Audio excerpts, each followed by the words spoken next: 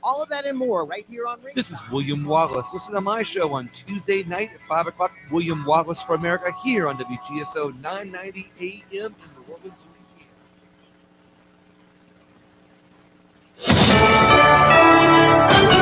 Louisiana. USA News, I'm Ryan Daniels. A temporary channel is now open around the site of the Baltimore Bridge collapse for essential vessels and for clearing debris. President Biden set to visit Baltimore Friday. The president will meet with state and local officials involved in recovery efforts after the bridge collapse, according to White House Press Secretary Karine Jean-Pierre. The president is continuing to lead a whole of government approach to the collapse. President Biden and his team are working with Governor Moore, the congressional delegation, Mayor Scott, and numerous state and local officials to reopen the port. The time and location of the president's Baltimore visit have not been released. John Schaefer reporting. The U.S. looking more into the Israeli airstrike in Syria that killed a top Iranian general, a former U.S. national security advisor making his best guess at how Iran might respond. I think they'll launch some missiles by way of Hezbollah, probably into northern Israel. Michael Allen points out Israeli troops have been fighting Hezbollah along Lebanon's southern border since the war with Hamas broke out. Meanwhile, the World Central Kitchen confirms at least 5 of its aid workers were killed by an Israeli airstrike in Gaza on Monday.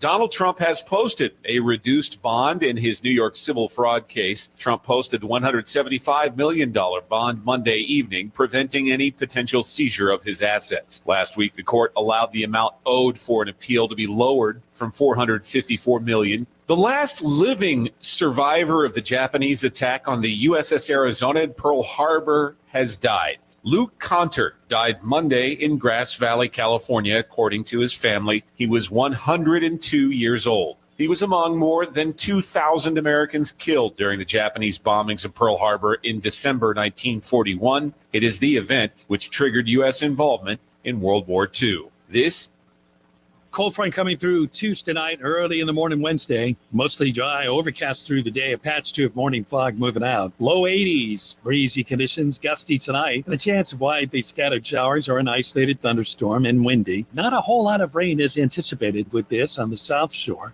Upper 50s as it starts to turn a little cooler. Low 50s to the north. It's a sunny day most of the day tomorrow. Breezy and cooler with highs of low 70s. Ralph Sanji, WGSO. Twin Fest, Louisiana, a festival for twins. Arts and crafts, food, games, and activities with music, a twins two-step second line with a brass band, contests. The Kids Zones will have twin trivia, a petting zoo, horseback rides, train rides, story time, and baby gators. Saturday, April 6th, 10 a.m. till 6 p.m., downtown Houma. To get more details, click eftwins.com. This is Jeff Crouere with my commentary of the day. Well, the race is on. Biden versus Trump. Both candidates getting their party's nominations. The edge goes to Donald Trump. His 4 years, America had peace and prosperity. Under Joe Biden, global chaos, wars, open borders, and Bidenomics. High inflation, high interest rates, $6.5 trillion in new debt and counting. And now jobs are going bye-bye. Family Dollar and Dollar Tree are planning to shut down 1,000 stores.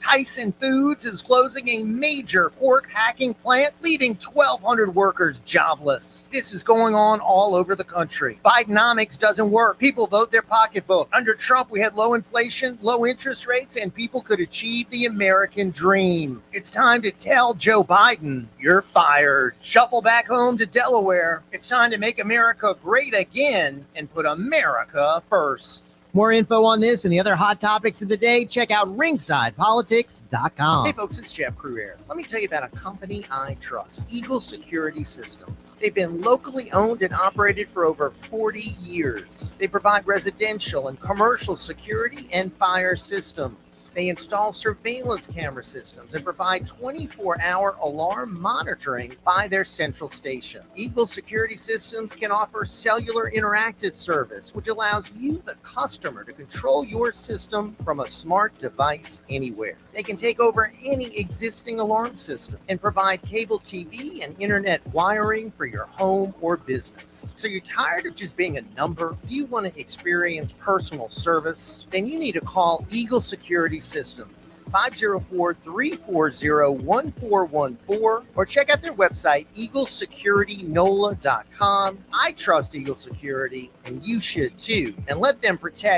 your home and business with the eyes of an eagle.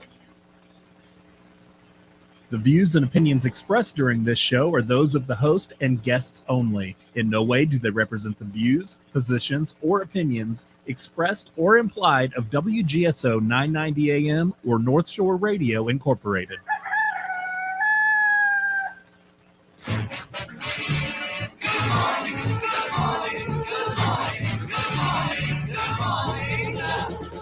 Nothing to do to save his life, call his wife in. Nothing to say, but what a day, how's your boy been? Nothing to do, it's up to you. I've got nothing to say, but it's okay. Good morning, good morning, good morning, good morning, good morning. Good morning, and welcome to another edition of Ringside Politics with a Punch, and your host, Jeff Coulier. Well past 25 years of broadcast experience under his conservative belt, and still packing a punch. He's the host of Ringside Politics with a Punch, writes for townhall.com, and has a new book, America's Last Chance.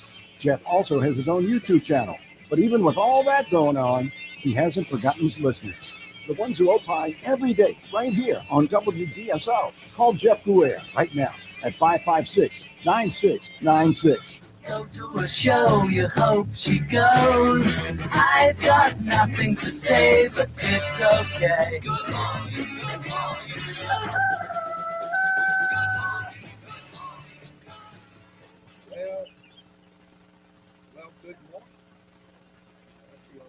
Well, good morning and welcome to Ringside Politics. I am Clay Cangelosi, covering for Jeff Coulier, who is out on business this morning, and we have a great show lined up. We actually have a great lineup for you guys today. We have Louis White calling in at the 9:30 hour. We're going to talk the Constitution, guys. We're going to talk about the constitutionality of what's going on in the Second Amendment. We're going to cover Trump's $145 million bond, the constitutionality of that, the 8th Amendment, the 25th Amendment, the 17th Amendment, the 10th Amendment, and of course, the First Amendment, which we're going to cover those today with Louis White at the 9:30 hour. We also have our Ringside All-Star calling in, Michelle Hurstis, at the 8:30 hour. We have, of course, Jeff Coulier will be calling in at the 7:30 hour. And then Mike Weinberger will be calling in at the 10:30 hour. And then we also have Gary, which he is going to be talking about. Bernhard is his last name. He's going to be talking about giving some financial advice. He's a financial advisor, and he's going to be calling in also at the 9:30 hour. And talking a little bit about some financing and what's going on in this economy. So we have an awesome show lined up for you guys today. I know we're also supposed to have Susie Labrie that's going to be giving us an update on the legislative that's going on. So I'm not sure if we're trying to get her on the phone, but let's jump in. We're actually going to jump on the phone lines right now. We're going to take Mark from Indiana. Is Mark from Indiana? We got Mark from Indiana on. How you doing, Mark? I am pretty fair. How about yourself? Doing great.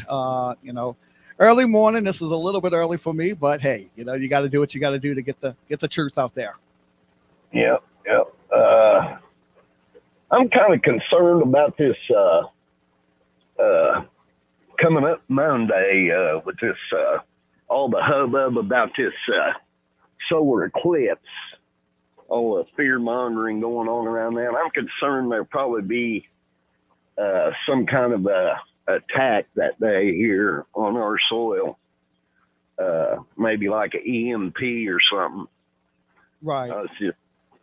I mean, I think they got something planned for that day. I mean, that's just my conspiracy brain activated on that. Well, here's the key thing, and of course, all the biblical scholars are coming out saying, "Oh, it's the end times," and everything is the end times. And there's a lot of biblical things that is lining up, of course, with the war, and of course, the solar eclipse is. I get the solar eclipse and the lunar eclipse. I think the solar eclipse is bad for the nations. Lunar eclipse is bad for Israel, or it could be vice versa. I could be wrong on that, on which one is what. I get them mixed up. But again, there's a solar eclipse somewhere in the world every year. There's, it's it happens a lot of times. The solar eclipse happen over water, and you don't see them over land. There are lunar eclipses. There's multiple lunar eclipses that happen over the, throughout the year. And so, of course, everybody wants to run to, it's the end of the world. God's coming. The Bible. Well, I don't particularly believe that, but I think, they might use it as a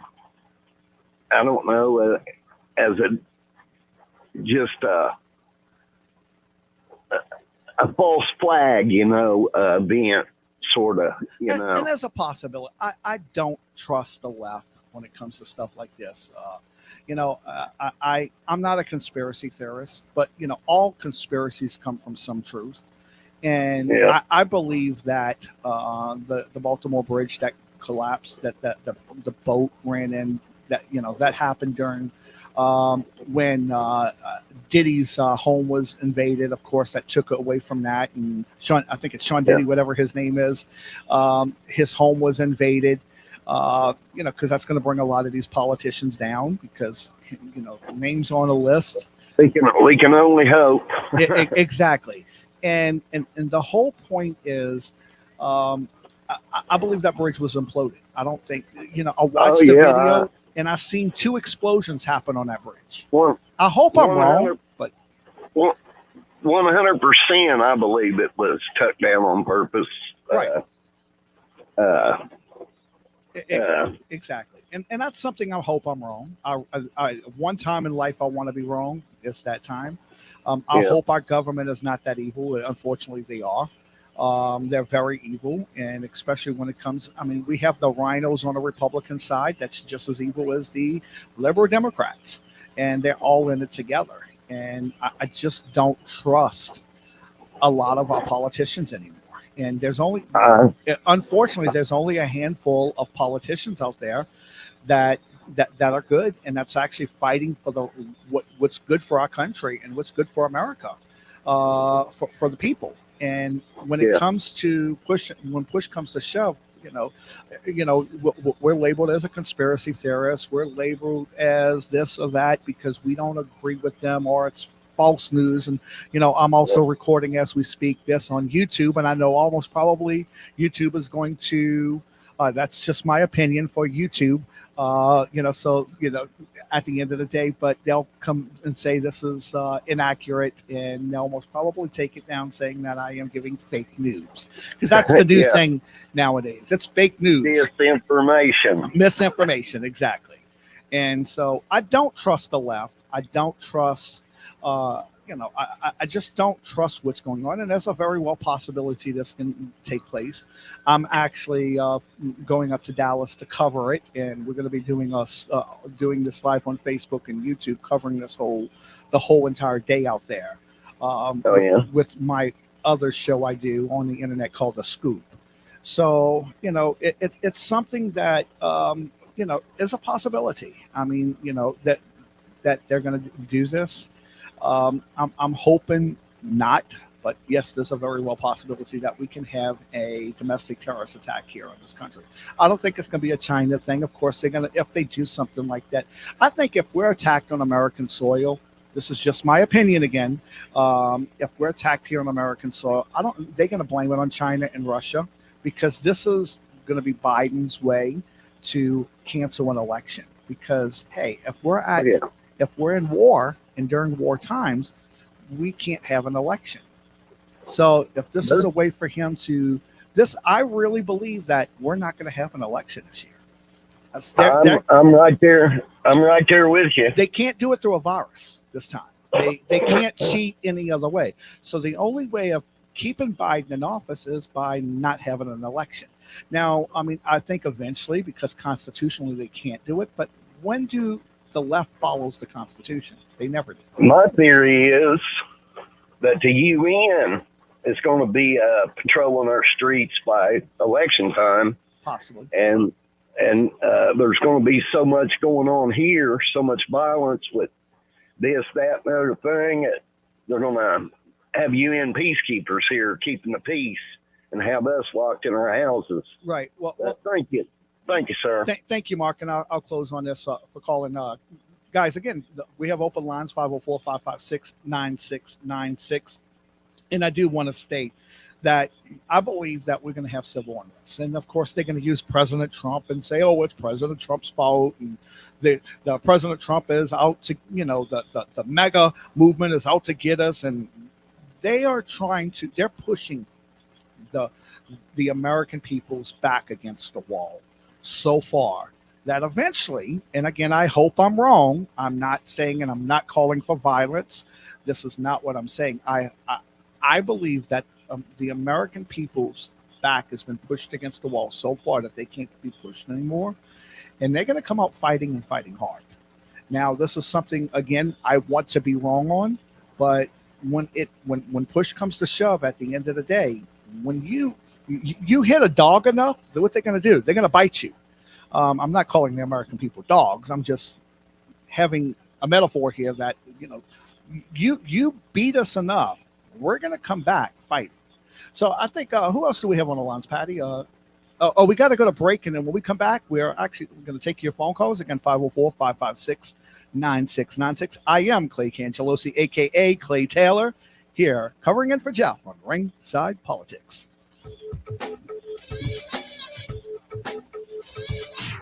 If you need storage, there's no place safer or more convenient than Clearview Mini Storage. It's locally owned and operated, open 7 days a week, 6:30 a.m. to 9:30 p.m. You can get storage units of all sizes for every need, and they have the best prices in Metairie guaranteed. It's monitored 24/7, and for a second floor unit, your first month is free. Contact my friend Tony at 455-2759. That's 455-2759, or learn more at ClearviewMiniStorage.com.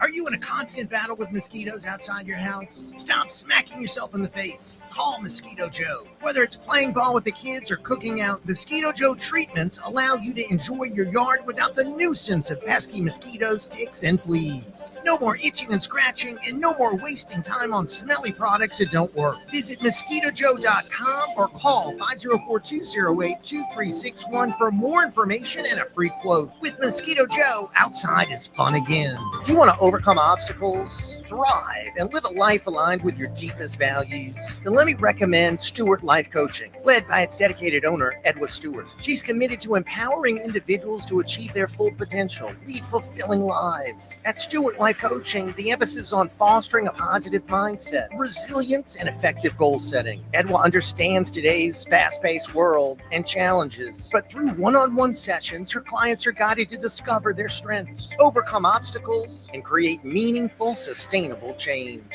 At Stewart Life Coaching, clients are encouraged to explore their values, aspirations, and personal narratives to unlock their true potential. Stewart Life Coaching provides a personalized navigation system for life, offering support, insights, and strategies to help you navigate your unique path and achieve a fulfilling and purpose-driven life. For more information, contact Edwa at 504-578-0006 or visit edwastewart.com.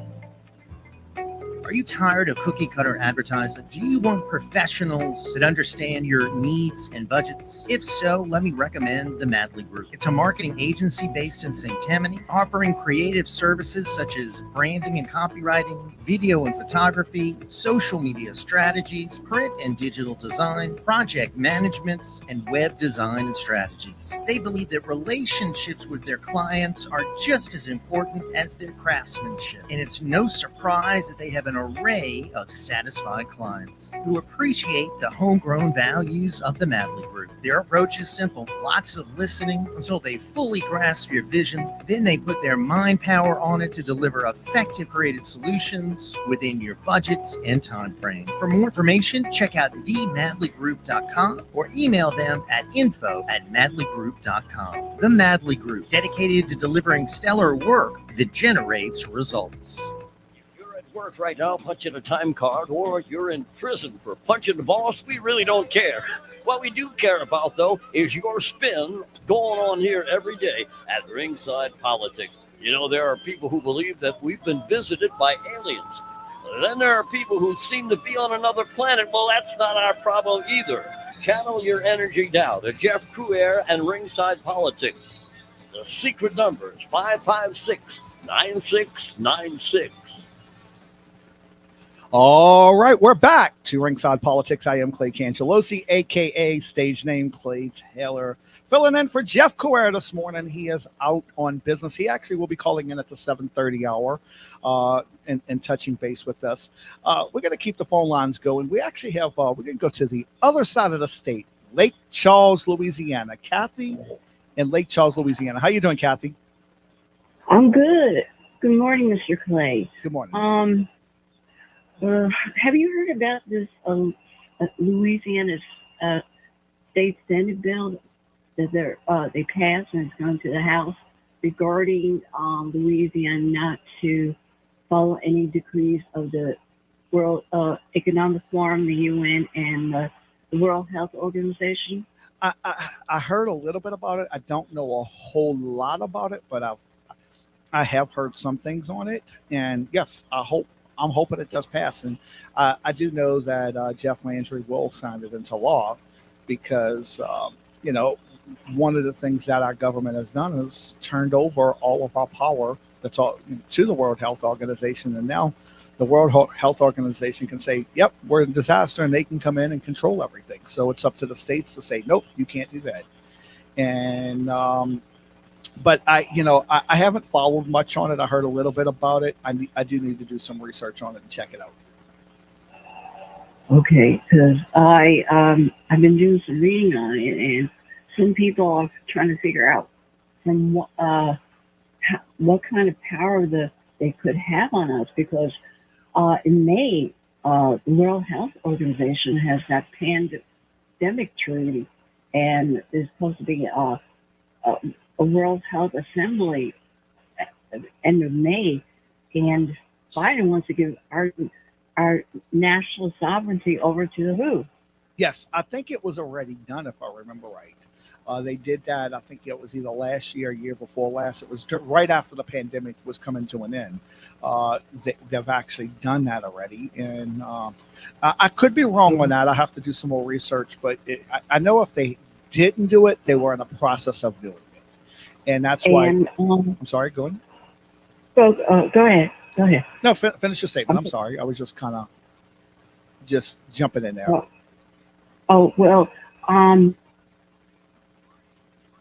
Jeff had Reggie Littlejohn on many times, and on their website, sovereigntycoalition.org, I believe is org, that there's a petition for people to sign and send to Congress to reject this.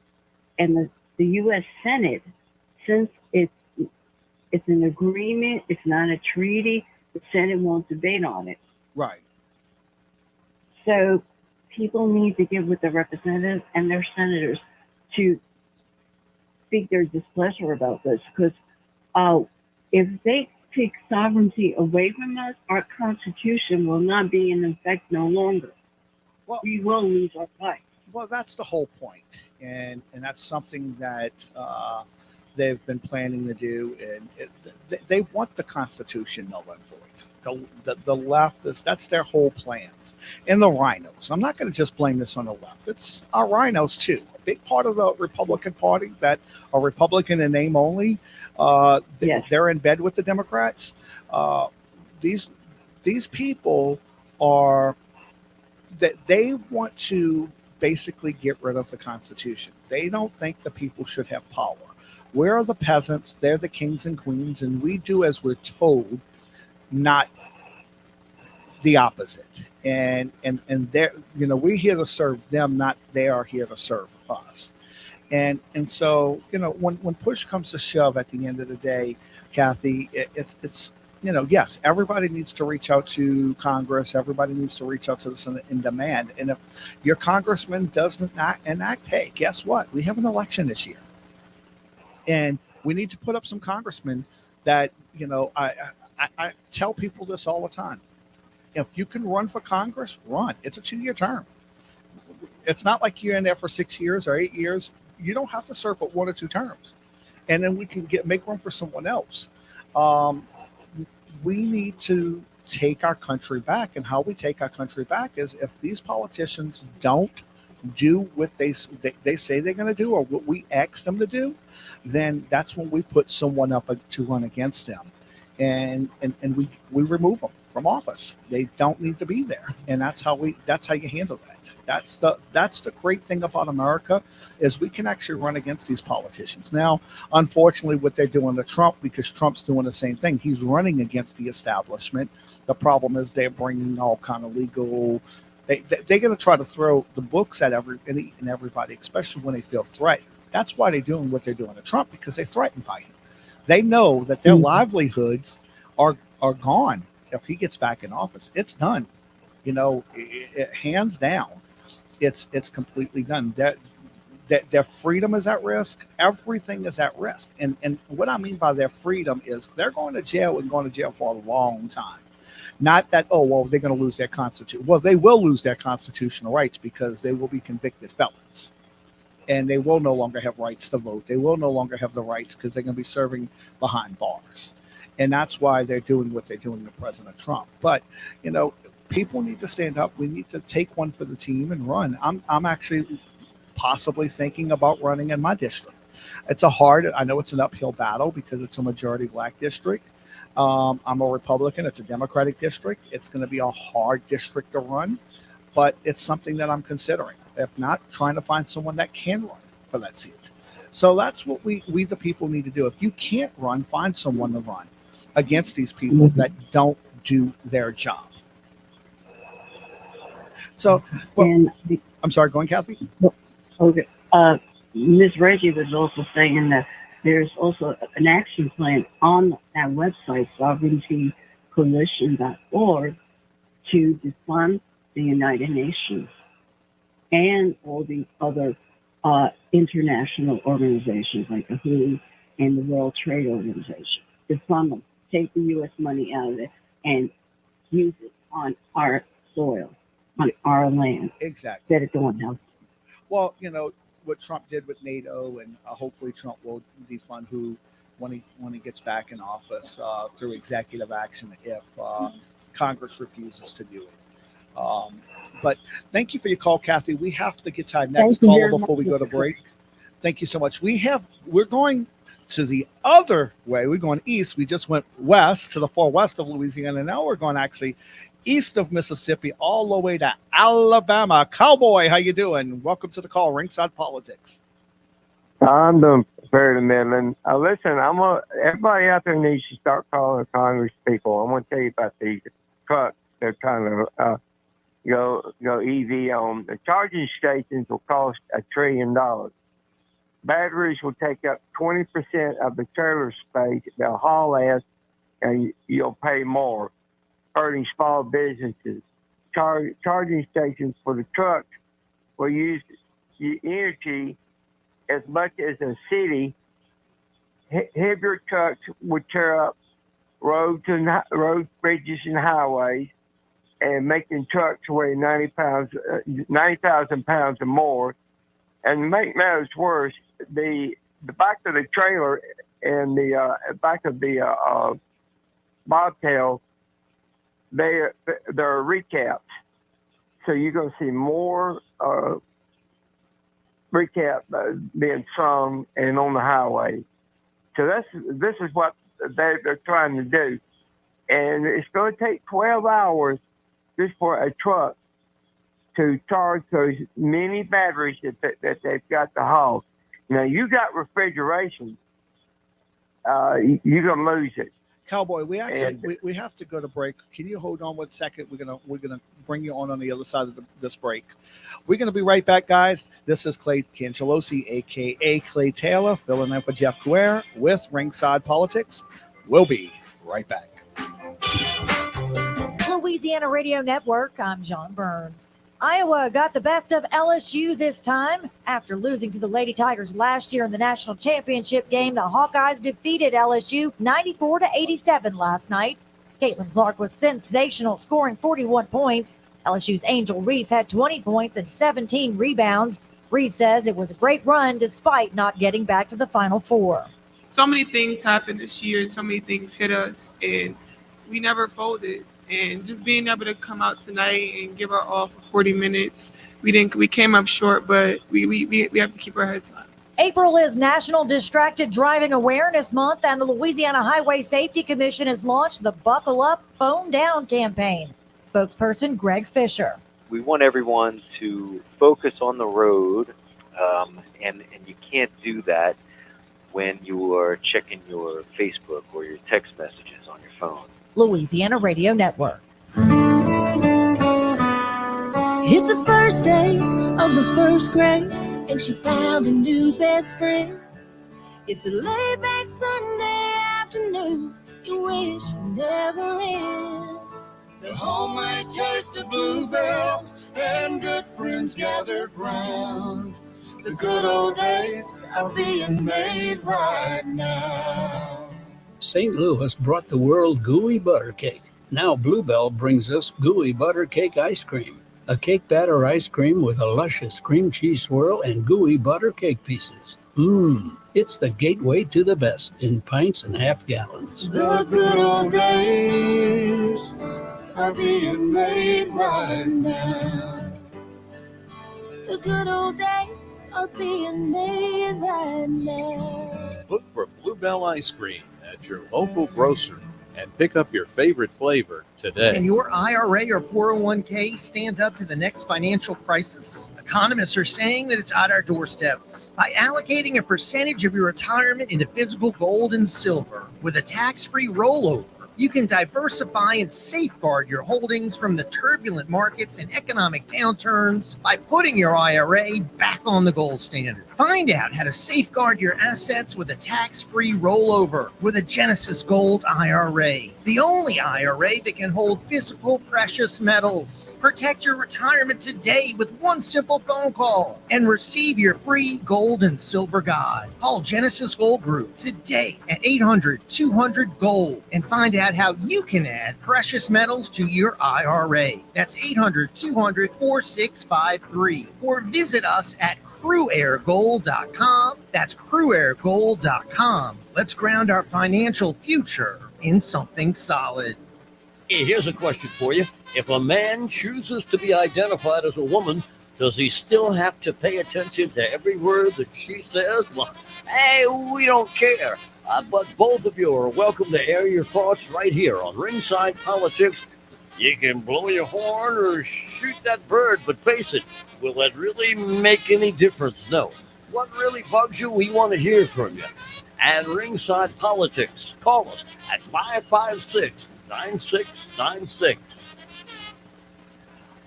All right, welcome back to the show. This is Clay Cangelosi, aka Clay Taylor, filling in for Jeff Couere for Ringside Politics. We're going to jump and finish Cowboy, and then we have Jeff on the line. So let's Cowboy.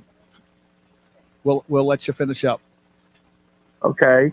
Well, all I'm saying is that what they're proposing is preposterous. We don't have the infrastructure. We'll never have the infrastructure for all this. And to take a viable industry such as what hauls 80% of what we what we receive in goods is ludicrous, and that's just the layoff.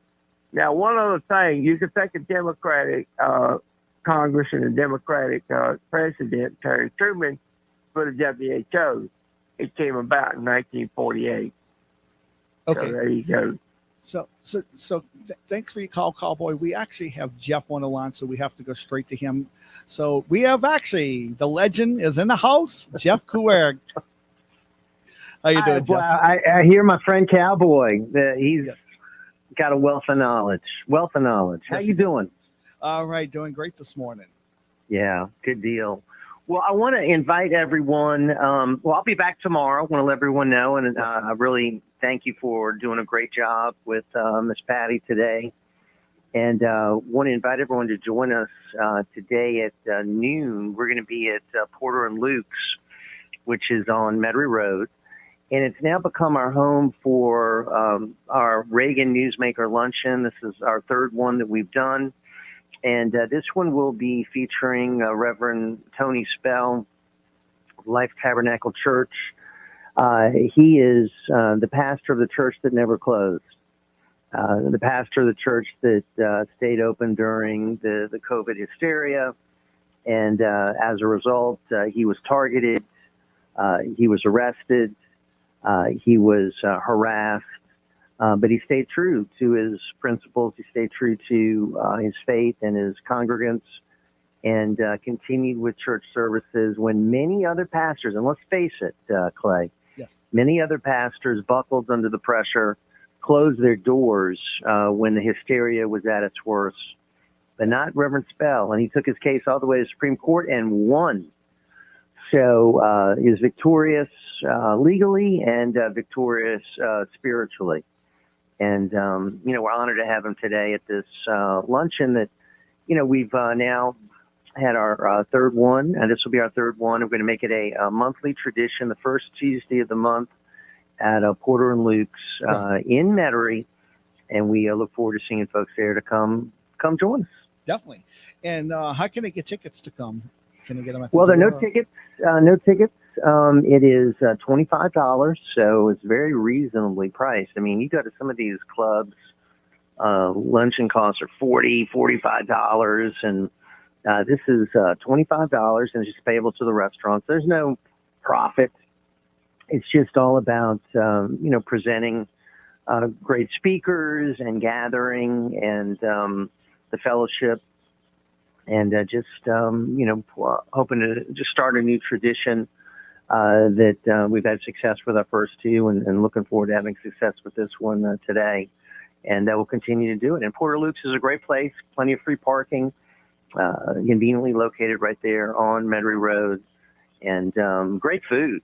So it's really a perfect fit for us. So also coming by today as a lagniappe, Clay, will be our Louisiana State Treasurer, Dr. John Fleming, who will be in New Orleans for a speech that he's giving. And he will also come by and update us on some important legislation that he's working on.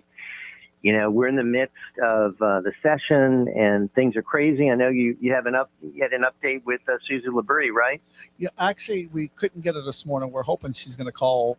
She may be still sleeping or something. Sleeping? What sleep? Yeah, exactly. Yeah. This early, this late in the morning. I'll tell you, legislators have been working their butts off. I mean, they really have been working since January. So they had two special sessions. Now they're in the midst of a regular session, and now they're saying that, hey, they want to have a constitutional convention, and keeping them there till July, and that's pretty much more than half the year. Right. So they've been working hard. That's good. So, kudos to yeah. So we'll get an update on some legislation from Dr. John Fleming. And anyway, we hope people can join us today over at Porter and Luke's for the Reagan Newsmaker Luncheon. Of course, it's named after one of the best presidents of all time, Ronald Reagan, who I think doesn't get the credit he deserves. I saw a poll of some of these liberal political scientists who placed Barack Obama, ranking him higher than Ronald Reagan. I think that's ridiculous, outrageous, Reagan to me is one of the best of all time of our country's history. Yeah, exactly. And you will also be checking back in with us a little bit later in the show. In the last Now hour. you've got a great lineup throughout the rest of the program. I know our great friend Ringside All-Star will be joining us.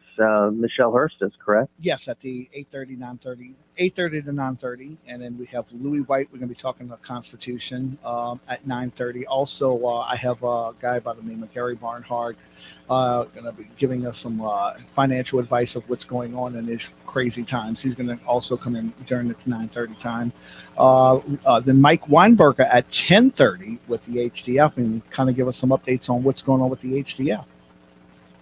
And then, And he does a great job with that. And we had a successful meeting just a few weeks ago. And of course, what the great thing about HDF is you have free firearm training. And, in this day and age where, crime is still a problem and, we got new protections for our rights here in Louisiana with constitutional carry, I think more people need to be aware of what their alternatives are, and a great place to learn and get trained for free. Again, you can't beat that, is Home Defense Foundation. Exactly.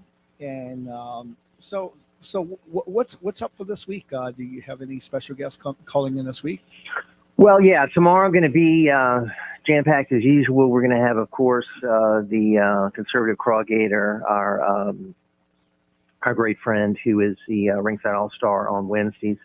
Also, we're going to be talking tomorrow to our great contributor, life coach, Edward Stewart, who gives tips on how to deal with all the different challenges we have in life today, the anxieties, the stresses, the various worries that people have, and how to react to that in the best, most positive way. And she gives great advice.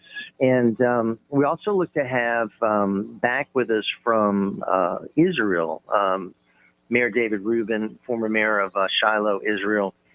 He's going to update us on what's going on there in the, real intense battle going on with Hamas and the world's pressure on Benjamin Netanyahu to hold back, and then the worries about how this is all going to impact the Israelis and the Palestinians, and it's a mess there. And he's right there on the scene and gives us great on the scene reporting. So we look forward to visiting with him and other guests we're going to be joined by on the program tomorrow as well. So thank you, my friend. I appreciate you doing this, and I know we're in capable hands with your stewardship. No problem. Well, thank you, Jeff. And always I'm here to do it if you need it done. So and we'll talk later. Definitely, we'll talk to you a little bit later now.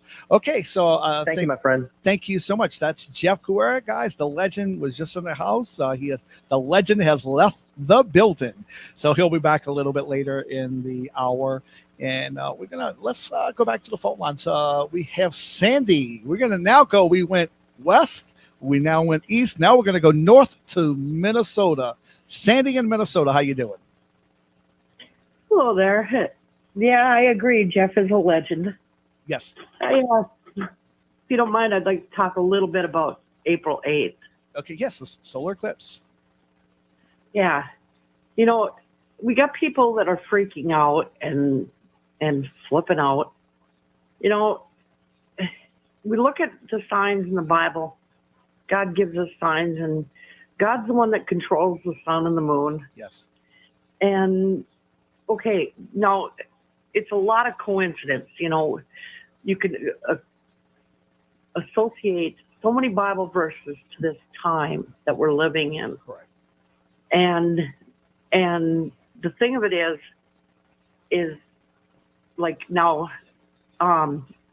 Israel struck Damascus yesterday, and that from Isaiah 7, I believe it's Isaiah 17:1, if I'm not mistaken. But it says Damascus will become a ruinous heap. Now, could that be the start of something? Yes, of course. It's unprecedented for them to strike Damascus. It is. It's Exactly.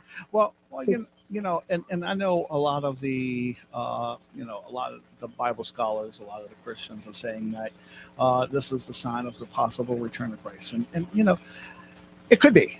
We don't know, because the Scripture says that nobody knows the day or the hour. Only God knows, and I don't even think Jesus knows. God, because he even says only God the Father. When God the Father tells Jesus to come back, he's coming back. Now, could that be the start of the maybe Antichrist showing his face? Yes, we will know by the signs, and when the time is near. The Scripture clearly says that. But when push comes to shove, I know, and Y2K, although that was going to be the end of the time. There's been so many, and again, I'm a Christian, and I believe that we are in the last days. But I'm not one of these doomsday preps that sit there and every time there's a major event that it's the return of Christ, he's coming, and I know they're using that. I want to keep you on the phone, Sandy, just for a second while we have you. We got to go to break real quick. We'll be right back, guys. I am Clay Cangelosi, a.k.a. Clay Taylor, filling in for Jeff Guerra on Ringside Politics. We're going to take care of some business, and we'll be right back. Very soon, you will be able to carry a defensive firearm in your pocket or purse without a permit in Louisiana. What should that firearm be? Can you protect yourself with a small 22 or 32 with almost no recoil? What about a 380? How is it different from a 38? The Home Defense Foundation will be holding free classes on these and many other carry-related topics in the coming year. To learn about all the classes, get on our mailing list at hdfnola.org. Learn how you can use a small self-defense pistol. Go to hdfnola.org and come to one of our free classes. Everything is free: ammo, targets, range instruction. hdfnola.org. Our Lady's Peace Plan is the only solution to the world's problems. Nothing else will work. Amend Our Lives offer penance for the conversion of sinners, First Saturday devotion, and say the Rosary daily in the manner requested by Our Lady of Fatima. This will end the chastisement of this coronavirus, prevent greater chastisements, and result in the conversion of Russia to the Catholic faith and a period of world peace. Learn everything about Fatima at fatima.org.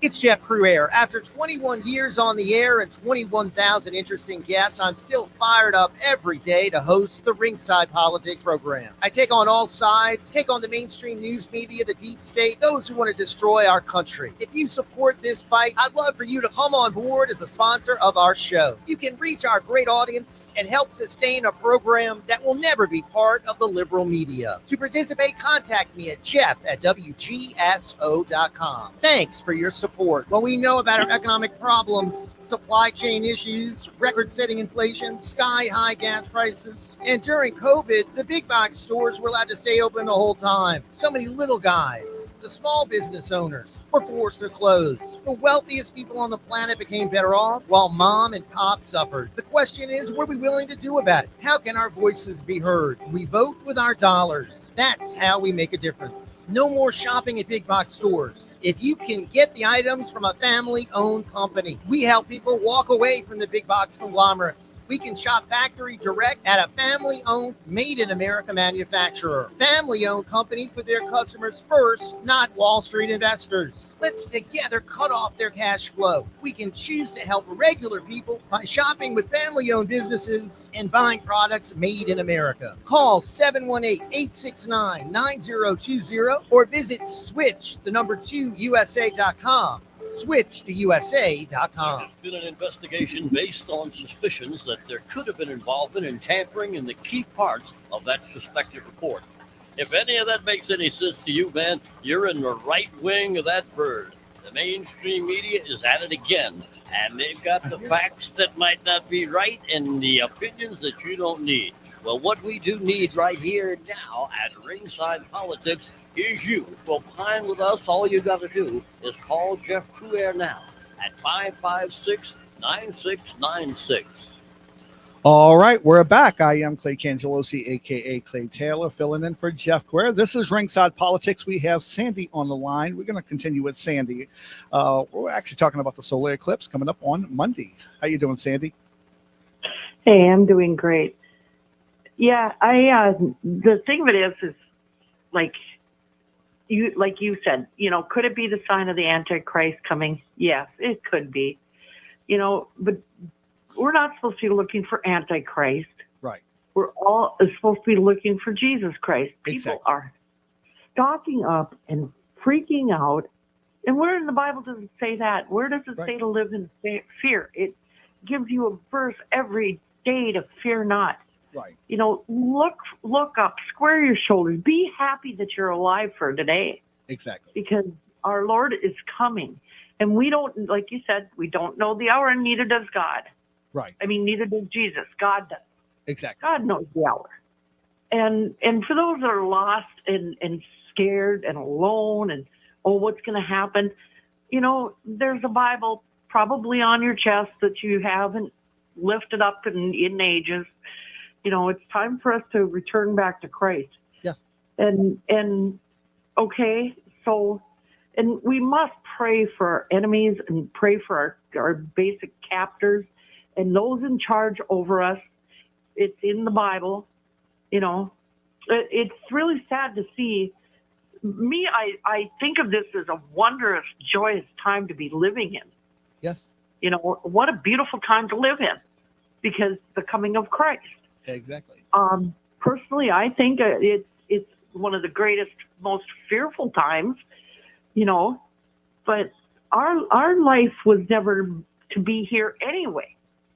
Exactly. Our home is in heaven with the Lord. And for all those ones that are sitting there with the Green New Deal and stuff, I got news for you on that front. Guess what? The earth doesn't survive anymore. Exactly. There will be global warming to an extent beyond belief. I just would like to encourage everybody to return to the church, forgive those that have hurt you, and turn to Christ. Turn to Christ. We need it instead of this monkey business. I completely agree, Sandy. And actually, here's a scripture for you here. Behold, I am coming soon. My reward is with me, and I will give to everyone according to what he has done. I am the Alpha and the Omega, the first and the last, the beginning and the end. And that comes from Revelations 22. And so, he is the Alpha, he's the Omega, he's the beginning, he's the end. He's it. And we need to stop putting our trust in man and stop looking to man and start looking to God. We live in a time and day and the age where we have to look to God and stop looking. You hit the nail on the head where, don't look for the Antichrist. Let's look for Jesus, the return of Jesus. And what's so funny, Clay, is you just quoted that verse, and my best friend, that is her favorite Bible verse. She quotes it over and over again. That is ironic. I think that's great. Well, that's I always say, when stuff like that happens, that's confirmation from God. That's how we know that God is moving and talking. When something like this happens, and somebody just out of the blue quotes something, and it's like, whoa, where did that come from? And it's like she just said it yesterday. Just yesterday, and she repeats it like when things get troubling, and she just remember, Sandy, I am the Alpha and the Omega. Yes. The beginning and the end. Yes. I just encourage, like I said, and salvation is not for the ones that are saved. Salvation is for the ones that are lost. Exactly. And if it's anybody out there that can hear my voice, you're not beyond saving. Everybody can be saved. And Bibles are for free from your local church. Yes. Please, before it's too late. before it's too late. Turn to Christ. Like you said, a man is not going to save us. Only Jesus Christ has the power to save us. Exactly. And I had a conversation with someone that, there is only one way to heaven. It's through Jesus Christ. A lot of people put their trust in man. A lot of people put their trust in the Pope. A lot of people put their trust in their priest or their preacher. And it's not. We can't trust in them people. They're men, they're sinful, they're sinners, just like we are. We're all sinners.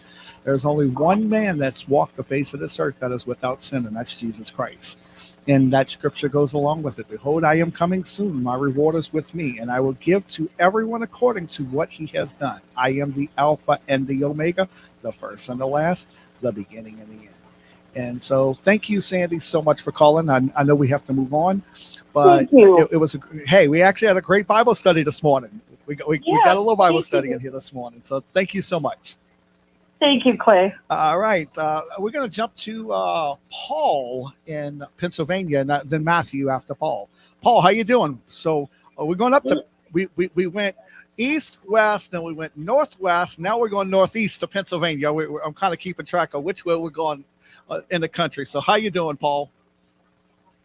Well, I've been doing a lot better than what I have been lately. Merry Christmas, America. Merry Christmas. But look at these darn these. I gotta watch myself. What's going? Do you ever watch these cartoons? I do sometimes when I watch TV, which it just depends on. Like Barnyard. Barnyard is a cartoon about this here farm animal. Okay. Okay, and this is what kids are watching. Yeah. The bull has a udder. Okay, you're familiar with what an udder is? Yes. Okay, that's on a bull.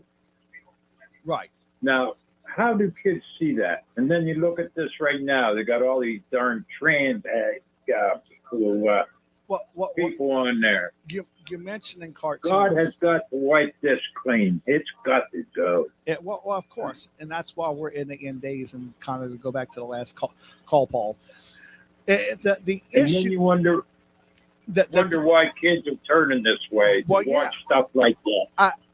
My mom used to babysit a little boy. He loved SpongeBob, and I would come home every day, and I would go sit on the recliner from work, and he would come sit on my lap, and that's how he would take his nap, watching SpongeBob. He wouldn't go to sleep until I got home, and he would, he was only 2-3 years old at the time. And watching that now, it's like I never really put 2 and 2 together, but now that my eyes are open to it, it's an agenda. It's a subliminal message. You got two guys. Mm-hmm. One pretends to be the mama, the other one pretends to be the daddy. SpongeBob is sometimes a boy, sometimes he's a girl, sometimes he's, and so the whole thing is with that being said, they're trying to push an agenda on people. They're using TV. An old friend told me it's not called pre-programming television. We call pre-programming television. It's pre-programmed television for a reason, because they're programming our minds. They're telling you what they want you to learn. They told us about 9/11 before 9/11 happened on a TV show called The Lone Gunman. They told us about the pandemic before it happened. Through movies, and surprisingly, it happened. They told us about forcing us to wear a mask before we were going to wear a mask. They told us about all that, and so it's we're in the that movie Eagle Eye. Did you ever watch it? Which one? About an AI created being who could control whatever needed. Yeah. Let's see. About a ship going into a darn bridge. Yeah, exactly. I mean, and planes being taken down unknowingly. Right. And, as far as man, I do not trust man, whatever. These congressmen, some of them are okay. Like Green, Congresswoman Green. And, the ladies, I'll put up with some of the women. But these rhinos, they are not as worth the powder it takes to blow them up. I'm sorry to say. Yeah, exactly. Well, there's a a scripture about trusting in man, and it says it's better to trust in the Lord than to put confidence in man. It is better to trust in the Lord than to put confidence in princes. And that's the issue. We're putting our confidence and we're trusting in men more than we're trusting in God. And I think we, even with President Trump, and I love President Trump, I'm a diehard Trump fan, and we have to go after this. But thank you for your call, Matthew. Paul. I'm sorry. We have to go to break. There we go. It's the end of the day, when push comes to shove, is we gotta put our trust in God. And don't even put our trust even in President Trump. I think the devil's going to use that on us, to trust in him instead of God. We need to trust in God. So we got to go to break. We'll be right back.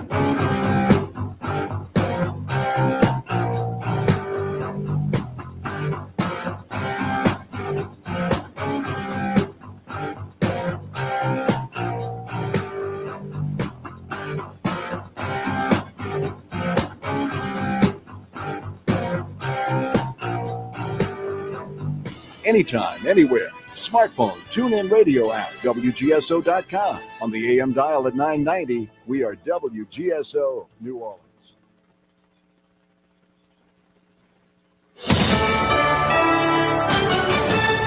USA News, I'm Ryan Daniels. Donald Trump has posted a reduced bond in his New York civil fraud case. Trump posted the $175 million bond Monday evening, preventing any potential seizure of his assets. Last week, the court allowed the amount owed for an appeal to be lowered from $454 million, giving him 10 days time to make good on it. With Monday's payment, Trump comes in well ahead of that deadline. The U.S. is investigating after an Iranian military commander was targeted in an Israeli airstrike. USA's John Schaefer with details. The Iranian military commander was targeted in that airstrike on the Iranian embassy in Syria.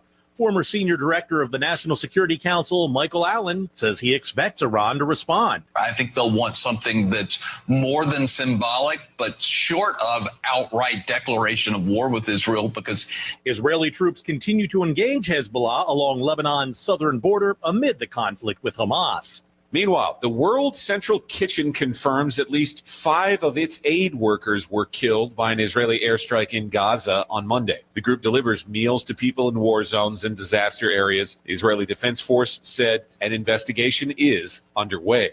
Much of the U.S. will be bracing for severe storms this week. Things kicked off Monday evening with tornado watches, severe thunderstorm alerts posted from North Texas to Illinois and Indiana.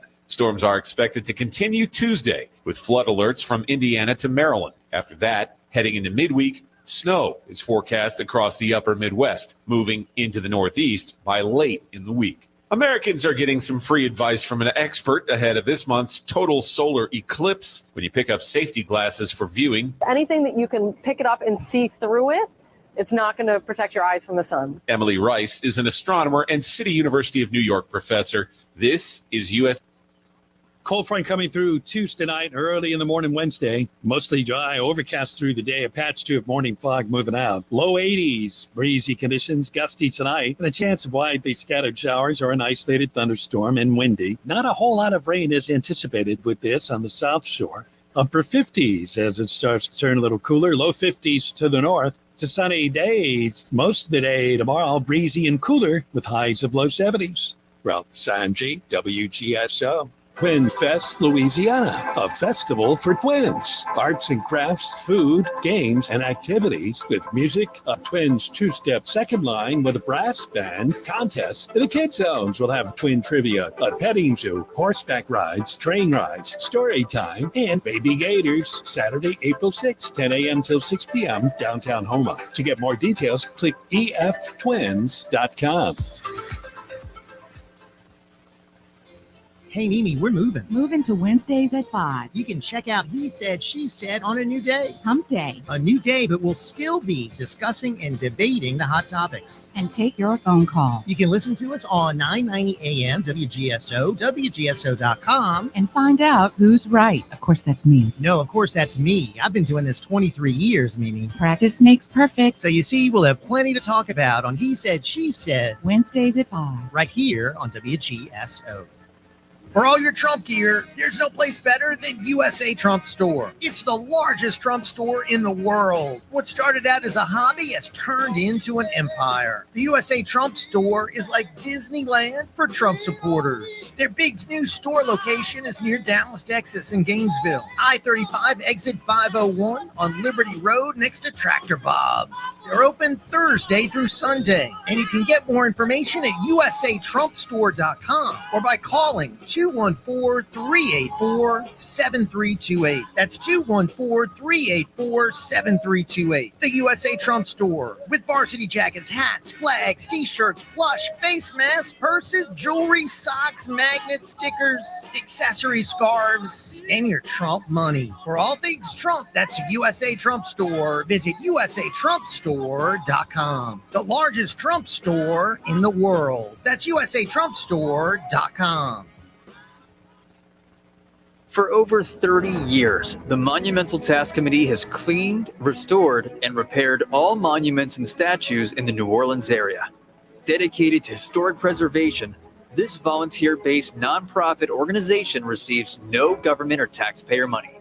Please consider preserving Louisiana history by making a tax-deductible donation through the website at monumentaltask.org.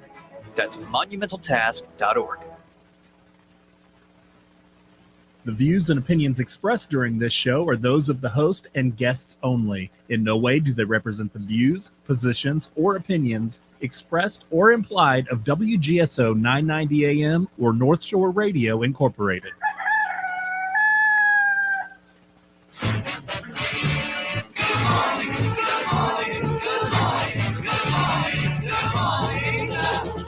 Nothing to do to save his life, call his wife in. Nothing to say, but what a day, how's your boy been? Nothing to do, it's up to you. I've got nothing to say, but it's okay. Good morning, good morning, good morning, good morning. Good morning, and welcome to another edition of Ringside Politics with a Punch. And your host, Jeff Coulier, well past 25 years of broadcast experience under his conservative belt, and still packing a punch. He's the host of Ringside Politics with a Punch, writes for townhall.com, and has a new book, America's Last Chance. Jeff also has his own YouTube channel, but even with all that going on, he hasn't forgotten his listeners, the ones who opine every day right here on WGSO. Call Jeff Coulier right now at 556-9696. Go to a show, you hope she goes. I've got nothing to say, but it's okay.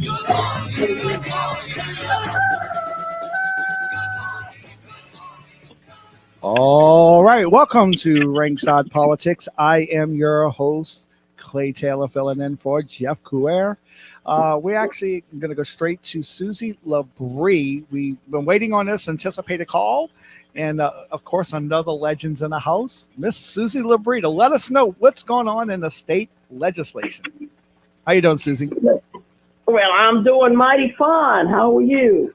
Doing great. And how's things going? Tell us what's going on in the Capitol today. Well, today we got House Bill 357 by Representative Beryl Amity. We're pushing that bill to ban the central bank digital currency. And that's going to be before the House this afternoon. Okay. And that's the bill we're going to be working on. I also have a bill that has some kind of interference with the retirement system, public retirement systems that I need to push by Senator Miguez. And that's going to be at the Senate retirement at 2. Okay, Today's yes. going to be a quick, huh? That's SB 5. Yes. Mm-hmm. Yeah. Okay. I don't know exactly all the details how it will affect it, but it's a bill that needs to pass. I do know that.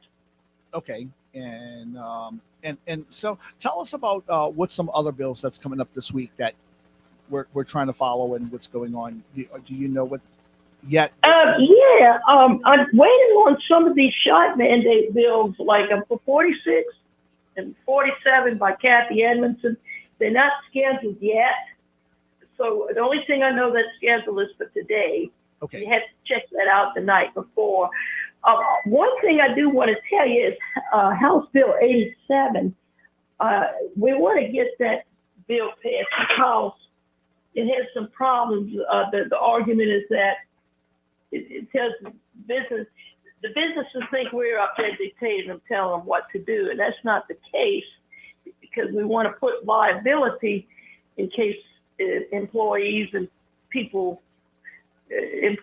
customers and all get injured by the shop. Right. And we want to push that, and that bill is by can't remember who the Representative Eccles. Okay. And what is it? And this bill with the central bank digital currency, can you, how much, I know I'm kind of putting you on the spot here. Do you know a lot about this bill? Can you explain to the people what it's about and what's going on with this? What the bill basically does is we do not want to be forced to use that. We don't want our money to be that currency and we don't want to be run by the central bank. Okay. We want to be able to keep the money as is, the dollar, Something else talking about money and economics. We have another bill. We want to use gold as a standard in Louisiana. Right. And that's another bill we're pushing. That bill has been deferred in the Commerce Committee. It's still, I can't remember the number. It's not 714. It's by Representative Cruz. We want to get that passed, and it's kind of controversial, but the bill did not totally die. As the press has been saying, the House can call by 2/3 of votes and call that bill up out of that Commerce Committee. They could pull it out of committee and bring it before the whole House. Okay. Now the other bill on the liability, I believe that bill might have a chance. They returned it to the calendar or deferred it in the House, and they might have a chance of putting that up. I don't remember but they're trying to work an amendment where it does. I can't remember what it was or it covers. So I want to ask. May have a chance. I want to ask you a question, Susie, about this was something last week about the brake tag that came out of committee, doing away with brake tags. And there's I hear a lot of conservatives, people calling themselves conservatives, barking about this, saying, oh man, unsafe cars. And first of all, this brake tag inspection is no more of a true inspection system in Louisiana than I'm a female. And I promise you I'm not a female, Susie. When you bring in Louisiana, at least Jefferson Parish, now I know different parishes do it a little differently, but in Jefferson Parish, when you go pretty much anywhere in Jefferson Parish to bring your car, they tell you to turn your lights on. They don't check under the hood. They don't check your, they don't jack your car. They don't do a true inspection. Now, really? No, it's not. It's just we're going to have all these unsafe cars. That sticker does not make your car safe. And so what you're saying, and when people sitting there saying, oh, I'm against this, and we need to have it's a money grab for one. For number two, what people don't understand is, now they want to put safety above our freedom. Didn't we go through this right after 9/11 when we gave up some of our freedoms because we let government tell us what to do? Oh, well, now and now we can't travel without our rights being infringed on. And so the same thing with this brake tag. It's that's all it is. It does not. If we're going to have a true brake or a true brake, then we need to do a true. But the problem is that it's Boston, Massachusetts. So let's look at the states the communist states that do it. California, Massachusetts does. you got to bring your car to a mechanic. Not Pennsylvania. I think it's Virginia. There's a California, Colorado. All these states that they call themselves, Democrat states. They have these strenuous brake tag inspections that you have to go through, and it's you have to bring it to a mechanic, and a mechanic, you spend hundreds of dollars just to say your car is deemed safe to drive on the road. Now, yourself, Susie, when you're driving a vehicle, you could have a car fixed, just come off. You could have a brand new car come out the dealership and see it sitting on the side of the road. Mechanics break any time. There is no timeline. So that sticker is not going to make a car. Well, then another argument. Well, we're going to see a lot of people driving with no insurance. Well, that does not stop people from driving without. The people that are driving without insurance, Susie, are the ones that are going to continue. They don't even have brake tags in the first place. So, actually, if you could do this in 30, well, let's do this. We pick this up on the other side of the break. We got to go to break real quick, and I'm gonna get your opinion on this. So can you hold on a second when we come back from break? I have other things to say too. Yes. Okay, so we're gonna come back from break, and we have Susie Labrie on the line, updating us what's going on the state legislature. We'll be right back. If you need storage, there's no place safer or more convenient than Clearview Mini Storage. It's locally owned and operated, open 7 days a week, 6:30 a.m. to 9:30 p.m. You can get storage units of all sizes for every need, and they have the best prices in Metairie guaranteed. It's monitored 24/7, and for a second floor unit, your first month is free. Contact my friend Tony at 455-2759. That's 455-2759, or learn more at ClearviewMiniStorage.com.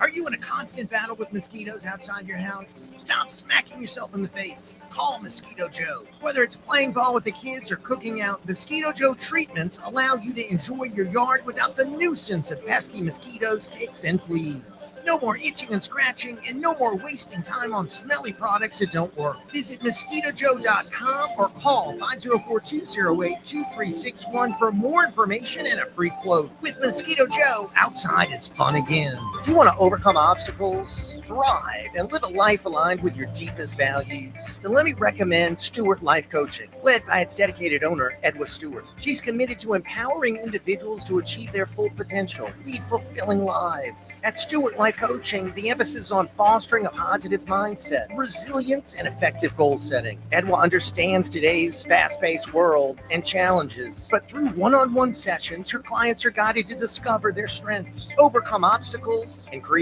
meaningful, sustainable change. At Stewart Life Coaching, clients are encouraged to explore their values, aspirations, and personal narratives to unlock their true potential. Stewart Life Coaching provides a personalized navigation system for life, offering support, insights, and strategies to help you navigate your unique path and achieve a fulfilling and purpose-driven life. For more information, contact Edwa at 504-578-0006 or visit edwastewart.com.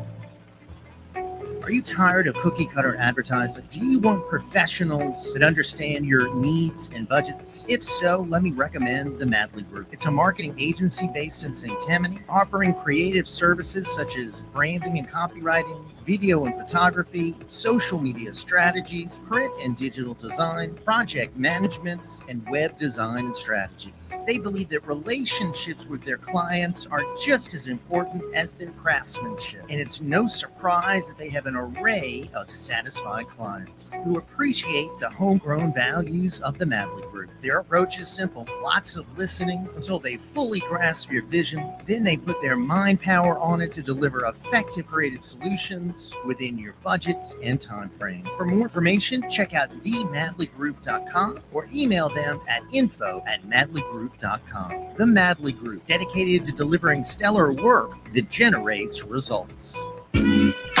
Nothing lasts forever, except maybe a seat in Congress or judgeship or taxes or felony convictions. And therein lies the problem. The only convictions we care about here at Ringside are yours. Your host, Jeff Crouere, has over 25 years of listening and speaking up for our side and has the record to prove it. Prove you care right now and call Jeff at 556-9 9696.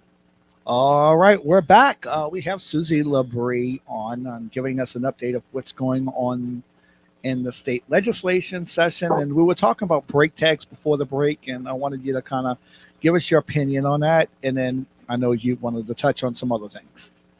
Yes, I haven't been really following that bill much. I haven't. I think it's in Senate Transportation or House Transportation. I don't know. I haven't been following on that bill, but I've been hearing about it. I need to study up more on that. Okay. But I like some of the pointers that you said, because even people like me who are very busy with their minds on other things, whether it be other bills or grandchildren or taking care of their children and their work,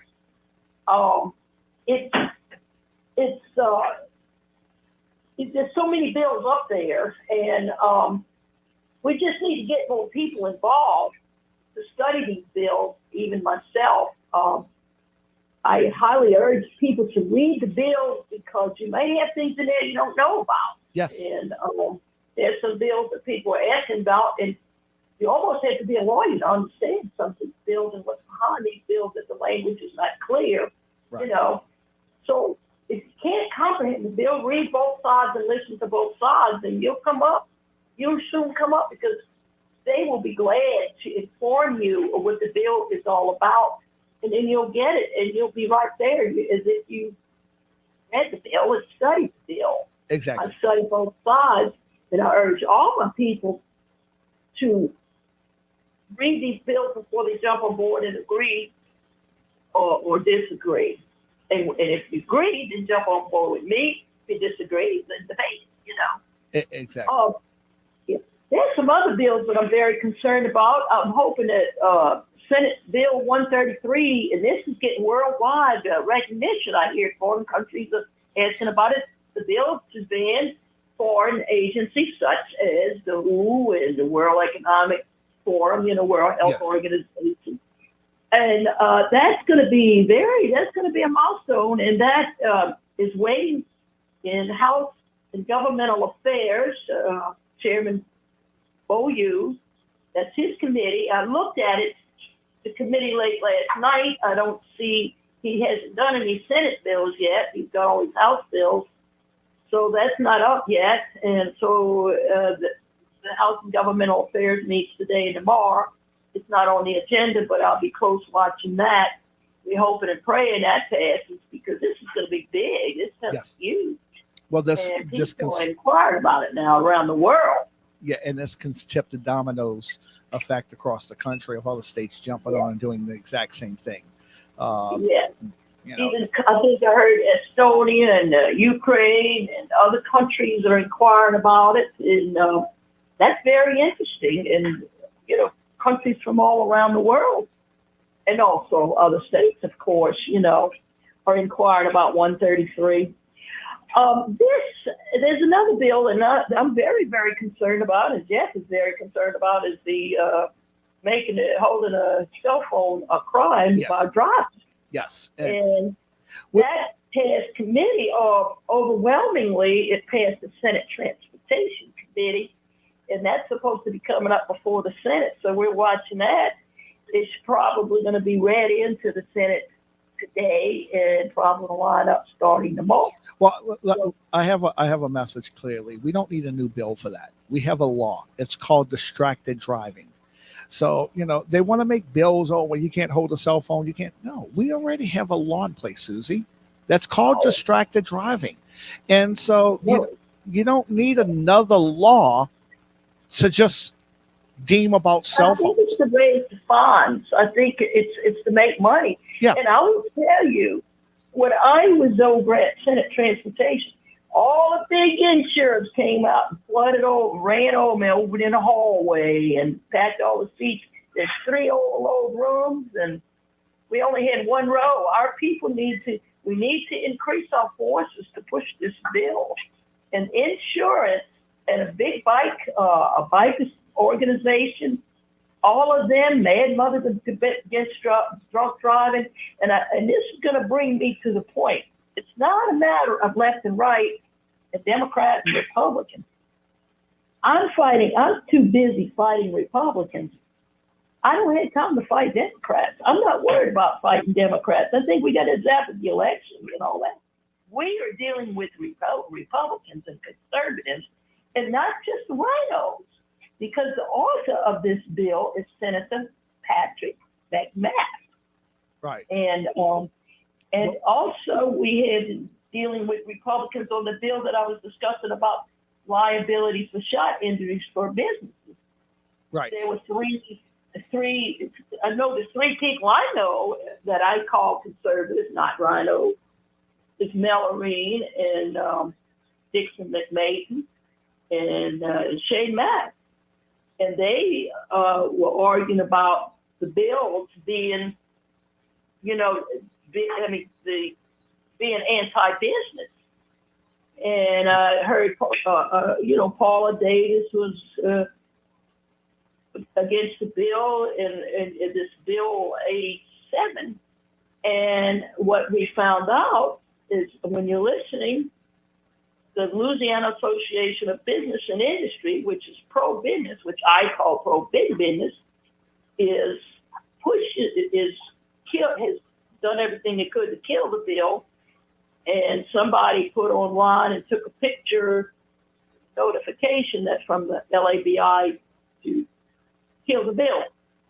And these people are following the Louisiana Association of Business and Industry, I heard. Because the biggest argument is telling a business what to do. Yeah. It's going to say, Susie, you're a capitalist, you're a Republican, you're a conservative. I am, but it's like, why are you not standing for business? Why are you not standing for the small businessman? This small businessman can't handle this.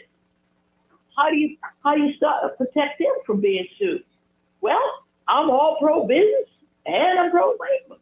I'm pro-business, but I am not pro-business when we find a business is doing neglect and that could do it. It's just trying to injure their customers and their employees and themselves.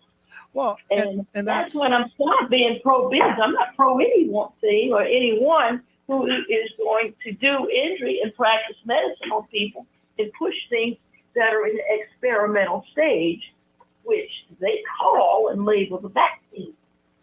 Well, I agree with you 100%, Susie. And the thing is, I'm dealing with this with Cox Cable right now, where Cox and a lot of our communications, there's no regulations on it. And I'm not a regulation person, but you do need some regulations, because at the end of the day, if you don't have no regulations, businesses will take advantage of it and take advantage of the consumer. Cox Cable's doing this for example. Cox is taking, they got the monopoly and they're taking advantage of the people and they're giving them crappy service. And I have an issue. My neighborhood looks like a Cox factory. I have more Cox Cable vehicles in my neighborhood than I think there is in a whole entire state. The service sucks. It's horrible. But there's nothing there that stops them from giving us, they just put a little Band-Aid on it and they don't fix the problem, and then they up the price on the service and they're charging you full price for crappy service. And what we need is competition. Exactly.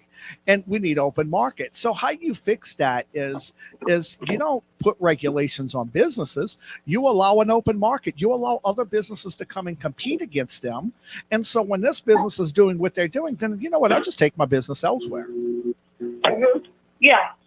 And the thing is, I'm all pro businesses, as long as the business is safe and they operate like a business should and not go step into dangerous affairs and neglectful affairs. You read the jungle, I'm for inspections. If I opened a business, I would have the knowledge and the common sense to know that I would run a safe business, because law and no law, if you're going to run a filthy restaurant, you're going to lose customers. Exactly. You're going to lose customers. So that's where a lot of argument is. Don't tell me what to do with my business. Right. If you're going to run a business, I'm telling you, don't be injuring the people and don't be having accidents and negligence. Right. Susie, we're kind of up against it, but can you? We've got about a minute left. Can you give us any closing thoughts of what's going to happen here, and anything else, any other bills that you want to bring up? There's so many bills here, and you could follow my post and my calls to action. They do come in mighty late because a lot of assignments are given the night before. You can look at my Facebook page, Susie Labrie, and my Facebook page, Louisiana Sunshine. Okay. You look at those, and you could also contact me, text me at 225-235-7879, or you could just comment on Facebook. If you're not on Facebook, you could text me and ask me about some of the bills, and as they come up, you look at legis.lot.gov. That's legis.la.gov if you want to see the status of some of the bills and where they at, all the committees and all. And the House telephone number to contact your representative is 225-342-6945 to contact your representative. And then to contact your senator, it's 225-342-2040. All right, well, Susie, we're actually up against it. We only have about 10 seconds, but thank you so much for calling in. We really appreciate it. Guys, we're going to go to break, take care of some business. I am Clay Cangelosi, a.k.a. Clay Taylor, filling in for Jeff Couere. We'll be right back.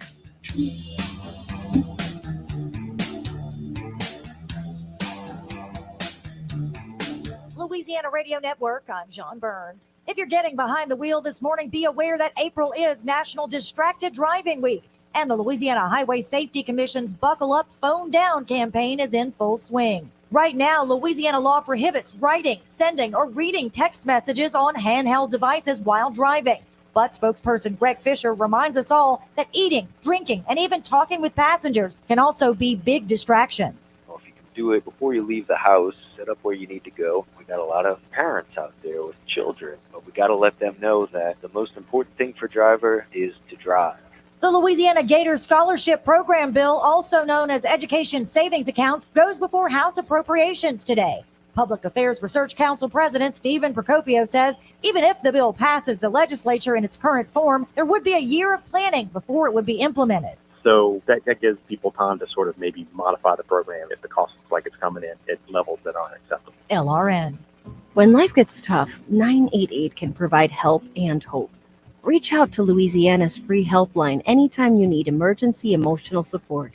Whether you had a tough day, have thoughts of suicide, or just need someone to talk to, 988 specialists will listen and help you work through whatever you're dealing with. Call or text 988 or chat online at louisiana988.org. It's free, confidential, and here for you 24/7. An official message from Medicare. A new law is helping me save more money on prescription drug costs. Maybe you can save too. With Medicare's Extra Help program, my premium is zero and my out-of-pocket costs are low. Who should apply? Single people making less than $23,000 a year, or married couples who make less than $31,000 a year. Even if you don't think you qualify, it pays to find out. Go to ssa.gov/extra-help. Paid for by the U.S. Department of Health and Human Services. Let's not be silent in the face of the ongoing apostasy in the world. We must keep the truth alive and let those in authority know that the faithful are looking to them to do what is right, to listen to Our Lady of Fatima and to do what she asks. Please add your name to the millions who are crying out to our leaders to do the only thing that will bring us peace and save countless souls. Obey Our Lady now. Visit Fatima.org. If you're looking for a great restaurant in Metairie, there's nothing better than Quarter View Restaurant, 613 Clearview Parkway, the home of politics with a punch. They have delicious New Orleans seafood and appetizers, signature sandwiches, and delicious po' boys. The pasta dishes are out of this world, and the desserts are amazing. For more info, check out facebook.com/Quarterview or call 504-887-3456. So we'll see you at the Quarter View. Delicious dining, great atmosphere, and family owned and operated. You know, they say a mind is a terrible thing to waste unless no one notices. Call Ringside Politics with a Punch, 556-9696. All right, we're back. Welcome to Ringside Politics. I am Clay Cangelosi, aka Clay Taylor, filling in for Jeff Couere here today. We actually have Michelle Hurstis coming up this next in this next segment. But first of all, we're going to get to, he's been waiting for a while, Matthew from Houma. How you doing, Matthew? I'm doing all right. Yeah, it's not the longest wait I've ever had. So our friend Steve has told us that apparently Jeff Landry has signed off on all the stupid stuff with regards to windmills, solar farms, and never to be sufficiently stupid, carbon capture. And so I put a call into the governor's office, and I received a call back from from his aide, and she said that no, that's not happening. She doesn't. If it is happening, she doesn't know about it, but she will check into it. Okay. So I was thinking to myself, that's weird. But hey, how about that Trans Visibility Day yesterday? Wasn't that? I mean, Sunday. Wasn't that sort of special? Because Monday they claimed that didn't happen either. Yeah, it's of course. And, you know, this is just a way for them to rub. And I was listening to this on Fox this morning on my way into the station. And I mean, you know, all the LGBTQ plus trans, all these, they take up more than half the calendar for a day. You got Trans Day, you got LGBTQ plus Day, you have I think Trans Week, you have Pride Month, you have Pride Day, you have, I mean, and you know, yet to say, okay, instead of celebrating trans, you know, we'll celebrate it on April 1st this year, which was would have been the greatest April Fool's prank ever they could have did, but and celebrate Easter and let, you know, the holiest of holy holidays, you know, be, but yet this just shows you how Satan's behind us 100%. And, you know, these people are satanic. What I find amusing is after they basically caused this giant brouhaha and uproar, they're now saying that no, what we saw that they didn't actually do. Well, yeah. Well, because it's I'm like, don't believe your lying eyes. Your eyes lie to you. You know, yeah. That video These of them. are not the droids you're looking for. Yeah, it's how dare you question us about what you've seen us do. And that's the whole point. It's we live in a double standard country, Matthew. And you know, if Easter Sunday would have fell on, you know, let me rephrase this. If this would have been a Muslim day, holy day, or a Buddhist holy day, or any other holy day of their God, and not a Christian holy day, oh, there would have been uproar, and it would have been uproar. And I was even listening on Fox News where, you know, they burned Bibles in front of a church. I think it was in Tennessee. Yeah, and it was somebody from out of state who contrived to buy a whole bunch of Bibles and burn them on a trailer in front of a church. Yes. And that was played down. But yeah. Well, yeah. That didn't happen, Clay. Yeah. It's your imagination running away. But you're believing conspiracy theory. But if you would, that would have been Korans burned on a Muslim holy day in front of a mosque. Oh man, they would be creating laws, and it would be Trump's fault, and you know, and domestic terrorism, and you know, it's just that's the double standard of these people. So, but it's not so much a double standard, so much as it's a hierarchy. They control the institutions, the news media, the government, Well, of course. the FBI, which is going around. The latest thing is now the FBI is going to come visit you if your memes are too spicy. Exactly. So Matthew, we're up against it because I got to get to Michelle Hurst. But thank you for calling, and we really appreciate it. That's Matthew from Houma, guys. Of course, we have our ring star. Also, how Jeff says that, ringside all-star. I'm saying it backwards. Michelle Hurstis. How you doing, Michelle? Hey, Clay, I'm doing really good. How are you? How was your Easter holiday? Fine. I just had a Biden moment there. I'll try to get you. I was getting it all twisted. You was a ring star. I couldn't even get it out. Too early in the morning for me. Doesn't matter. Exactly. Doesn't matter. We all have Biden moments at a time. Exactly. Well, actually, love to continue on this transgender day thing that they did on Easter, and I know you're a Christian, and love to get your input on this and where you stand on this, and it's insane, and of course now it never happened, they trying to backpedal it because they're getting heat, even from Democrats are giving them heat, their own people are giving them heat. Yeah, I mean, they have been celebrating it annually on that day. Right. I just don't understand why Biden had to declare it this year.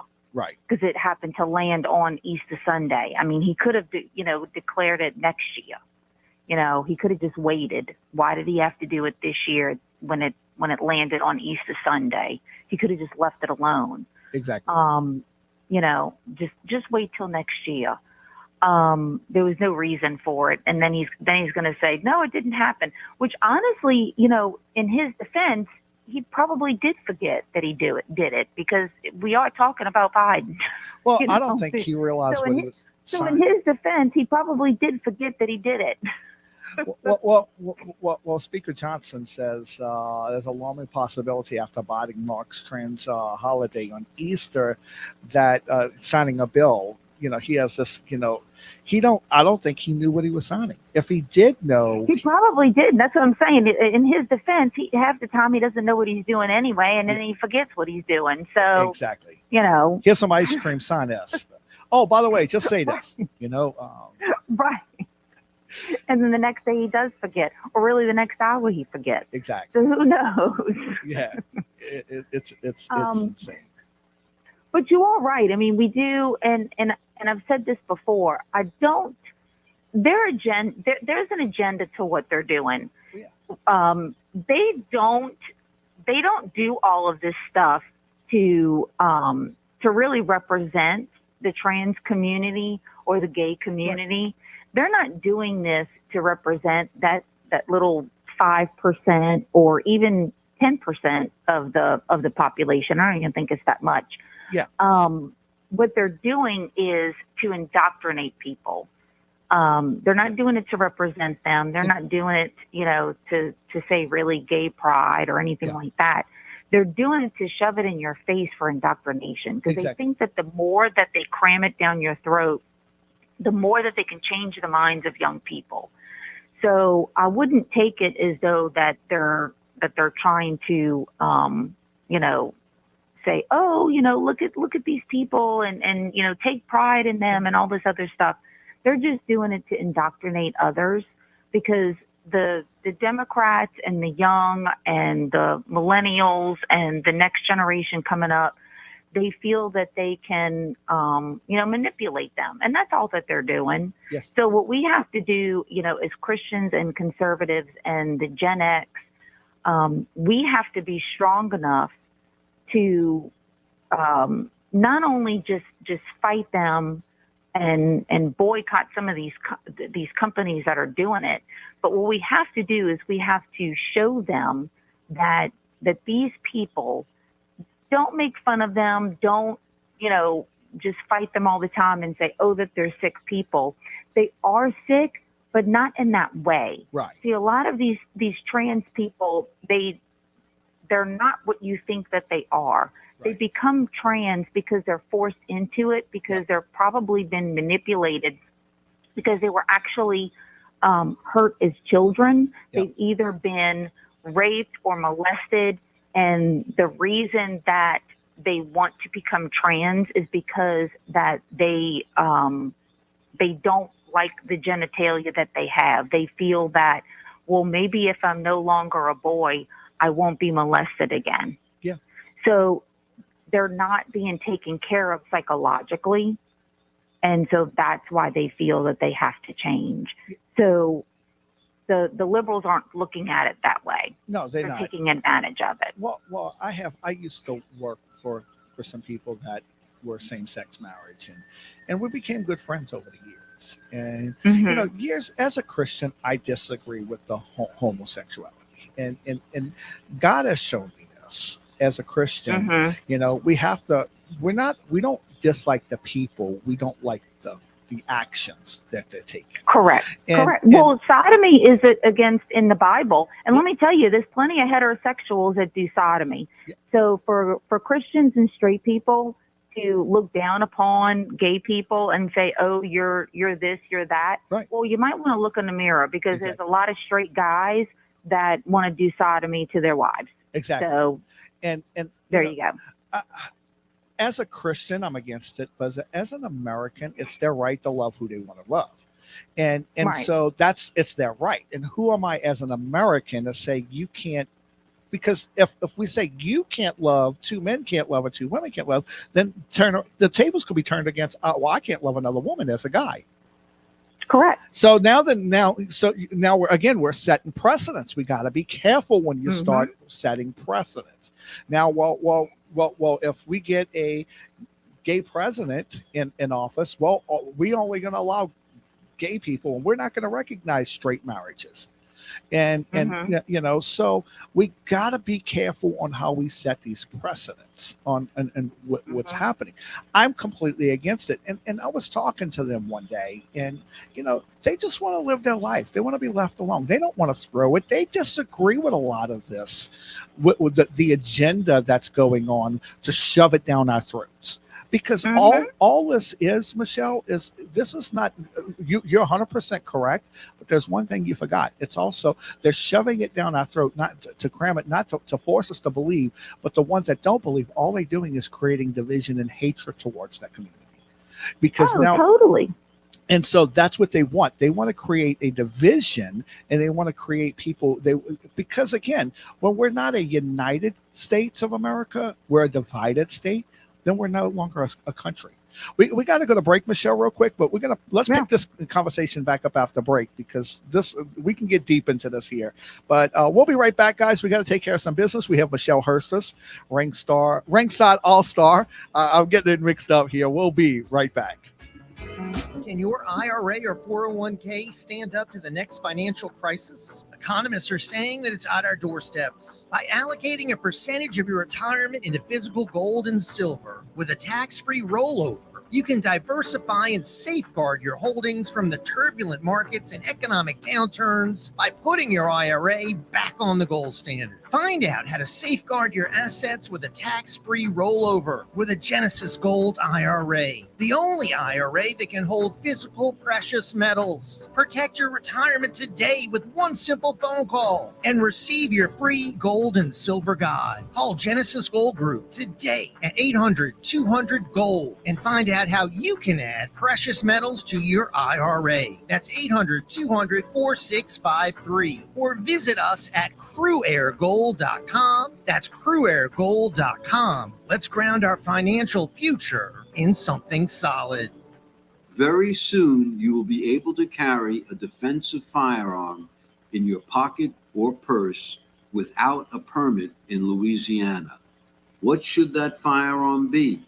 Can you protect yourself with a small 22 or 32 with almost no recoil? What about a 380?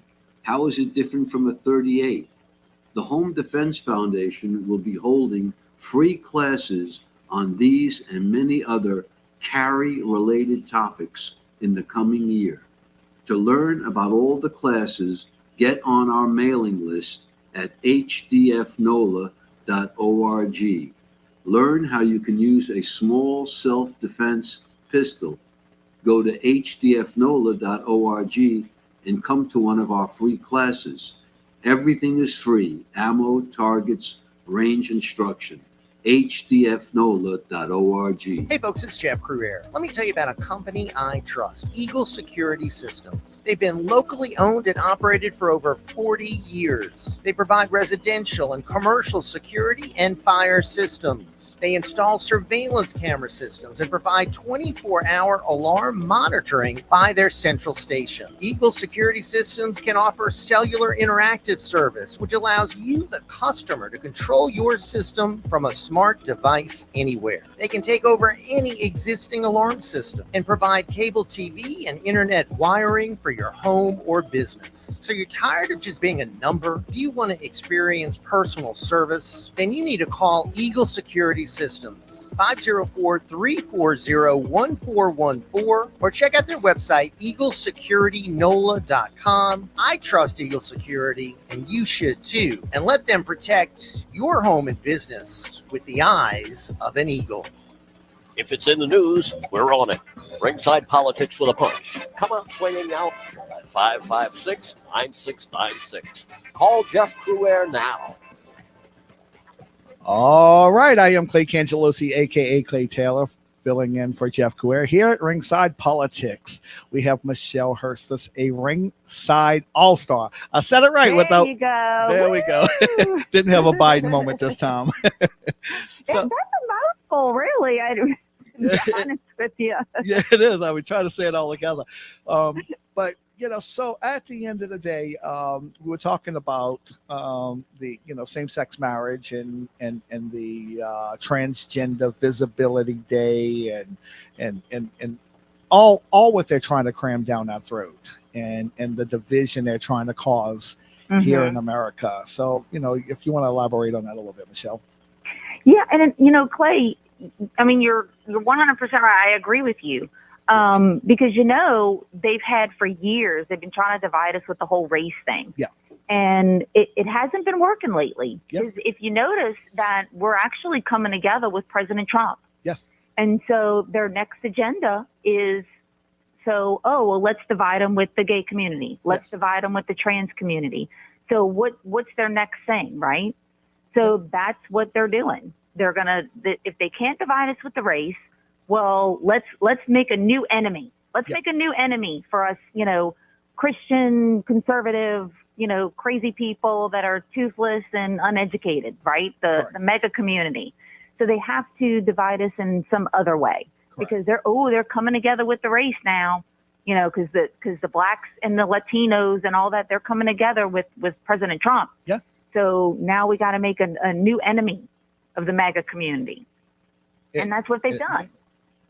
Exactly. You're so right. And that's the whole point, because as long as they keep us divided and keeping people dividing and the people that dividing, again, it's such a small percentage because it's not, but they're not making it a small percentage anymore though, Clay. Exactly. They're trying to make it a larger percentage than what it is by creating all these days of awareness. They're making this small percentage look so huge that you look at it and you're like, well, gee, this must be like 50% of the population. Exactly. Jesse Waters was saying this morning on Fox that, I mean, it's like, you got Pride Day, you got Pride Month, you got Pansexual Day, you got Pansexual Awareness Day, you got, I mean, it takes up more than half the calendar. And they're making clothes, they're making this, now they're making it for kids, now they're doing this, and then they got all these books, and then they're shoving it in the libraries, now they're shoving it in the schools. You would think that 1 out of 3 people are trans, bi, queer, pan, now there's 100 genders, all this other stuff. You would seriously, you would think there's at least 1 out of 3 or 1 out of 5 people or something like that. When no, statistically, it's like 1 out of like 1,000 or 10,000 people are like that.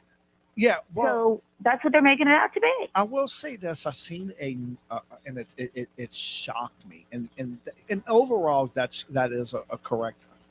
But in the younger generation, that the younger generation is more susceptible to call themselves bi and go both ways versus because they're jamming it down their throat. Exactly. It's gone upwards of 30%. Yes. Like in the most recent years, is because they're indoctrinating them in college. Yep. They're making them put in their email tags, what are their pronouns? That's what they're doing. And so that's what there's an agenda there, because that's what they want for the future. Exactly. Well, they tried to do that with me, and I refused because I go to Delgado, and I refuse to answer that. You know, I'm a man, and in my sociology class, one of the questions is, what do you identify as? I identify as what I was born as, a man. Right. You know, and I kind of went into details, which I won't go on the radio with, Right, but right. I went into details of why I'm a man. Right. I identify as a human being. Exactly. Thanks. Exactly. You know? And, you know, but yeah, that's the whole point. And, you know, it's just the things that they do to shove and cram down our throats over and over again. And, you know, of course, they tried it with the Hispanics about open borders, and like the blacks, they tried it with the Asians, they tried it with the Muslims, you know, to create a division with them with 9/11. And, you know, it's just that, you know, it's all these different things. Well, you're a conspiracy theorist if you talk like that. And that's I love that. If you don't agree with them, and we're going to actually talk about this in the next hour. We have Louis White. He's a big constitutional guy. He teaches the constitutional boot camp, and which we were going to be hopefully starting up soon again. And, you know, it's insane, Michelle, what they, you know, how the Constitution applies to certain people, and it doesn't to, you know, it's like the left, the Constitution applies, but it doesn't apply to the right. You know, we have the left has a First Amendment right, but the right doesn't have a First Amendment right. Right. Yeah. You know, it's certain people. If you're this color race, you have a First Amendment right, but if you're that color race, you don't have that First Amendment right. Or, you know, it's insane. And you know, we can kind of talk a little bit about the Constitution if you wish. I know, you know, all what you do, Michelle. You know, I know you're a big, you know, you're active in politics. You're part of a women's Republican club. You're, you know, on the school board. On the school board. Yeah. As a matter of fact, I just put out a video talking about what they're going to be voting on with the education savings accounts and the new Louisiana Gator scholarship program. I'm actually going against the conservatives on this, which, you know, I'm probably going to get some backlash on. Well, but, you know, can you fill us in on this? Well, they're, because, you know, conservatives want to, you know, go more towards like, you know, charter schools, private schools, right. You know, and things like that, which, look, I'm not 100% for, not 100% against. You know, I'm still 50-50 on charter schools. If charter schools can bring something different to the table that our public schools and other schools, you know, can do, I'm all for that. I'm all for, you know, bringing better education to the area. Right. And that's what I want to focus on is the children. You know, what can we do better for our kids? But the Louisiana Scholarship Program, you know, is let me step back. So in the video, I have that when we give our tax dollars, you know, to the government, it's no longer ours. Correct. Because when they go to give it back to us, there's always stipulations, right? Correct. There's always ultimatums. You know, the government, they always say, oh, well, I'll give you your money, but you got to do this, you know? And so what the LSBA, the Louisiana School Board Association, was kind of telling all of us to oppose this is because basically they were like, well, the school, you know, public schools isn't going to get their money anymore. And it's not fair that we have to abide by certain rules that's in Louisiana standards and these other schools don't. And I I really wasn't looking at the aspect of the public schools losing the money. I mean, I know I'm on the school board and I'm supposed to worry about the public schools, which I do.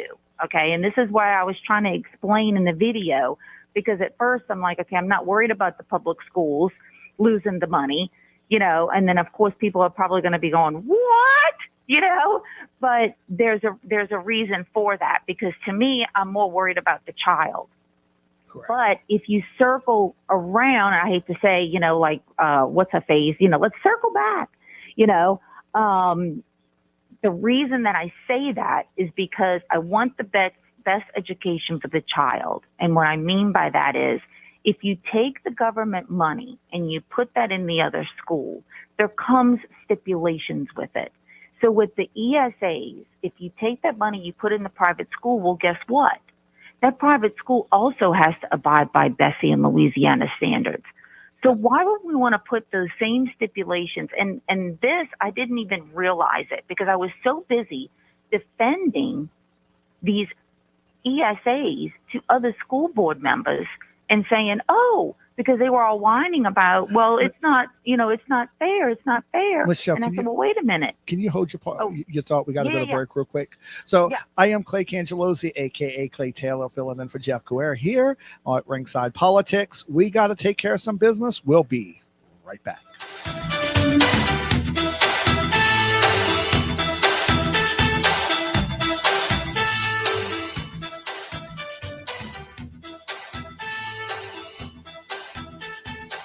It's Jeff Couere. Join me weekdays from 7 to 11 a.m. for Ringside Politics, right here on WGSO 990 AM, New Orleans.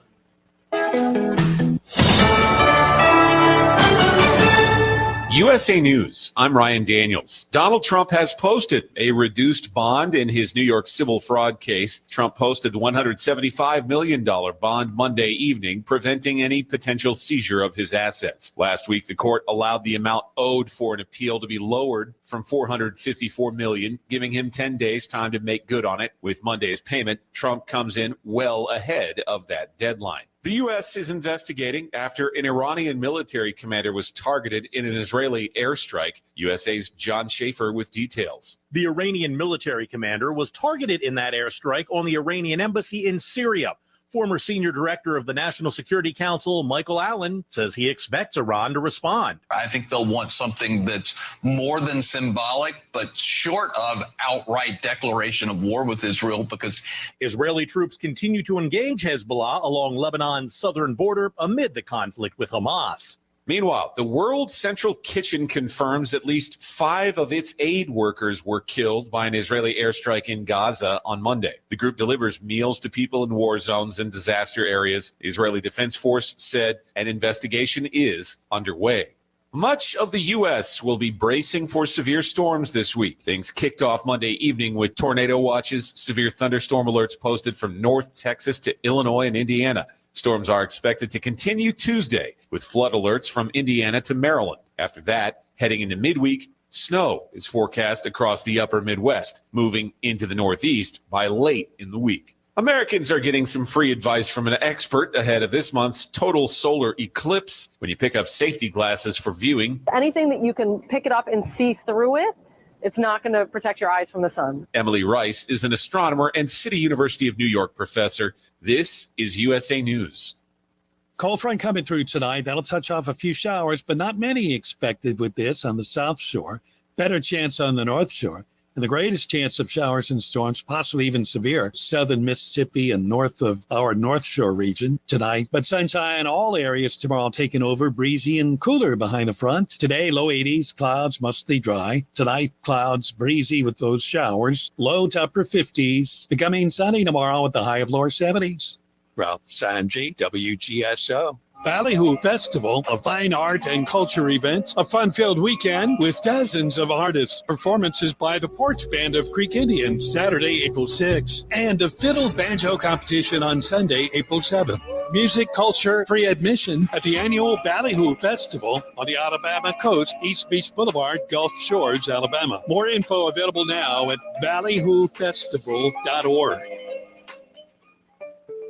Southern Legal Clinics is a family-owned business. 3 brothers, Stephen, Tim, and Pat Rooney, and 2 nieces, Kristen and Courtney Rooney. They have been in business for over 40 years. They treat their clients as family. The law firm has 6 offices in Southeast Louisiana, and they've handled thousands of criminal and civil cases in 17 different parishes over the last 40 years in the federal, state, and parish courts. They offer extensive criminal and civil litigation experience, handling estate planning, succession, wills, bankruptcy, domestic law, and personal injury. Their fees are very reasonable and they offer free consultations. Their attorneys have given back to the community and have volunteered countless hours of time, coaching, serving on boards, and being active members of civic organizations.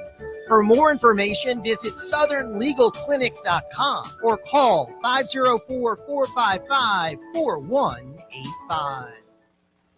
For over 30 years, the Monumental Task Committee has cleaned, restored, and repaired all monuments and statues in the New Orleans area. Dedicated to historic preservation, this volunteer-based nonprofit organization receives no government or taxpayer money. Please consider preserving Louisiana history by making a tax-deductible donation through the website at monumentaltask.org. That's monumentaltask.org. If you're looking for a great restaurant in Metairie, there's nothing better than Quarter View Restaurant, 613 Clearview Parkway, the home of Politics with a Punch. They have delicious New Orleans seafood and appetizers, signature sandwiches, and delicious po' boys. The pasta dishes are out of this world, and the desserts are amazing. For more info, check out facebook.com/Quarterview or call 504-887-3456. So we'll see you at the Quarter View. Delicious dining, great atmosphere, and family owned and operated. The views and opinions expressed during this show are those of the host and guests only. In no way do they represent the views, positions, or opinions expressed or implied of WGSO 990 AM or North Shore Radio Incorporated.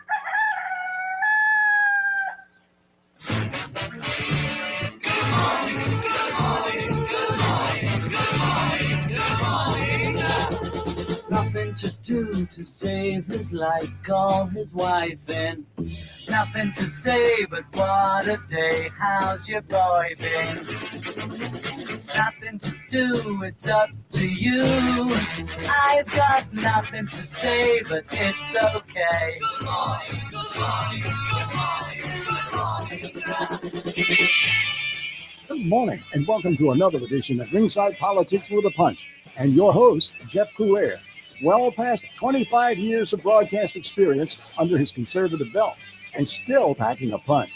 He's the host of Ringside Politics with a Punch, writes for townhall.com, and has a new book, America's Last Chance. Jeff also has his own YouTube channel.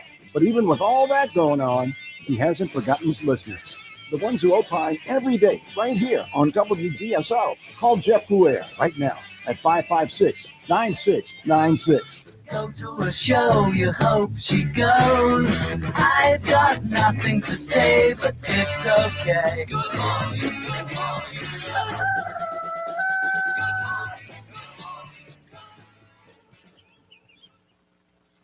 All right, we're back. Welcome to Ringside Politics. I am Clay Cangelosi, a.k.a. Clay Taylor, filling in for Jeff Coulier. We have Michelle Hurst on the line. Michelle, how you doing? Hey, I'm good. Well, I'll get to the point. Basically, what I was saying about the education savings accounts. So basically, I was so caught up in trying to defend it that when I kind of saw a Facebook post and that basically told me to step back and really look at what I was trying to defend. Right. I did, and I didn't realize that the very thing that I was defending is the very thing that I don't want. Exactly. Why would I want Bessie and Louisiana standards to be put in these other schools? Because I'm always saying, why do we even have these anyway? Why do we want Louisiana standards when we're 48th out of 50 in the nation, right? Why do we even need Bessie anyway? Exactly. So, right. So that's why I'm opposing it. I'm not opposing the ESAs because, we're losing money out of our public schools. I'm opposing it because why do we have the same stipulations that we have on the public schools that we're going to put in these other schools? Yeah. Because I don't want those stipulations in our public schools to begin with. So I'm asking our representatives to stop.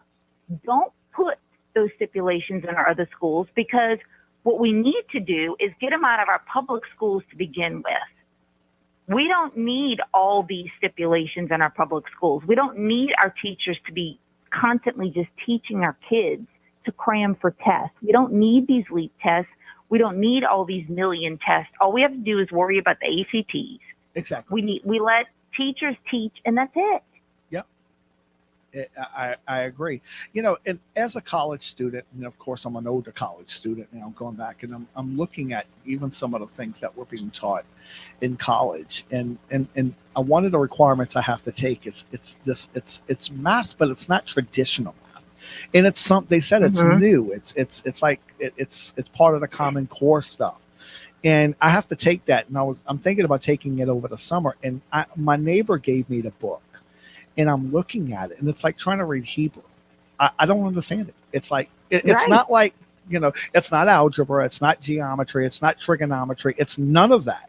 It's not basic math. It's literally, I'm reading it, and it does not. Now, what does this have to do with me learning for anything? And I'm in computer technology, learning how to build websites. Yes, I know I do know how to need to know how to add. I do need to know how to subtract. I do need to know some algebra. But at the end of the day, I don't even understand this. I don't understand it. It's like it's out there. It's like trying to figure out. How does math change? 2 plus 2 is still 4. Exactly. So how does math change? Your fingers still have 4 fingers. Exactly. So you take two, and you add them up. They're still 4. Well, so I don't understand why that takes like less than 2 seconds to add it up. Why does 2 plus 2 now take 5 minutes? Exactly. Because to dumb down society, so kids don't know how to understand 2 plus 2.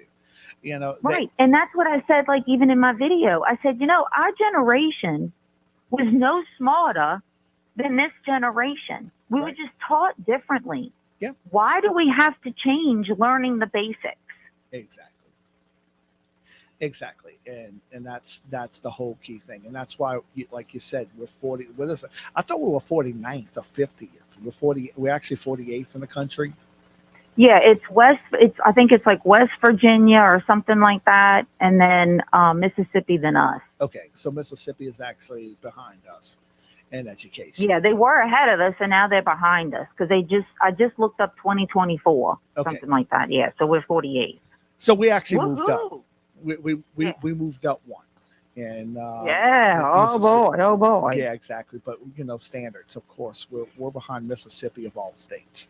It's not like I mean, that would have been nice if we would have moved ahead of Texas or Florida or something like that. But Oh yeah. Oh no. They left us behind. No disrespect to Mississippi, but right. It's just it's a shame. And the whole education system of what they're trying to cram down our throat. And it's not even, they're not even teaching basic math or education, what we're supposed to learn. They're teaching the transgender crap. We even had an issue in an incident where they were teaching kids to hate Donald Trump. This was back during the 2016 election. And, my little cousins were coming home and saying, Donald Trump's evil. My teacher taught us about, no. He had to go to the school and get in the teacher's face and say, hey, you're not here to teach my kids politics. You're here to teach my kids history. You're here to teach them reading and writing. You're here to teach them how to spell, not who to hate Donald Trump, that he's an evil man. Right. That's what they're teaching in school today. They're not even teaching basic education, and that's why kids can't spell. That's why kids can't read. And you watch these videos where and I get the biggest kick out of this, where what 2 countries border the United States, and people will say California and South America. California and Florida. God. That's two countries that border the United States. You know, I mean, they don't know two countries that border, and you know, it's insane that you know. Sad. It's you know, what year did you know, who was our first president? Barack Obama. I mean, this is the stuff. These are, and the scary part about this, these are college kids that can't answer basic questions. You know, what year was America founded in? You know, who founded America? Moses. Right. I mean, oh my goodness. This is the basics, and they can't even put together basics, Michelle. And these are college kids, and the scary part, this is our future generation. And yeah, these are going to be our leaders. These are going to be our future. These are going to be our leaders one day. We're in trouble if we don't take back our education system. We're in serious trouble, Michelle.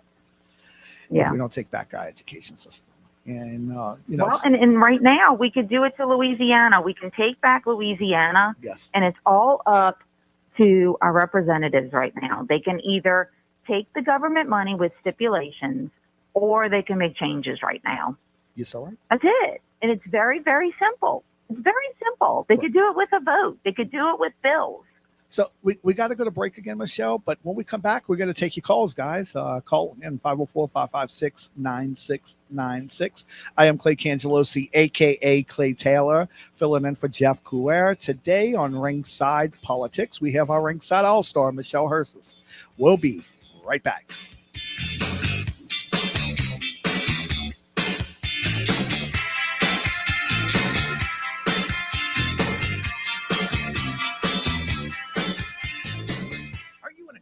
Battle with mosquitoes outside your house? Stop smacking yourself in the face. Call Mosquito Joe. Whether it's playing ball with the kids or cooking out, Mosquito Joe treatments allow you to enjoy your yard without the nuisance of pesky mosquitoes, ticks, and fleas. No more itching and scratching, and no more wasting time on smelly products that don't work. Visit MosquitoJoe.com or call 504-208-2361 for more information and a free quote. With Mosquito Joe, outside is fun again. Hey, it's Jeff Couer. Is it time to renew your license? The DMV is slow, but Quick Notary is fast. Quick Notary can renew your license fast. So don't waste your time. Save yourself the hassle. Come to Quick Notary for all your DMV services today. They're in Metairie at 1035 Veterans Boulevard, corner West William David. Their other services include vehicle registration renewal, vehicle title transfer, notarizing affidavits or bill of sales, power of attorney, donations, and even wills. You can even get your new license plate issued right on the spot. And don't wait for the rush. At Quick Notary, you can get your nationally mandated real ID. They're open until 5:30 p.m. during the week and 4 p.m. on Saturday. For more information, dial 504-598-5666. That's 504-598-5666. Or visit them on Facebook. That's Quick Notary. That's Q-U-I-K Notary. For all your notary services, there's no one quicker or better than Quick Notary. I guarantee it. Hey, Mimi, we're moving. Moving to Wednesdays at 5. You can check out He Said, She Said on a new day. Hump Day. A new day, but we'll still be discussing and debating the hot topics. And take your phone call. You can listen to us on 990 AM WGSO, WGSO.com. And find out who's right. Of course, that's me. No, of course, that's me. I've been doing this 23 years, Mimi. Practice makes perfect. So you see, we'll have plenty to talk about on He Said, She Said. Wednesdays at 5. Right here on WGSO. For all your Trump gear, there's no place better than USA Trump Store. It's the largest Trump store in the world. What started out as a hobby has turned into an empire. The USA Trump Store is like Disneyland for Trump supporters. Their big new store location is near Dallas, Texas in Gainesville. I-35 exit 501 on Liberty Road next to Tractor Bob's. They're open Thursday through Sunday. And you can get more information at usatrumpstore.com or by calling 214-384-7328. That's 214-384-7328. The USA Trump Store with varsity jackets, hats, flags, t-shirts, plush, face masks, purses, jewelry, socks, magnets, stickers, accessories, scarves, and your Trump money. For all things Trump, that's the USA Trump Store. Visit usatrumpstore.com. The largest Trump store in the world. That's usatrumpstore.com. Who dat? Want to say what? Say it on Ringside Politics with a Punch. Call Jeff Crouere now at 556-9696. Call Jeff Crouere now. All right, I am back. This is Clay Taylor filling in for Jeff Crouere here at Ringside Politics. We have Michelle Hurstis on the line. How you doing, Michelle? I'm doing good. Hanging in there. Definitely hanging in there and trying to get this show through. And this is a little too early for me. This is why I don't do early morning shows. I know, right? too early for me. My brain don't work. I have too many Biden moments this early in the morning. Did you get your coffee in? Did you get your coffee fixed? Yeah, I got my Diet Coke fixed, and now I'm drinking coffee and going. So actually, we have some we have some callers on the line. We have Gary from Missouri. Okay. Let's take a few callers. Gary, how you doing? Hey, good morning. Good morning, guys. I was just watching a piece on MSNBC that was the most disgusting thing I've ever seen in my life as far as the news. And Joe Scarborough's in there questioning Donald Trump's faith and saying that Donald Trump compares himself to Jesus. Back in the day, when everything was going good in this country, you didn't question the kids of the president, or you didn't go after the kids of the president. Now fair and fair game. And now I guess Donald Trump's faith is fair game. Yeah, well, I mean, one of the things here, and I'll let Michelle comment on this here, is, of course, it's coming off of MSDNC, but when who are they to question the faith? But if we were to question Joe Biden's faith, then of course, it's a double standard here, and that these are demonic people questioning godly men's faith. Michelle, what's your thoughts on that? I didn't understand what he said. They're questioning his what did you first say? His faith. Oh, his faith? Yes. Oh, so they're just questioning that he's actually a Christian? Is that what they're saying? Yeah, they said he probably never even opened the Bible. Well, with him selling the Bible, God Bless America Oh, Bibles. with Lee Greenwood? Yeah. Yeah. I did see something of that. Yeah, it doesn't bother me at all. I mean, look at the source that it's coming from. Exactly. MSD. So I just take that with a grain of salt. It doesn't bother me at all. Yep. Do you think they should have a disclaimer on MSNBC as for entertainment purposes only? Because there's stating stuff as fact that they don't have anything to back it up with. Michelle? What do you mean, him selling the Bible? No. The MSNBC stating things as facts that they don't have anything to back up their statements. Kind of what CNN does. They just give a lot of rhetoric and their opinions. Oh, they're not going to do that because they're. I mean, of course they're for entertainment only, but they're not going to do that because they claim to be real news. I mean, they're not going to do that because then they're going to want to have Fox News do the same thing. They're going to want all news networks to do the same thing. Because if you really think about it, they're all opinion pieces anyway. I think Fox should do the same thing. The only real news is America's News and Newsmax. Yeah, That's the only one gives you that. Those are the ones that give you the real news. Mm-hmm. Well, I agree. I agree 100%. I mean, Fox News is no more real news than I'm a female, and I promise you, I'm not a female. I use that point all the time because I've said that when they turned on Trump, when he when Biden stole the election, of course, and Fox News turned on Trump, of course. Now they're trying to swivel back in and being pro-Trump again because Trump's popular. They go what's popular. Mm-hmm. And Fox News is owned by a liberal, It's not a conservative station, and they're just there collecting a paycheck because it's popular, and they're just getting rich off of conservatives. They're not getting rich off of they can't get rich off of liberals because it's not popular. Right.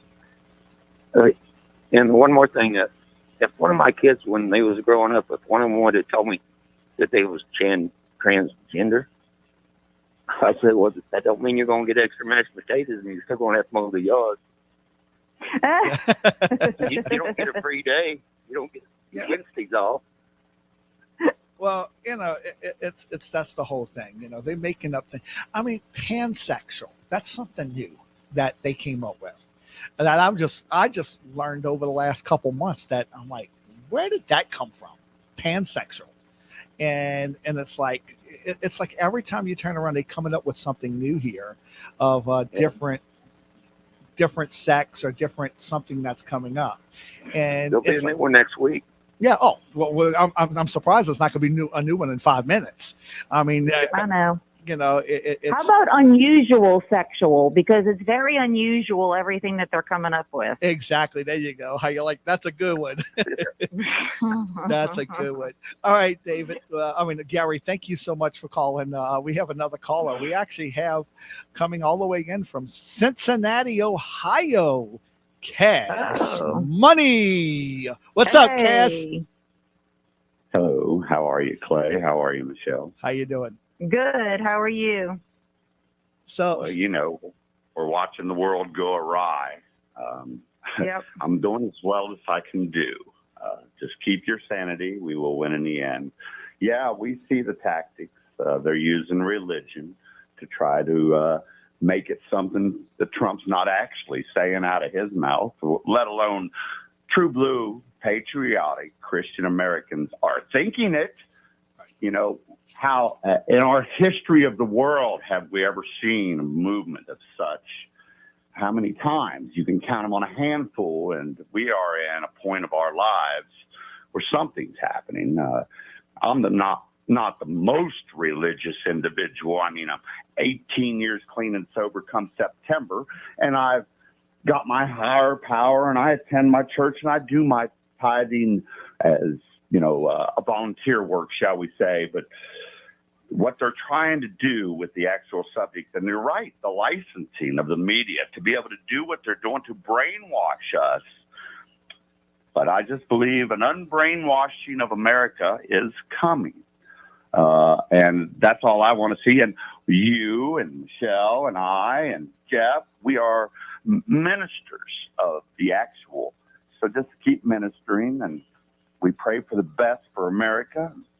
I had a couple of, maybe a little joke here. Clay, we've done a few live shows together. Your first name being Clay. I think, is Jeff molding you? You're doing a beautiful job, buddy. You're doing a beautiful job. I love it. We'll have to tell Jeff that one. We'll have to tell Jeff that one. I think he'll like that one. Well, I see it and I feel it, and I'm happy that you're doing so well, including college. Hey, when I went to school, I went late too myself, and I didn't do what I'm about to tell you to do. But you need to start an argument with your educators. You're paying a bill. You have rights. They're supposed to be giving you things. They have to be upfront about why they're doing things. And if you don't do it while you're in the halls daily, you'll never get it done in life. So if you're paying a bill to a school and they're teaching you something that your common sense mind says, that's off the wall. What's going on with this math? I mean, I'm in total agreement. I got 3 college degrees, and math has always been math. You can't change science. You can't change the math. We never went around the moon the first time if you could change the math. They made movies about this. So I'm with you. I don't understand what math you're dealing with, but I'll pray for you on that subject. So well, I will say this, and we'll let Michelle give her input on this. I stand my ground, and every one of my professors know I am a conservative talk show host, and I'm a Trump supporter, and pretty much of them, so I have one that's a liberal, but we agree to disagree. He's not one of these, you gotta, he tries to shove his opinion. He actually listens to my input, and he sometimes agrees with me. He actually told me last semester he's learned a lot from me. And I'm like, wow. I'm like, wow, that tells me. But I had one professor I actually had to put in her place, and it was introduction to college. And she was trying to push.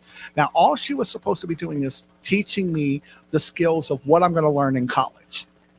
And of course, she tried to pull some woke bull crap with me, and I put a stop to that. And I said, hold on, whoa. No. And she at the end of the day, she never brought it up again. I've got a lot of wisdom. I've got a lot of wisdom on your words. What I'm seeing is your college being tactful. They know your mind, so they place you in front of the appropriate instructor. And when he says he's learning a lot for you, basically he's learning tactics on how to defend against other people like you. It's deep. It is so deep what they're doing within these schools. It's wrong. But yet we need that education so we can get that degree so we can make that better dollar. And that's the way we're wired. But the whole system, from government to education to every profession, needs a total overhaul. Just because you are an agency or a profession or a company doesn't mean you get to run a rule that defaults or takes advantage of our society. This is America. We, the people, actually run it. And when we actually ask every single legitimate person trying to play this game that you're playing with the school and the careers and what we're doing, when you play that game, you're deserved rights. And they're not following the rules as written. They change them on a dime. It's my brother's and uncle is the judge. You're in trouble. Don't mess with me attitude world. And it's time for a re-brainwashing of the total America. Well, Cash, I hope the Cash Money gets to preach it. That's my prayer. Thank you so much, Cash. Thank you for your time. We're actually up against the clock, and thank you guys. Have a great day. No problem. Thank you for calling, Cash. Actually, Michelle, we got to go to break, and we're going to let you respond to that when we come back from the other side of the break. So we'll be right back. I am Clay Cangelosi, aka Clay Taylor, filling in for Jeff Couere with Ringside Politics. We'll be right back.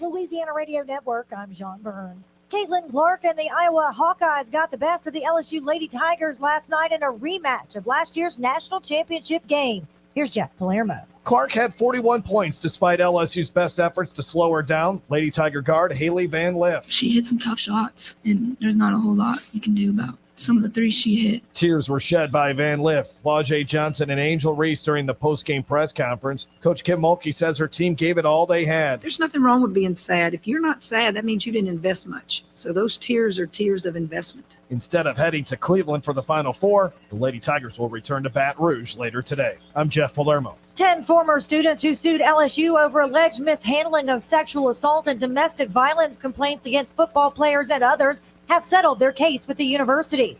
The lawsuit centered on federal Title IX laws which ban gender-based discrimination, harassment, or violence. The terms of the settlement have not been disclosed. LRN. Medicaid members, keep your coverage. Update your address, email address, and cell phone number to receive information regarding your benefits.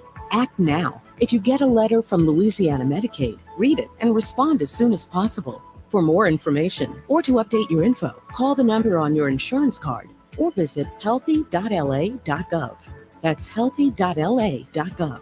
Remember to update all required information before Medicaid deadlines so you don't lose your coverage. Hi, this is Congresswoman Julia Letlow. Louisianans are experiencing sticker shock buying crawfish this year. Record high temperatures have led to extreme heat and drought, depleting production levels for crawfish farms across our state. Using my position on the Appropriations Committee, I'm working to provide emergency assistance to farmers and producers in Louisiana affected by our severe weather so we can turn this crawfish crisis around.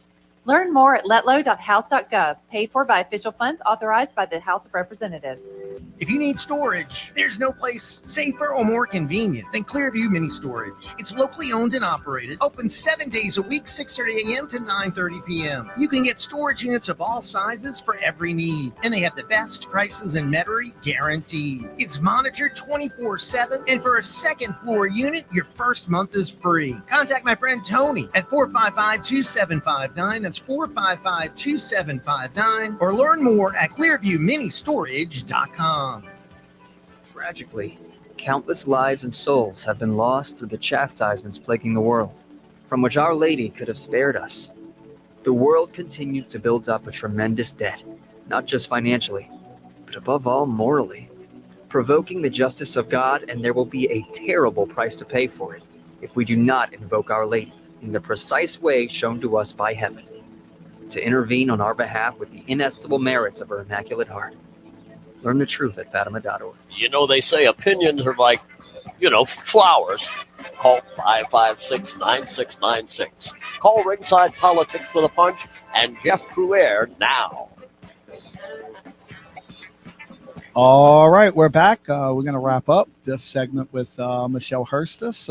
Michelle, all right, so you have any, want to answer the cash money statements?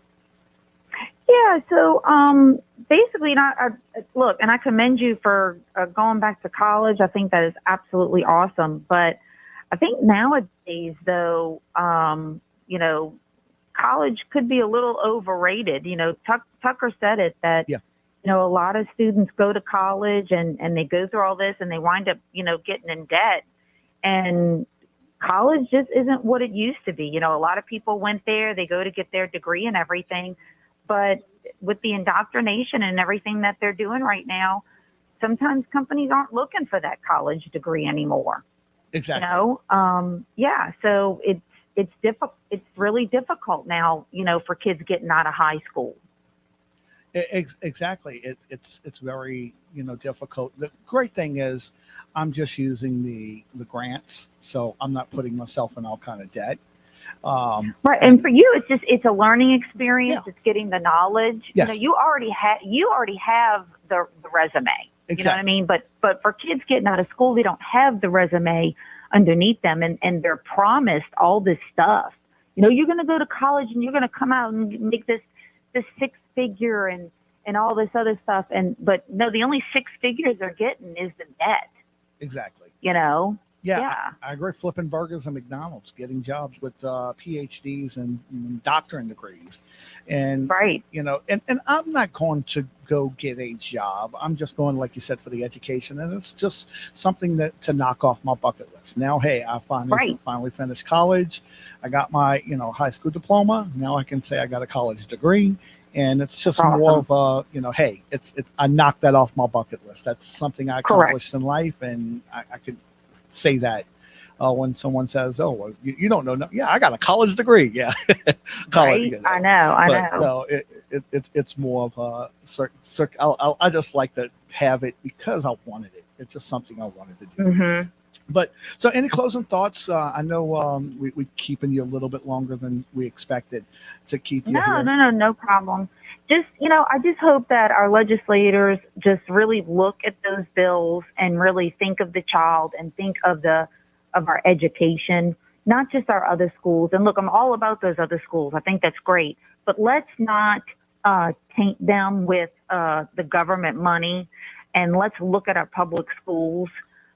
Instead of trying to take the kids out of them all the time, let's try to change the public schools, because a lot of very successful people, Ben Carson came out of, public schools.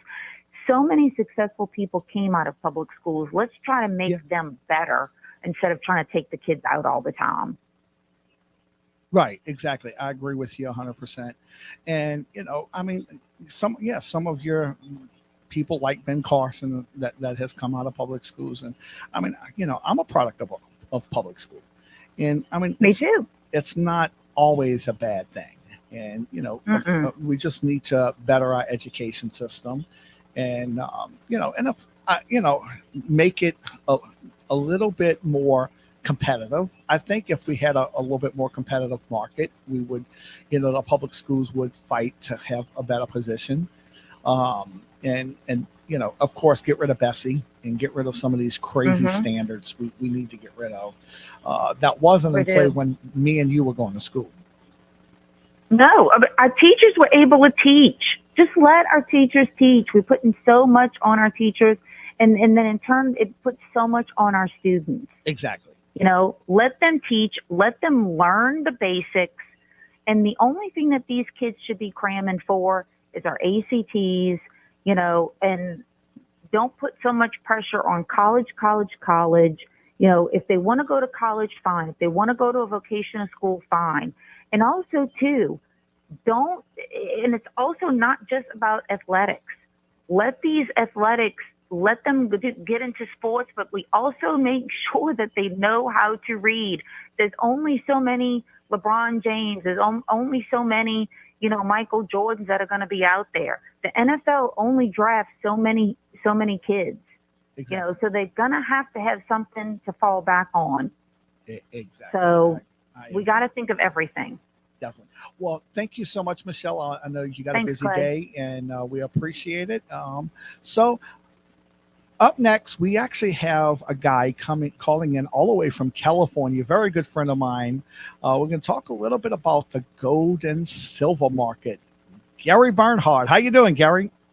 Hey, good morning, Clay. Thanks for having me on. I was just listening to Michelle and your conversation there about the education piece, and I couldn't agree more with that. We need to get back to teaching children how to read and how to write, and how to do math, and that, which leads me, by the way, to one of my companies. We are in the financial education space, and we actually have a book called How Money Works: Stop Being a Sucker, which is a great read, and it's aimed at 12-year-olds and 13-year-olds. So we are on an effort, believe it or not, we're on an effort to get into schools and get this curriculum approved and make it be taught, because we teach things like the Rule of 72. Have you ever heard of the Rule of 72? Yes, I've actually read that book. Okay, awesome. The Rule of 72, I mean, if you can learn that, you can learn not to get swindled with your money all the time. Exactly. Which can really, really help kids. But so I'm in a couple different spaces, but one of the newest spaces I'm in is the gold and silver. And I wanted to diversify a little bit because with the way fiat currency is going and the government just printing millions and trillions of dollars, our fiat currency, our dollar is losing value every single day. So I started doing some research a while ago, and I was looking for a way to try to hedge against inflation and have something tangible that I could keep that wasn't paper. So I started messing around with gold and silver. So that's one of my other things that I do now, just to diversify what I do. But gold and silver, this is pretty interesting. Hey, Gary, I think you. Hold on one second. We're losing you there, Gary. Oh, okay. Can you hear me? Yeah, I can hear you now. Oh, okay. Oh, that was weird. All right. Sorry about that. This is modern technology. No, I understand. So anyway, yeah. So the gold and silver market, I started looking at it about a year ago and said, I wanted to do something. I wanted to get into it, but I didn't know how. I didn't know what to buy. I didn't know who to trust. And I finally found a company that has all of those options, and they make you feel pretty good about what you're getting. And anyway, it's pretty cool. So what, do you have any gold and silver? No, I don't have any gold and silver, but, how can I buy it? Well, our company, this is a really interesting thing. It's called 7K Metals. I'll tell you about it real quick. It's an online retailer, and we do, offer gold and silver bullion and numismatics collectible coins, which is pretty good. So you've got, like the Spider-Man comic book of years ago. When people bought that, it went at auction for like $3 million not long ago. And what they were buying was not the paper it was printed on. It was the history behind it, the art behind it. So that's what, collectibles are all about, are art pieces and just kind of something historical. So this company has combined all of those. And they were started back in 2016. And it gives just regular people like me and you the opportunity to buy physical gold and silver and collectibles. And you can buy your gold and silver bullion. You can buy it fractionally, which means you know, if you save $1.50 at the fast food restaurant because you got a coupon, you can take that $1.50 and you can go to what they call a sound money wallet, which is really cool. You can put that $1.50 in there, and it's going toward a 100-ounce bar of silver or a silver coin. And once you get all the money in there, they will send you that physical gold or physical silver that you were buying. So it really makes it, because a lot of people would have a difficult time coming up with, $2,500 to go buy a silver or a gold bar right now, Right. 1 ounce of gold. So this gives regular people, if you have $1, you can start with $1. So it gives you the opportunity, and there's no other company that does that. A lot of these companies that are in the space now, they sell it. It's like a paper promise, right?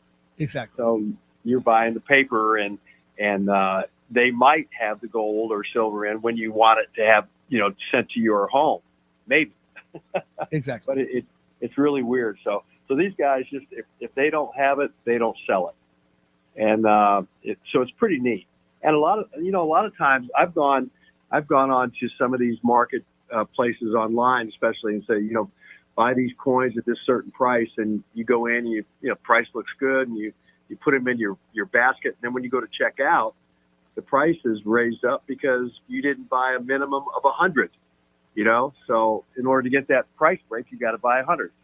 So these guys don't do that, and that's what I love. So yes, this is a great company, and it also has they don't do any advertising on TV or none of that kind of stuff. It's just an online direct business, and if you get involved with it, you buy your gold and silver, and you also have the opportunity to share it with people. And if you do that, they'll pay you for it. Definitely. Get free gold and silver. Hey, Gary, can you hang tight real quick? We got to go to break, and then we'll finish up on the other side of the break. And we're also going to bring Louis White on with us because we're going to be talking some constitutionality stuff with him.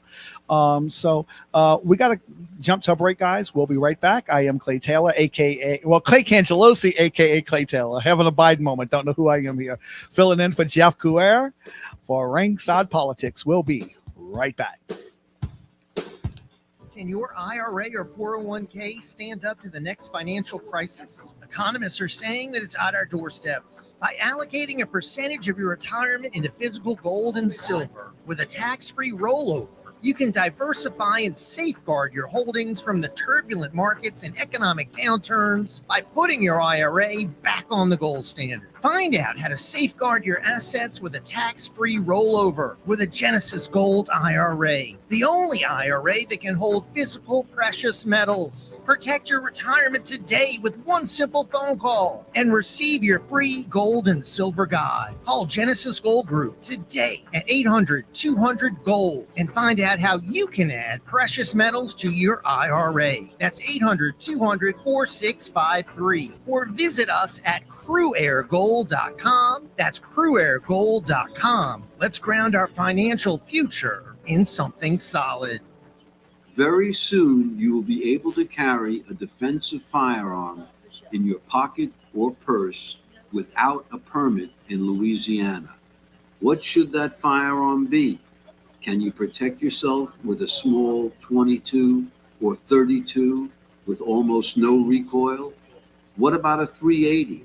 How is it different from a 38? The Home Defense Foundation will be holding free classes on these and many other carry-related topics in the coming year. To learn about all the classes, get on our mailing list at hdfnola.org. Learn how you can use a small self-defense pistol. Go to hdfnola.org and come to one of our free classes. Everything is free: ammo, targets, range instruction. hdfnola.org. What we know about our economic problems, supply chain issues, record-setting inflation, sky-high gas prices, and during COVID, the big box stores were allowed to stay open the whole time. So many little guys, the small business owners, were forced to close. The wealthiest people on the planet became better off, while mom and pop suffered. The question is, what are we willing to do about it? How can our voices be heard? We vote with our dollars. That's how we make a difference. No more shopping at big box stores. If you can get the items from a family-owned company, we help people walk away from the big box conglomerates. We can shop factory direct at a family-owned, made-in-America manufacturer. Family-owned companies put their customers first, not Wall Street investors. Let's together cut off their cash flow. We can choose to help regular people by shopping with family-owned businesses and buying products made in America. Call 718-869-9020 or visit switch2usa.com. Switch to USA.com. Well, it's been established. Ringside Politics with a Punch doesn't pull any. Let loose and call now 556-9696. Call Jeff Cruaire now. All right, I am Clay Cangelosi, a.k.a. Clay Taylor. I got it right this time. Joining in for Jeff for Politics with a Punch. And we have Gary Bernhardt on from California, actually. He's actually from San Antonio, Texas. And Gary, you were talking about collectibles and gold and silver. And so one of the questions we want to ask is, why buy collectibles? Why buy gold and silver? What does it benefit? A lot of people say, well, why not invest it in this? Or why not put my money in the bank? Why buy that over any other type of investment? Well, gold and silver has never been worthless. That's one thing for sure. But it is. So here's a great example. In 1965, if you had 2,500 ounces of silver, you could buy a Ford Mustang. Today, if you had that same silver, 2,500 ounces, you could buy 2 brand new Ford Mustangs. So that just gives you an idea of how these precious metals that have been around for thousands of years, and people use them to barter with. So this is just a little addition that I think everybody ought to have a little bit of everything. Just to be on the safe side. If the fiat currency goes totally down and we lose it, we're going to need something to barter with. And gold and silver are those pieces that you can use. And as far as the collectibles go, collectibles they're usually related to something artistic or a piece of history. And this company goes way out of their way to come up with some really interesting coins. They've done one on Pearl Harbor, and they've done one on the Titanic. And these coins are worth more today than they were when they first came out, which is really cool. So the coins go up in value, and this is a worldwide opportunity. So people can collect these coins and come on what we call a stack and sell, a marketplace, basically. And anybody can get on this marketplace. You have to be a member of our company in order to sell there, but anybody can come on to buy, which is really interesting. So anyway, so the gold and silver is just a great hedge against inflation. So you're playing an offense and a defense. So your offense is the gold and silver, and defense, of course, is the collectibles. So kind of cool. And if people want to hear more about it, I'd love to send them. I can give you my website. You can go check it out. And I'd love to have a conversation. But my website, if you don't mind me giving it, Clay, is 7K Metals. Yeah, 7K Metals /playing with gold. 7kmetals.com/playing with gold. So okay, people can.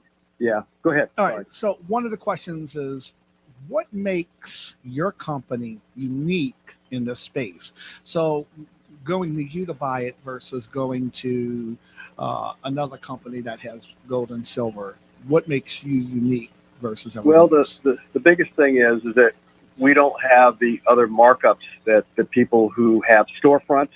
So we don't have a storefront. Everything we do is online. So, we have a physical vault.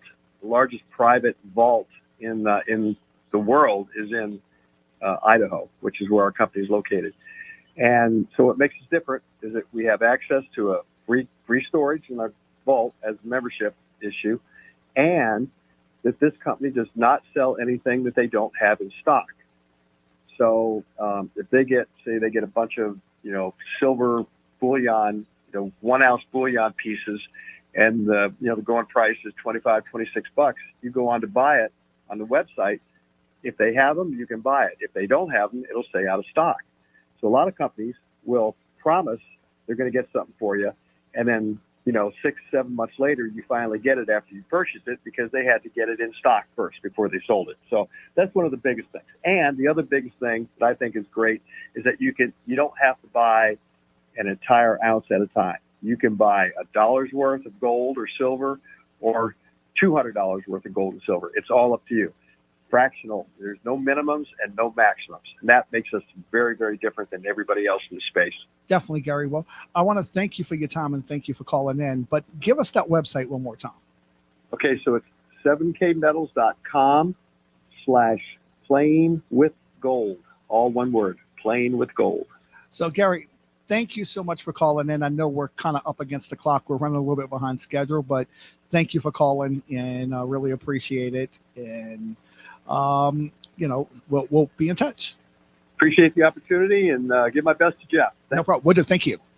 So, okay, we're going to move on because I know we're running behind schedule here. We was also supposed to have Louis on a little bit earlier, but Louis White, our constitutional scholar, is what I call him, our expert. Louis, how you doing? Hey, Clay, thanks for inviting me.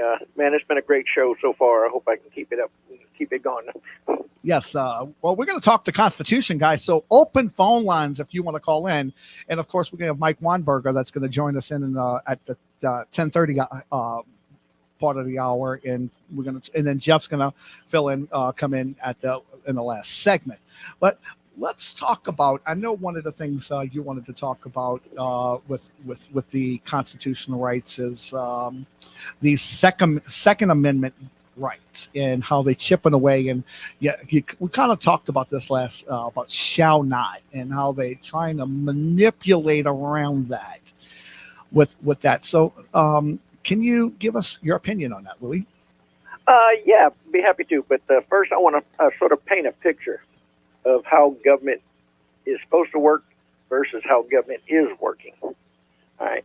What they teaching in school, what we were taught, is it's like a pyramid. You got the Constitution at the top, then you got the federal government with its 3 branches, maybe over to the side you got the state. Then it comes down, the executive branch, the legislative branch, the judicial branch, and then the people at the bottom. All right. That's totally wrong. We are not the bottom of the pyramid in the way that they're showing it. That's like a pyramid scheme. Correct. That shows that they're at the top, so they have the authority to do what they want to do. All right. And it's gotten worse since the 17th Amendment, which took away the state's rights ability to choose senators. Because now, instead of the states being on a level playing ground with the federal government, they're just barely a step above we the people, or either on the side of we the people. Right. But really, what it's supposed to be like is a diamond, not a pyramid or Ponzi scam, but it's supposed to be like a diamond. Right. It's supposed to be we the people at the top with the Constitution.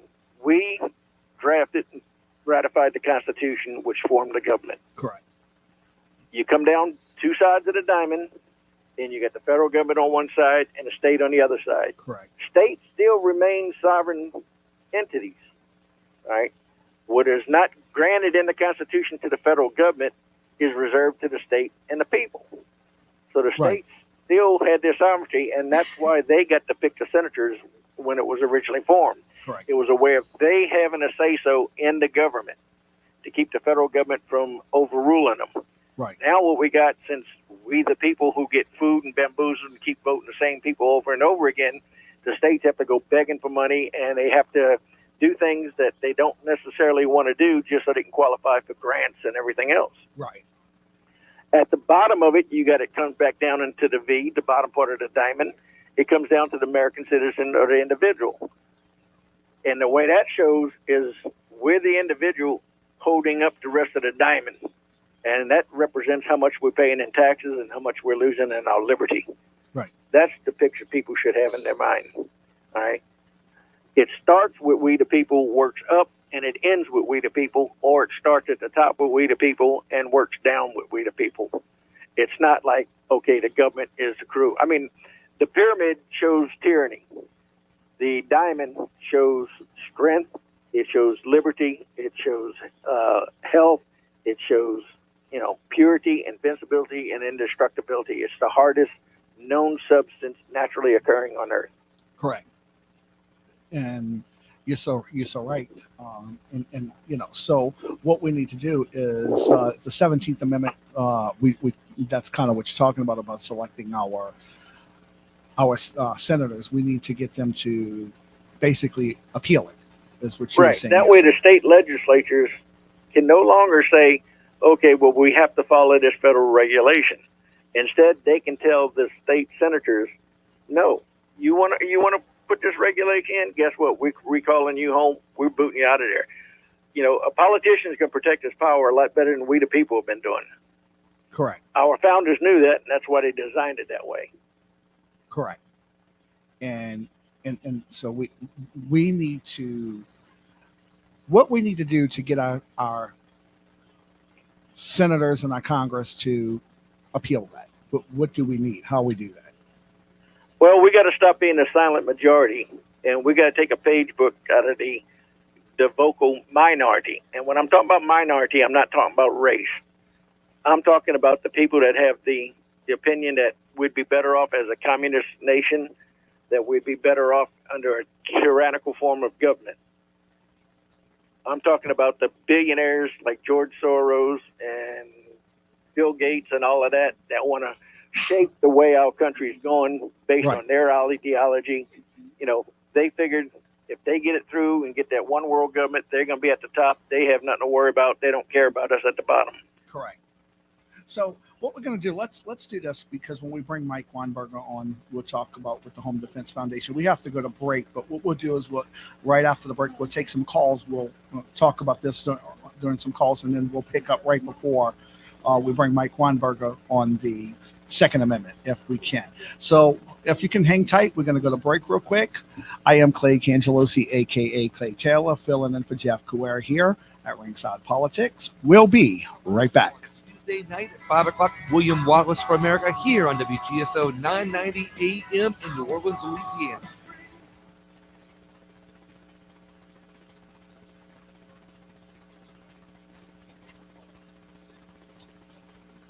Hey, this is Kevin Love from the Cleveland Cavaliers. At times, life can feel scary, and we can get overwhelmed by anxiety. Mindfulness can help you get through these tough times. My nonprofit is partnering with Headspace to offer free content to help you stress less. It's as easy to do as this. Take a big, deep breath in through the nose, out through the mouth. In.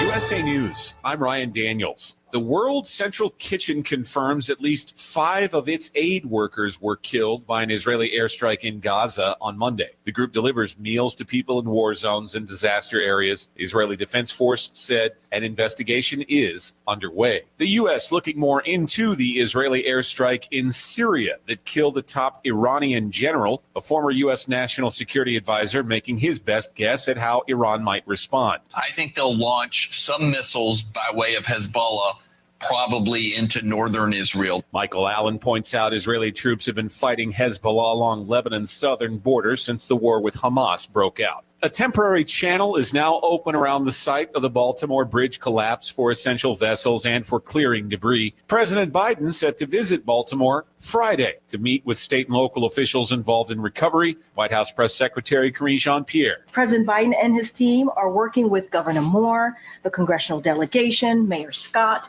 and numerous state and local officials to reopen the port. The IRS says it believes millions of Americans will have the opportunity to file their taxes for free using the agency's new online filing program. Approximately 19 million or nearly 12% of all individually filed tax returns can now be processed online at no cost through the IRS. According to a recent estimate, Commissioner Danny Werfel announced in a weekend video release that taxpayers in 12 states will have the option to use this program for the first time ever. It's seen as stiff competition for other online tax preparation apps. Much of the U.S. will be bracing for severe storms this week. Things kicked off Monday evening with tornado watches, severe thunderstorm alerts posted from North Texas to Illinois and Indiana. There were some reports of hail up to golf ball size.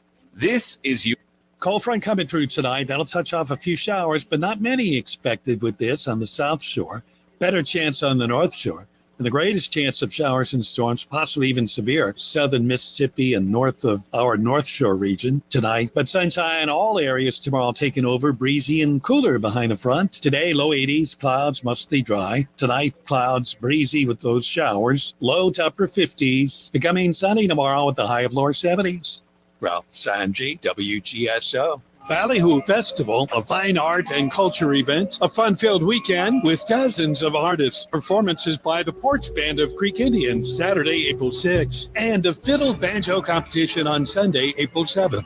Music, culture, free admission at the annual Ballyhoo Festival on the Alabama coast, East Beach Boulevard, Gulf Shores, Alabama. More info available now at ballyhoofestival.org.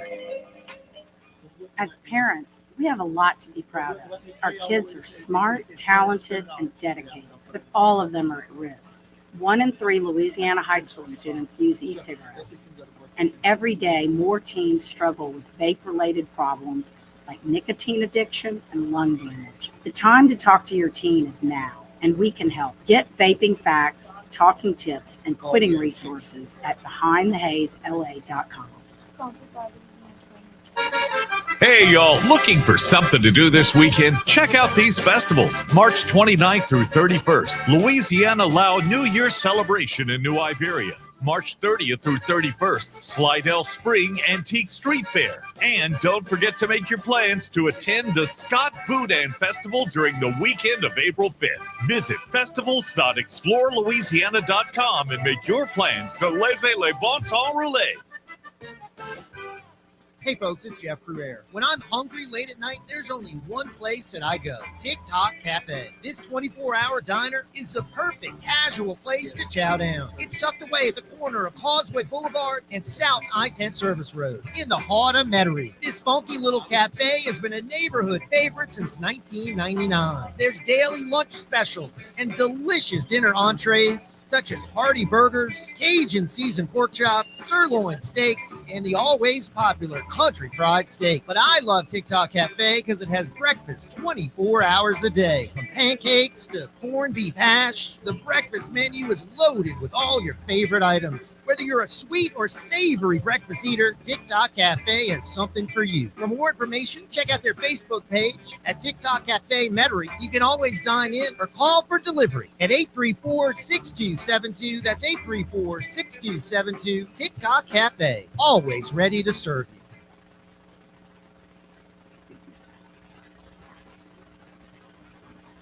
The views and opinions expressed during this show are those of the host and guests only. In no way do they represent the views, positions, or opinions expressed or implied of WGSO 990 AM or North Shore Radio Incorporated.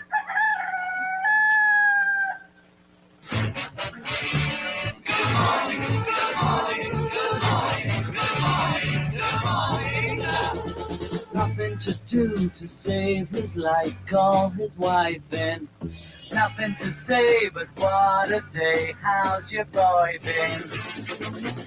Nothing to do, it's up to you. I've got nothing to say, but it's okay. Good morning, good morning, good morning, good morning, good morning. Good morning, and welcome to another edition of Ringside Politics with a Punch. And your host, Jeff Cruere, well past 25 years of broadcast experience under his conservative belt, and still packing a punch. He's the host of Ringside Politics with a Punch, writes for townhall.com, and has a new book, America's Last Chance.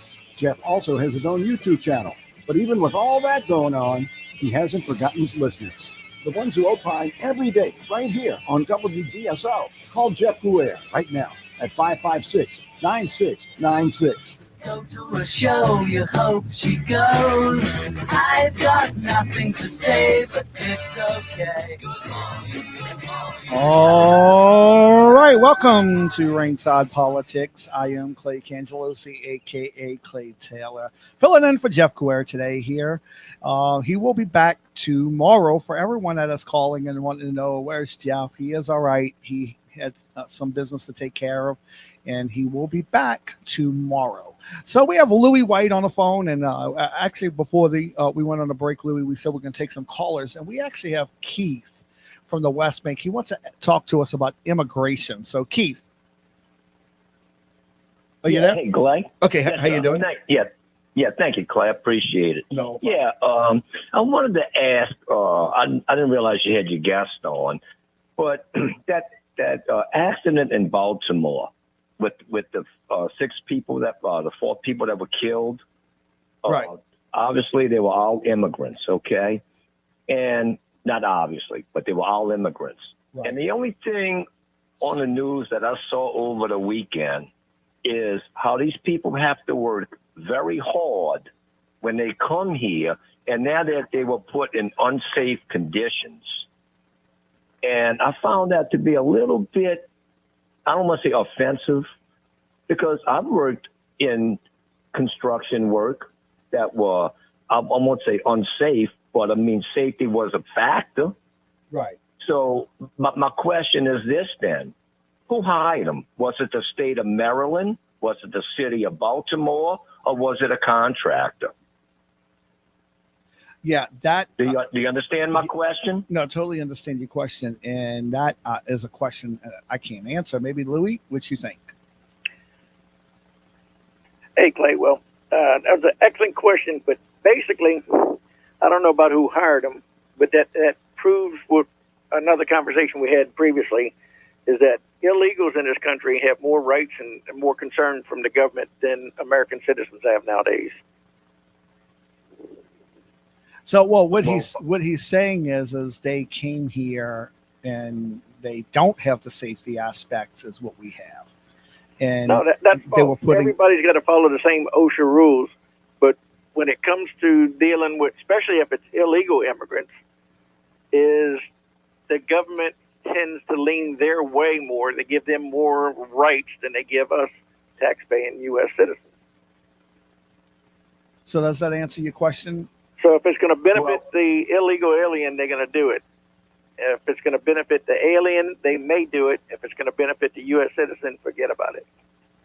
So Keith? Well, it seems to me like this then.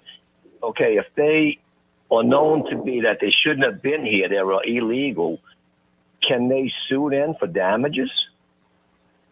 Yeah, our Constitution protects certain rights, even illegal aliens do have certain rights. So yeah, human rights. I have no problem with that. That's the same thing as if, I've traveled to 17 different countries around the world. I would hope that I'll be given at least a minimum rights that some of the citizens have over there as far as protection from, harm and stuff like that. And legal consequences should harm exist. Correct.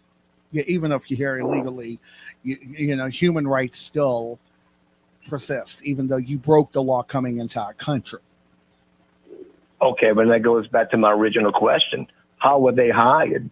Who's responsible? Well, the contractor? Well, first of all, you're assuming that they may be illegal aliens. We don't know that. They could be. I mean, the way the government gives out visas for certain companies that, claim that they need labor because they can't find American workers. So they may have been here legally. They may be here illegally. We don't know. So, but basically, it'd be the corporation itself. In that case, I believe those workers were probably contractors working on the bridge at the time. Yes. So whoever I'm sure the city of Maryland can be held responsible.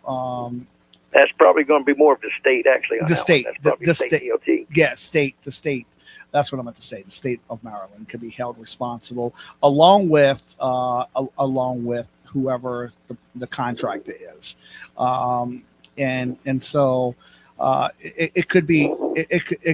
There's a chain of command. I know. I mean, if I literally slip and fall on your property, but you're leasing the property to someone else. That's why a lot of businesses require whoever they're leasing to have insurance to help protect both parties. But you can, if I'm on your property and I'm renting your property as a business owner and I don't have insurance, then guess what? You're responsible for anybody that comes in and gets hurt on your property, because ultimately it's your property, even though I'm renting it from you. And so it's your responsibility to make sure that, that we have insurance, or else you pick up that responsibility. Even with insurance, you may still have responsibility, because if you don't have enough insurance. Exactly. And nowadays, the way the courts give some of these judgments, like what they did with against President Trump, you can't buy enough insurance anymore. Yeah, exactly. So does that answer your question, Keith? Yeah, that's good. I appreciate it, Clay, and thank y'all very much. No problem. Thank you so much. Thanks for calling. So, yeah, I mean, one of the questions, and I appreciate you calling, and I'll reiterate this, we don't really know who it would have to be the contractor in the state of Maryland, both held responsible. They both can be held responsible for and that. The shipping company. And the shipping company also. But, and I stated this earlier in the show, that I truly believe that the shipping company, that was just a ploy to take down that bridge. That bridge was coming down whether that ship hit it or not, and they needed a ploy. That same ship hit a dock just 10 years ago and tore up a dock in another country. So it's had a history of having problems. But yeah, getting back to your original questions that you were asking me about what we can do to get government back in line and all that, is I'd already told you repeal the 17th Amendment. Yes. We also need to repeal the NFA. In fact, you can go to repealthenfa.com and get some information on it. And there's a donation page link on there as well that you can help. Because we have to start setting positive precedents instead of all these negative precedents. The Constitution, via the Bill of Rights, since 1791, acknowledged that the individual citizen has the right to keep and bear arms, and that right shall not be infringed. And that's where I was halfway joking with you, but halfway serious about, the government today is trying to take and play games with words. They're doing all these word games. When it comes to our rights, shall or shall not can have wiggle room, but when it comes to the government rights, shall and shall not has no wiggle room. Correct. Give you an example. Shall not infringe. Oh, well, for society, for safety, for this, for that. Well, we can require permits. We can prevent you from carrying a gun here. We can do that. However, when it comes to shall pay taxes, yeah, they don't give you no wiggle room on that. Hey, Louis, hold that thought again. We got to go to break. I know our breaks come very quick, but we'll be right back right after this, and we're going to finish up that thought. I am Clay Cangelosi, filling in for Jeff here on Ringside Politics. We'll be right back.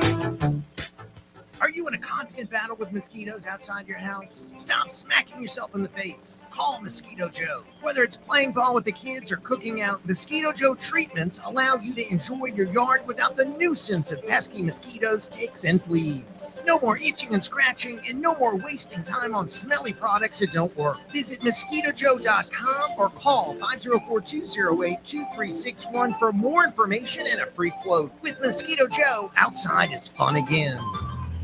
Are you tired of cookie cutter advertising? Do you want professionals that understand your needs and budgets? If so, let me recommend the Madley Group. It's a marketing agency based in St. Tammany, offering creative services such as branding and copywriting, video and photography, social media strategies, print and digital design, project management, and web design and strategies. They believe that relationships with their clients are just as important as their craftsmanship, and it's no surprise that they have an array of satisfied clients who appreciate the homegrown values of the Madley Group. Their approach is simple: lots of listening until they fully grasp your vision. Then they put their mind power on it to deliver effective creative solutions within your budget and time frame. For more information, check out themadleygroup.com or email them at info@madleygroup.com. The Madley Group, dedicated to delivering stellar work that generates results. It's Jeff Cruaire. After 21 years on the air and 21,000 interesting guests, I'm still fired up every day to host the Ringside Politics program. I take on all sides, take on the mainstream news media, the deep state, those who want to destroy our country. If you support this fight, I'd love for you to come on board as a sponsor of our show. You can reach our great audience and help sustain a program that will never be part of the liberal media. To participate, contact me at jeff@wgso.com. Thanks for your support. Southern Legal Clinics is a family-owned business. 3 brothers, Stephen, Tim, and Pat Rooney, and 2 nieces, Kristen and Courtney Rooney. They have been in business for over 40 years. They treat their clients as family. The law firm has 6 offices in Southeast Louisiana, and they've handled thousands of criminal and civil cases in 17 different parishes over the last 40 years in the federal, state, and parish courts. They offer extensive criminal and civil litigation experience, handling estate planning, succession, wills, bankruptcy, domestic law, and personal injury. Their fees are very reasonable, and they offer free consultations. Their attorneys have given back to the community and have volunteered countless hours of time, coaching, serving on boards, and being active members of civic organizations. For more information, visit southernlegalclinics.com or call 504-455-4185. Ringside Politics with a Punch is looking for a few open minds, but not so open your brains fall out. Call Jeff Cruaire at 556-9696 and expose your thoughts. All right, I am back. This is Clay Cangelosi filling in for Jeff Cruaire here on Ringside Politics. We actually have Louis White. I had another Biden moment there. I drew a blank. I forgot who I had on the phone there. So Louis, we were talking about, we got to bring Mike Weinberger on at 10:30, so we can get into the Second Amendment during that part. But let's finish up what you were saying now. You want to wrap up these next 15 minutes we have? Sure. Well, basically, I was talking about how our form of government and how we can restore it. One is, some people say, oh, it does no good to call you senators to write letters, to email and all that. I guarantee you, they listen to that. Because the more, we proved that with Mike Weinberger and his group. Every time we go up into Baton Rouge, we show up in force. His record of getting bills either passed or defeated is like 38-0. It works. When people voice their opinion, when the silent majority speak up, the lawmakers no longer have an excuse saying, well, this is what I was hearing. This is what people were telling me.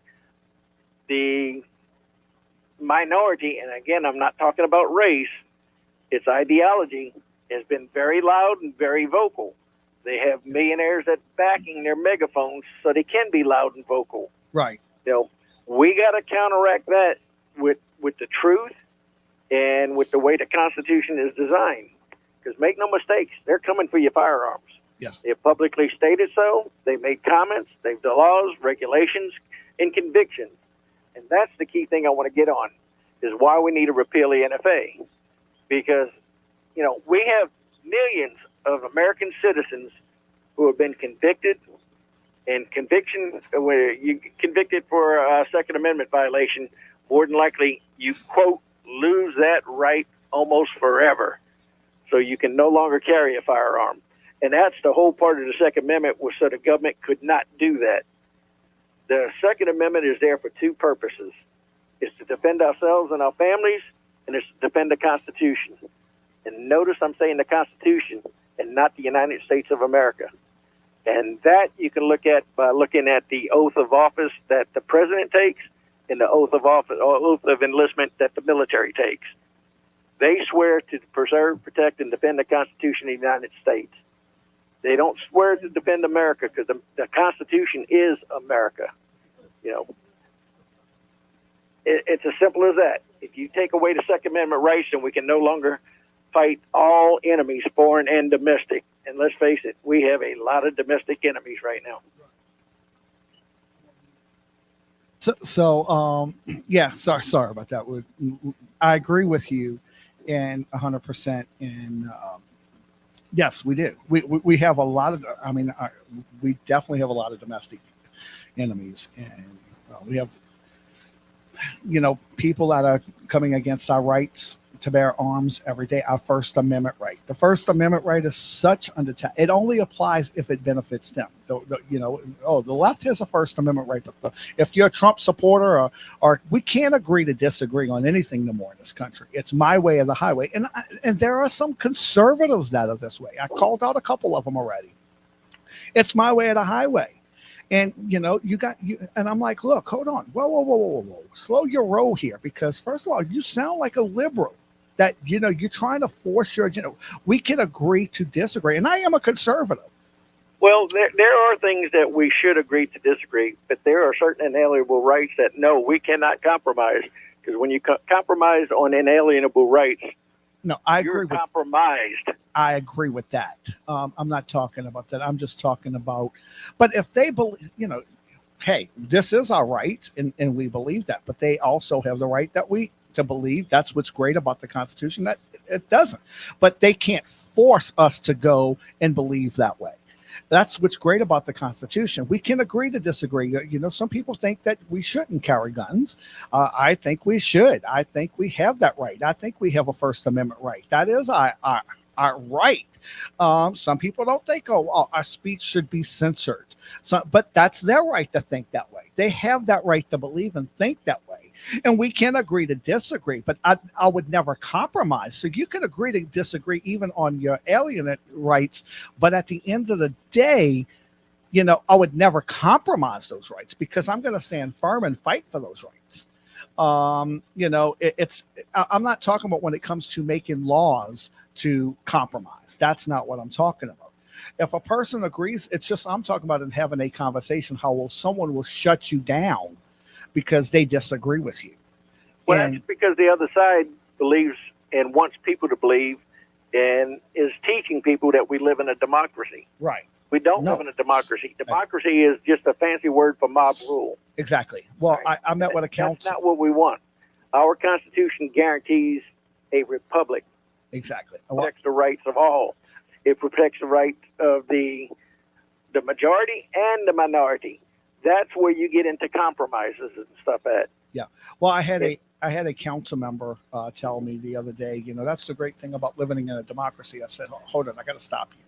We don't live in a democracy. I said, hold on, stop. I pledge allegiance to the flag of the United States of America, unto the republic. Exactly. It's not unto the democracy. It's until the republic. We live in a constitutional republic, not a democracy. And I've even caught Trump saying, democracy.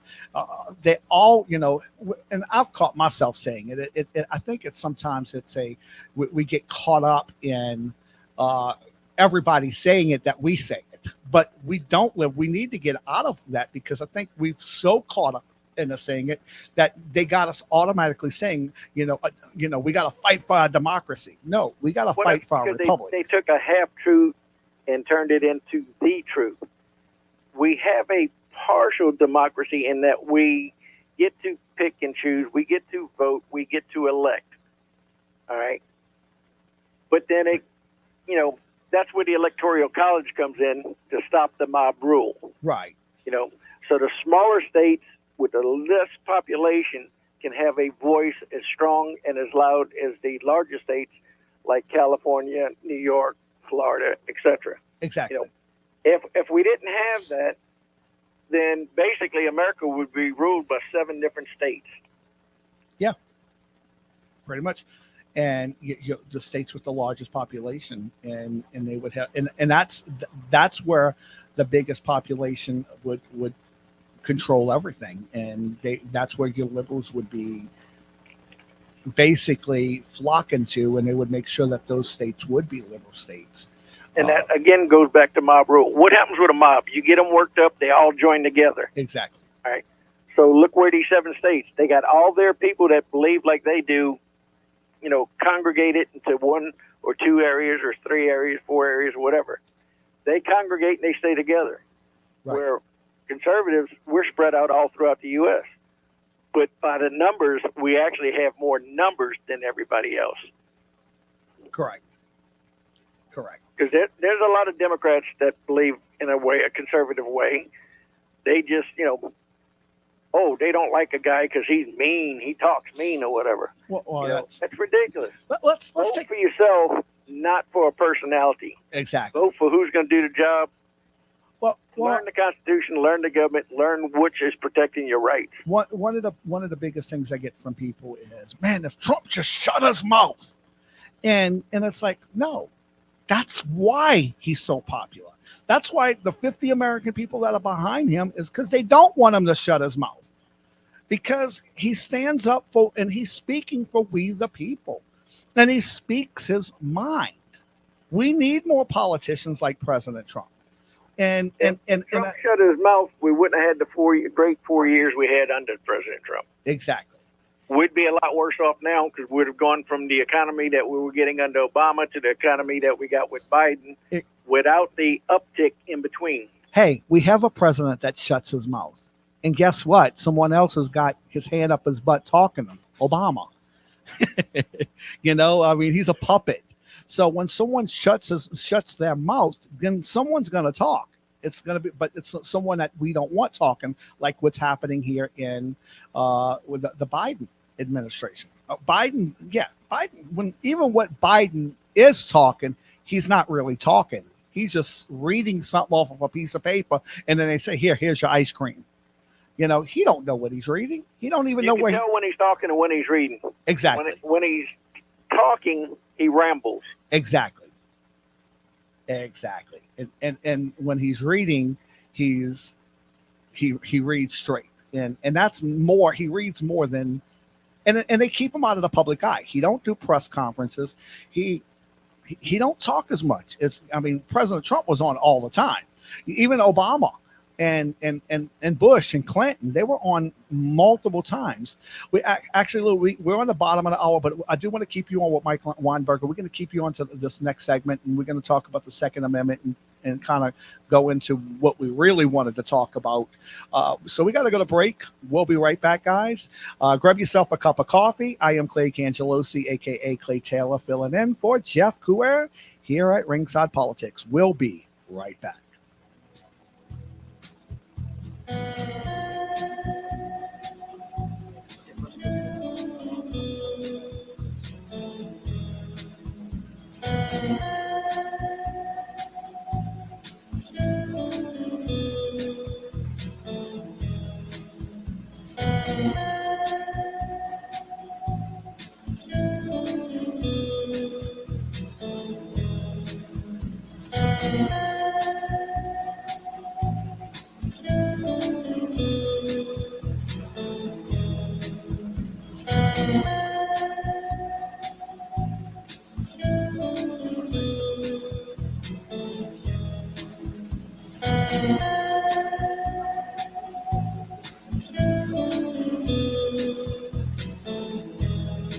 Louisiana Radio Network, I'm John Burns. The Louisiana Gator Scholarship Program Bill, also known as Education Saving Accounts, goes before House Appropriations today. Here's Brooke Thorrington.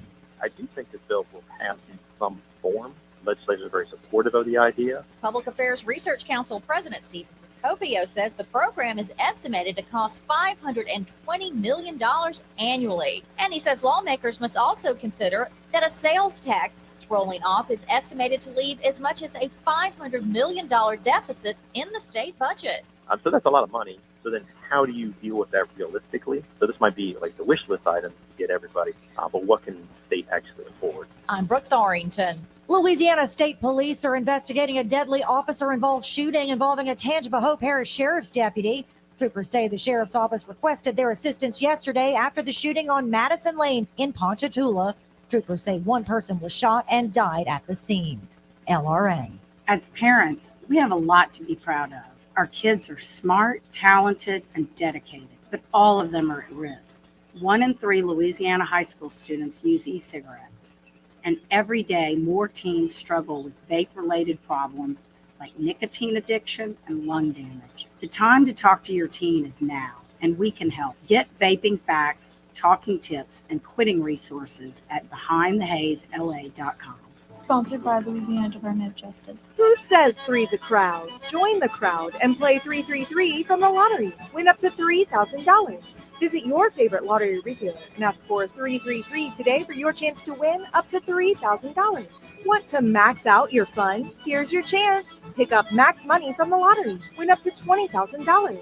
Stop at any lottery retailer and play max money today for your chance to win up to $20,000. Louisiana Lottery, giving you a reason to smile. Must be at least 21 to If you want purchase. to overcome obstacles, thrive, and live a life aligned with your deepest values, then let me recommend Stewart Life Coaching, led by its dedicated owner, Edwa Stewart. She's committed to empowering individuals to achieve their full potential, lead fulfilling lives. At Stewart Life Coaching, the emphasis is on fostering a positive mindset, resilience, and effective goal setting. Edwa understands today's fast-paced world and challenges, but through one-on-one sessions, her clients are guided to discover their strengths, overcome obstacles, and create meaningful, sustainable change. At Stewart Life Coaching, clients are encouraged to explore their values, aspirations, and personal narratives to unlock their true potential. Stewart Life Coaching provides a personalized navigation system for life, offering support, insights, and strategies to help you navigate your unique path and achieve a fulfilling and purpose-driven life. For more information, contact Edwa at 504-578-0006 or visit edwastewart.com. Ringside Politics with a Punch. We're not mind readers, but we can sure answer the phone. Call us now on 556-9696. Ringside Politics and Jeff Cruer. Call us now.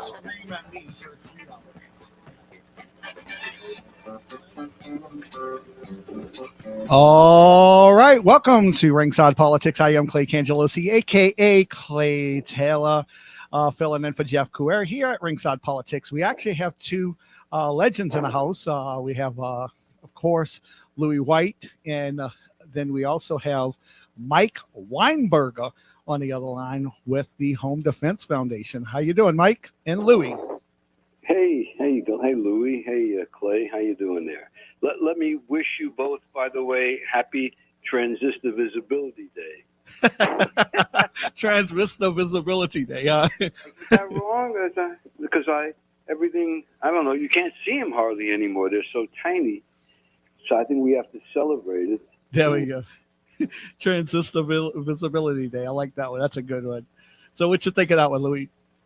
I think it's great. But hey, Mike, I just want to say thank you for all you do, and congratulations on all your wins up there in Baton Rouge.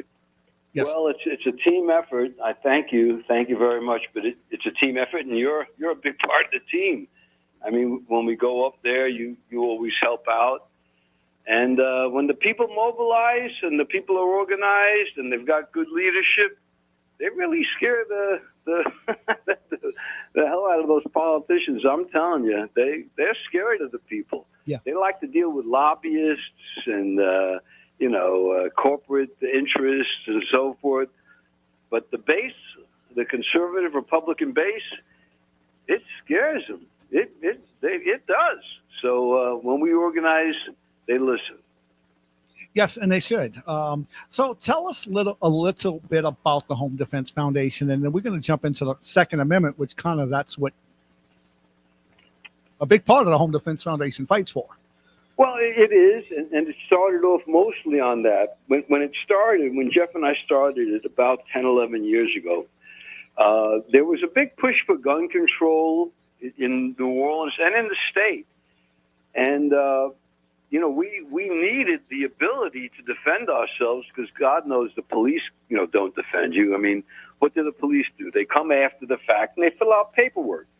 and maybe 5 or 10% of the time they arrest somebody, and maybe 10% of the time that they arrest somebody, he serves a meaningful sentence in jail and he's off the streets.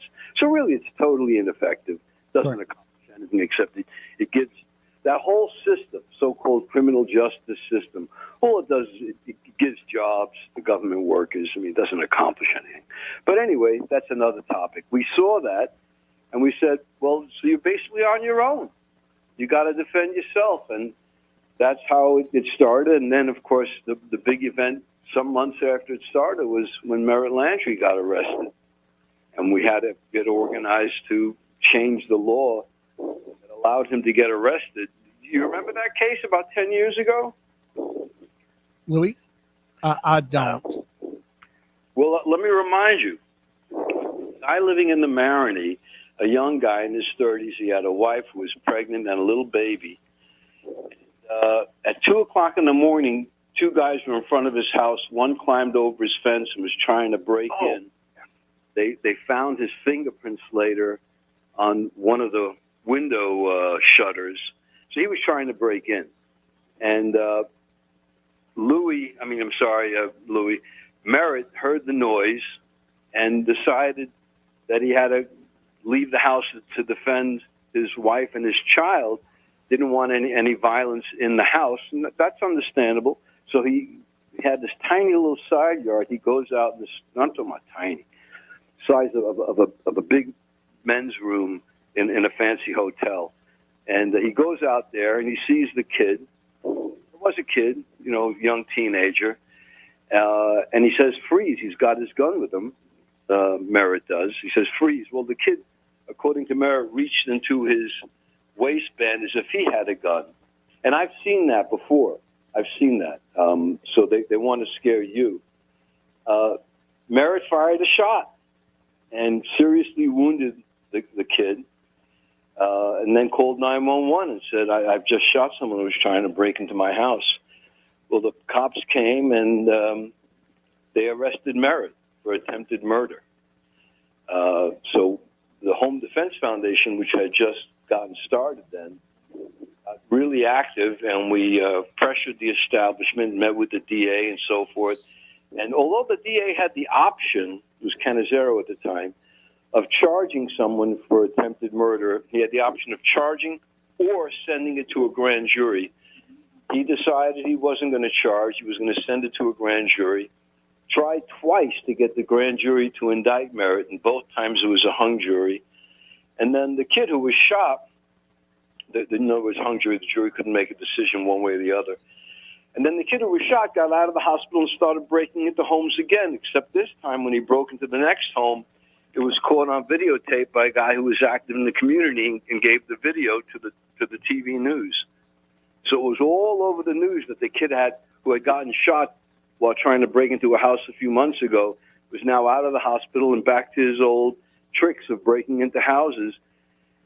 And the DA then decided to give up and said, okay, I'm not going to go after Merritt Landry anymore. But the law at the time said that if someone was trying to break into your house and you shot him and you killed him, your shot was presumed to be legal, but if he lived, you lost that presumption of legality. Crazy, badly drafted, mistake in wording law. And if I'm not mistaken, didn't we have to try and retreat first? No, there was no duty to retreat. That's a whole separate topic. Stand your ground, duty to retreat. It gets confusing. I don't want to get into that right now, but the law said that if you shot him and killed him, your shot was presumed to be legal. But if he lived, you lost that presumption that your shot was legal, which is crazy. Right. So we went up to the legislature and we worked our butts off and won in the legislature and the House of Representatives 93-0 to change the law, and in the Senate 36-3. And then Governor Jindal signed it, and that mistake in the law was fixed. So that's some of the activity that the Home Defense Foundation did in the beginning when we were focused really, I guess, only on self-defense and Second Amendment. But now we've done a whole bunch of other things that you can read about on the website. Right. And how can been a part of it? How can the listeners find out about that? Well, there's this thing called the Internetsi, something like that. Internetsi, I don't know, something like that. Yeah. And so you get like a transistor radio or something that connects to it. Yeah. And then, or clothesline or some, one of those Campbell cans with a string attached, Campbell soup can. You connect to the internet, and then you go to HDF, Home Defense Foundation, HDFNOLA.org, and you can read all about all the stuff that Louis and I and Jeff and everybody does. Okay, so talking about this, we want to kind of, and why have you on the phone? I kind of filled you in on this the other day briefly, and of course, with the Second Amendment, and me and Louis wanted to touch on this about a good buddy of his and ours. That Louis, can you kind of fill everybody in what's going on here and how if this goes through, this is going to set precedents on our gun rights? Yeah, basically, we got a buddy, George Peterson. He had a federal firearm license, so he was authorized to sell guns. And because 5 or 6 of his customers had multiple purchases, i.e., more than one, and their guns were initially purchased. They left them in a car in New Orleans while they were visiting in New Orleans or living in New Orleans because they couldn't carry them into the restaurant or whatever. Their car was broken into. The guns got stolen, so they came back and bought another one. So the FBI and the DEA and all the other little agencies come raided his house, because he was selling multiple guns to multiple people. All right, and under the NFA, some kind of rule or regulation that they made by the ATF, they basically charged him with crimes, saying that he was aiding and abetting illegal gun sales, and they got him for one of the firearm suppressors, I believe, that he actually had in his house instead of in his shop, which was on his property but a separate building. And so basically, he's looking at 2 years right now for exercising his First Amendment rights. He's lost $400,000 worth of inventory, which they've confiscated. He's losing his business. He's, it's affecting his family. And we got millions of Americans that have done nothing wrong under the Constitution, broken no constitutional laws. They're being charged and being made convicted felons, losing their right to own arms.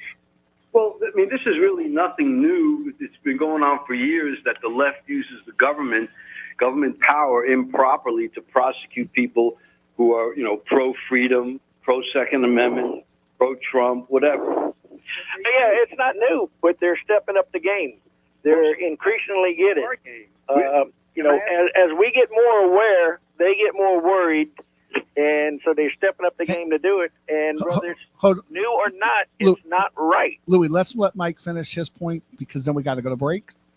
Yeah, and I have to go actually. So my point is, has the guy been charged, or has he done a plea deal, or has he been convicted? I mean, what's the status procedurally? He made a plea deal with an agreement that he can appeal it. So right now it's on appeal. Well, yeah, I don't know how that works. So he agreed that to plead guilty to some things on the condition that he can challenge, I guess, the whole procedure that they used. Well, he's in a good circuit. In the district court in New Orleans, I don't have a lot of faith that he'll win. But in the Fifth Circuit, he might win. Of course, he has to have, the funds, the opportunity to take an appeal if he loses in the district court level. Anyway, look, that's what we fight, right, Louis? I mean, you're telling me stuff that I sort of know. Yeah, I don't know the particulars of this individual case. But look, this is what we fight. This is what we have to fight. This is nothing new. It's been going on for years now. But I'm glad that our side is waking up.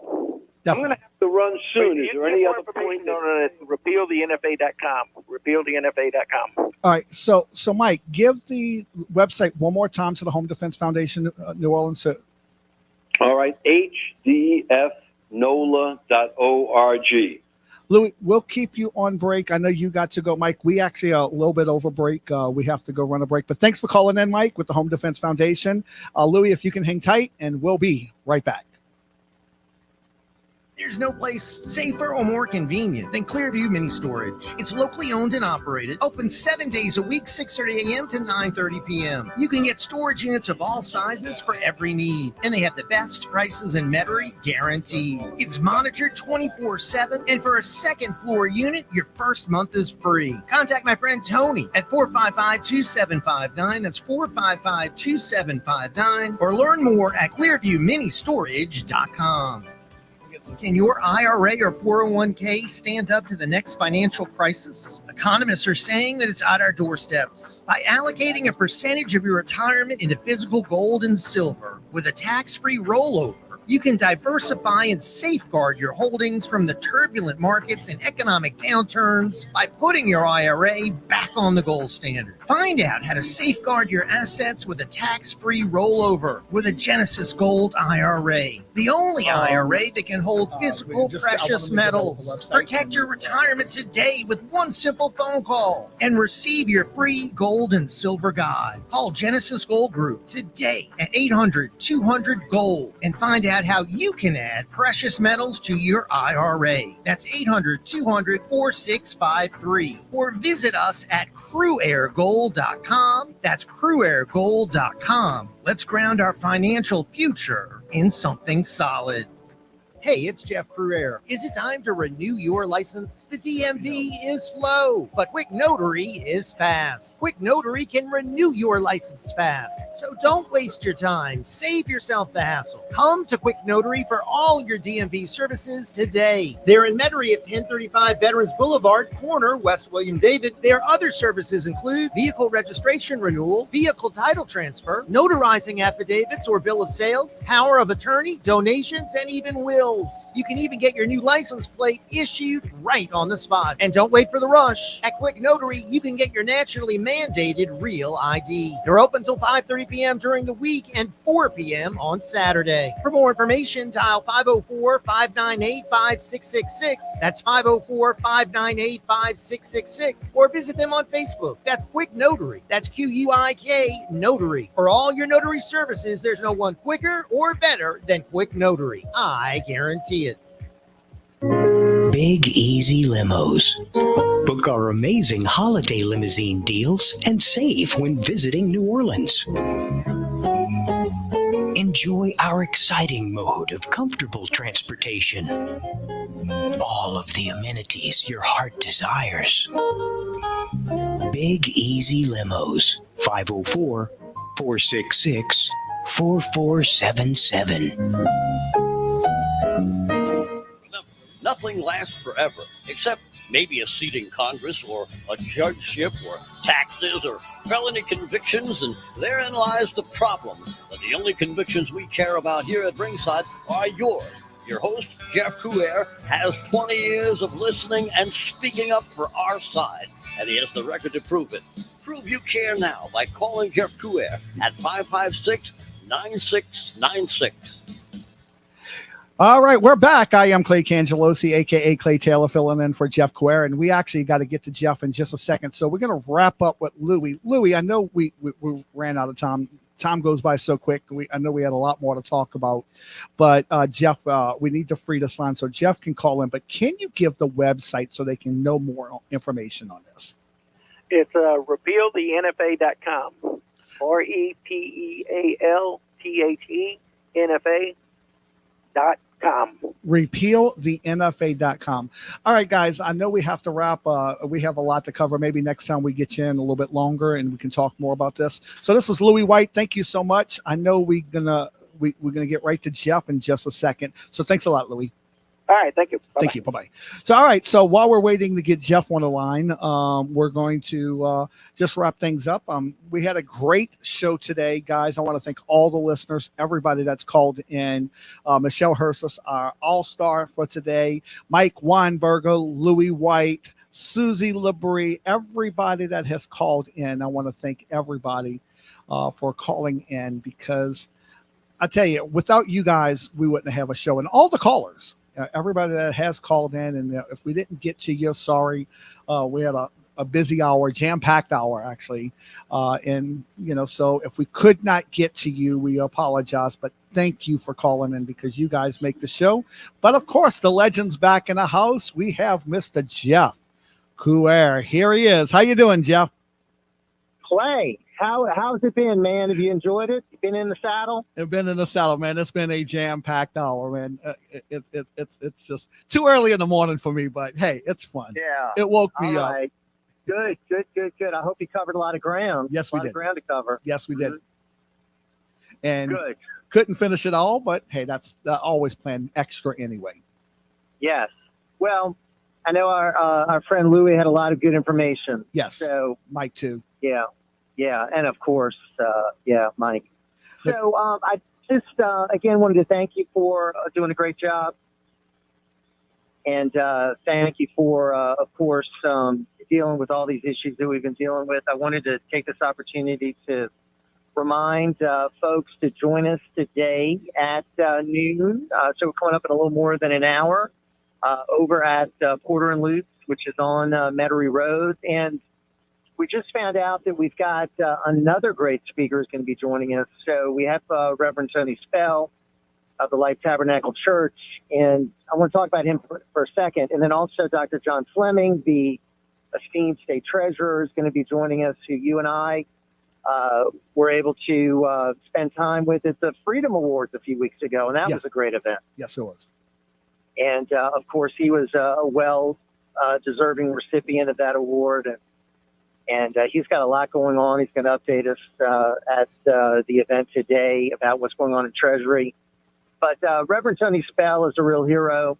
And I think people down here maybe don't know as much about him, but he's has a very successful church, Life Tabernacle Church. He's a family. His grandfather's a preacher. His father was a preacher. He's a preacher in his blood. And he just refused to close. He just did not believe that these COVID restrictions were legitimate. He didn't believe House of God should be closed to its congregation. Yep. And was one of the, I would say, one of the few in the nation who stood tall against, and you and I have talked about it many times, against these illegal, unconstitutional mandates. Yep. That we had a power-hungry governor, John Bel Edwards, who was, interested in telling us what to do. LaToya Cantrell was the same way in New Orleans. So where we could go, what we had to inject in our bodies, what we had to wear as far as these ridiculous masks. Well, I sued him over it. I had a lawsuit. I was one of the main one that had a federal lawsuit against John Bel Edwards and Cynthia Lee Shane for Jefferson Parish. And the sad thing is Cynthia Lee Shane just sort of went along with what LaToya Cantrell was doing. Yep. And that didn't represent the people of Jefferson Parish. Exactly. So we're a conservative state. We believe in constitutional values. We believe in freedoms here. John Bel Edwards did not represent the people. He was doing something that was opposed to the people, but so many went along with it because they didn't want to rock the boat. They didn't want to get in trouble. But Reverend Tony Spell said, no, he's standing firm, and took it all the way to Louisiana Supreme Court and prevailed, was harassed for, years, and arrested. And, I just can't thank him enough for what he did, standing up for all of us against all of this. So anyway, we're real honored to have him. So it's going to be the Reagan Newsmaker Luncheon, our third one at Porter and Luke's today, and it's going to be at noon. So we'll be there, and we hope a lot of our great listeners will be able to come by and join us. It's $25 for lunch, payable to the restaurant, and you get to enjoy some great speakers. Definitely. So wish I could be there, but I have a doctor's appointment that I have to get to right after I leave here. But yeah, guys. We'll miss you, man. You gotta make sure that you're healthy to keep up with everything you got going on. So yeah. Get the doctor to fix you up, Clay. Definitely need to get fixed up. Yeah, you might have to stay for a long time to get fixed up, though. Yeah, exactly. You got Patty laughing over here in the office. But yeah, so you want to fill us in about tomorrow's show? Yeah, tomorrow, we'll be 7 to 11 live, and we'll have a great array of guests tomorrow. I've got a lot of interesting clips to share that I've been waiting to share with the listeners. There's so much going on. We're going to be following, of course, the latest developments in the presidential race, the legislative session, what's going on with, LaToya and the council. Also talking about a potential constitutional convention here in Louisiana, talking about, making sure that we protect our homestead exemption, making sure that we, don't do what we're going to do to make insurance companies happier at the expense of customers. Right. Because listen, people are hurting. You know this. People are having a hard time putting food on the table. Yeah. And, they're talking about increasing premiums, getting rid of homestead exemptions. That's, not a good idea. Yeah, exactly. And so, yeah, that's the whole problem. The insurance companies, you either going to come here and do business or you're not going to come here and do business. And we're not going to make it where it's easier for the insurance companies to come in and do business. We want to make it to where it's easier for the people to get the insurance. And, you're going to come in and do business and have compatible rates, or you're not going to come here. As simple as that. And, we need to get our state legislators and our insurance commissioners out of the bed with the insurance companies, because it's ridiculous what people are paying on insurance, and people are losing their homes over. Well, we visit regularly with Pat Rooney, and Pat will be with us tomorrow, and he deals with a lot of folks who are facing foreclosure. He is an expert in bankruptcy. He offers that protection for people that need it. But, he tells us all the time about the real need out there that people have for help. And, it's tough with bills going up, with insurance going up, with Bidenomics hitting everyone, inflation, Bidenflation. So we don't want to see insurance premiums soar more. Exactly. And we want to keep our homestead exemption. So anyway, we'll be doing a lot of that and cram it all in. And thanks again for being with us, Clay, and for doing a great job. Thank you, sir. No problem. Again, join us today, Porter and Luke's noon. And speaking of cost, it's very cheap, $25. So you can't beat that deal for a great visit with Reverend Tony Spell. Exactly. Well, thank you, Jeff, for calling in, and he'll All right, see my you. friend. He'll see you tomorrow, guys. And thank you, Clay. Thank you so much, guys. I think it's just about time to wrap it up for the show. And I want to thank all of our listeners, all of our guest speakers, all of the people that have called in and participated into this show. Without you guys, this would have never happened. Again, I am Clay Cangelosi, a.k.a. Clay Taylor, signing out of today's show. Until tomorrow, Jeff will be back. We'll see you next time.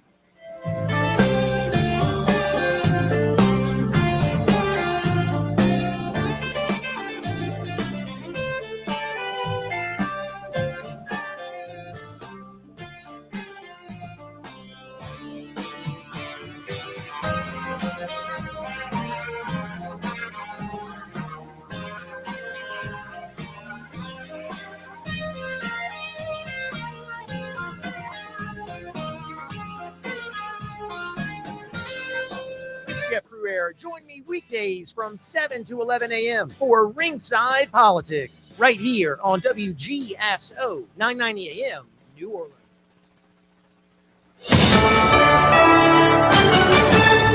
USA News, I'm Ryan Daniels. Donald Trump has posted a reduced bond in his New York civil fraud case. Trump posted the $175 million bond Monday evening, preventing any potential seizure of his assets. Last week, the court allowed the amount owed for an appeal to be lowered from $454 million, giving him 10 days time to make good on it. With Monday's payment, Trump comes in well ahead of that deadline. The U.S. is investigating after an Iranian military commander was targeted in an Israeli airstrike. USA's John Schaefer with details. The Iranian military commander was targeted in that airstrike on the Iranian embassy in Syria.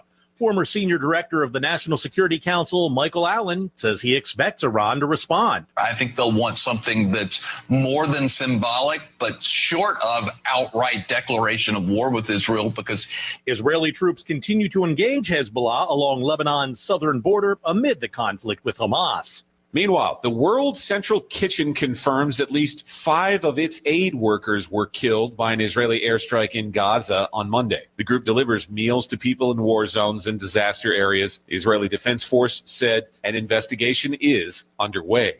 Much of the U.S. will be bracing for severe storms this week. Things kicked off Monday evening with tornado watches, severe thunderstorm alerts posted from North Texas to Illinois and Indiana. Storms are expected to continue Tuesday with flood alerts from Indiana to Maryland. After that, heading into midweek, snow is forecast across the upper Midwest, moving into the Northeast by late in the week. Americans are getting some free advice from an expert ahead of this month's total solar eclipse. When you pick up safety glasses for viewing, anything that you can pick it up and see through it, it's not going to protect your eyes from the sun. Emily Rice is an astronomer and City University of New York professor. This is USA News. I'd like to introduce you to our new sponsor, Get the Tea. Get the Tea carries all natural, non-GMO organic teas and supplements made in the USA. Get the Tea's ingredients are the purest available. My favorite is Life Change Tea. Life Change Tea is a gentle daily cleanse containing 12 herbs that, when combined, really keep things moving. I drink it every day, and my energy has never been better. I'm feeling great. Life Change Tea comes in 3 delicious flavors: natural, peppermint, and pomegranate. It's an easy and delicious way to keep your digestion on track. And for those on the go, try D365. D365 is Life Change Tea in a capsule. Drink the tea or take D365 capsules and keep your digestion running smoothly. Go to getthetea.com and enter discount code USA to get 10% off any size order. That's getthetea.com, discount code USA for 10% off your order. A man is under arrest after allegedly driving his vehicle into a security gate at an FBI office in Georgia. According to officials, the suspect attempted to tailgate another vehicle in order to gain access to the facility, but security protocols thwarted the effort. Footage from the incident depicted the front of the car severely damaged. Authorities have reported no injuries. As of now, no details regarding a possible motive have been made public. The White House answering critics of the Easter weekend observance of Trans Day in Washington. Press Secretary Karine Jean-Pierre to reporters Monday afternoon. And as we know, for folks who understand the calendar and how it works, Easter falls on different Sundays, right? Every year. And this year it happened to coincide with Transgender Visibility Day. She says the recognition of Transgender Day of Visibility is nothing new at the White House. Kansas City Chiefs wide receiver Rashee Rice now retaining legal counsel as police in Dallas were still hoping to speak with him. This in the wake of Saturday's crash involving a vehicle registered under Rice's name. An early investigation showed 2 cars were speeding in the far left lane when they both lost control and caused a chain reaction crash. 2 people were reportedly hospitalized with minor injuries. The men in the speeding cars all left the scene without checking on anyone. It's still unknown if Rice was present at the scene at the time of the crash or if he might be facing any charges. I'm Ryan Daniels, USA News. Hi, I'm Ronnie Deutsch, and if you or your business owe money to the IRS, I've got great news for you. Tax laws have changed. Billions of dollars are earmarked for IRS Fresh Start programs, and if you qualify, you can literally save tens of thousands of dollars. Listen, I know what you're going through. Call me if you want to speak with a tax attorney or tax professional for free. 800-284-9275. That's 800-284-9275.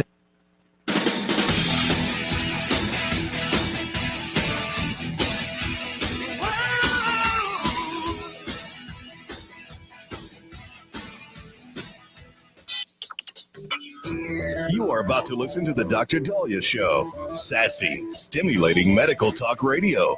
Any medical advice Dr. Dahlia Wax gives on her show should not be substituted for an actual visit to your medical provider. And now, here's Dr. Dahlia. Doctor, give me the news. I got a bad case of loving you. We are back on the Dr. Dahlia Show, 1-877 Dr. Dali, 1-877 DOCDALI. So today is April Fool's Day, which I think is one of the stupidest holidays ever. I don't like it. I don't know anybody who does like it.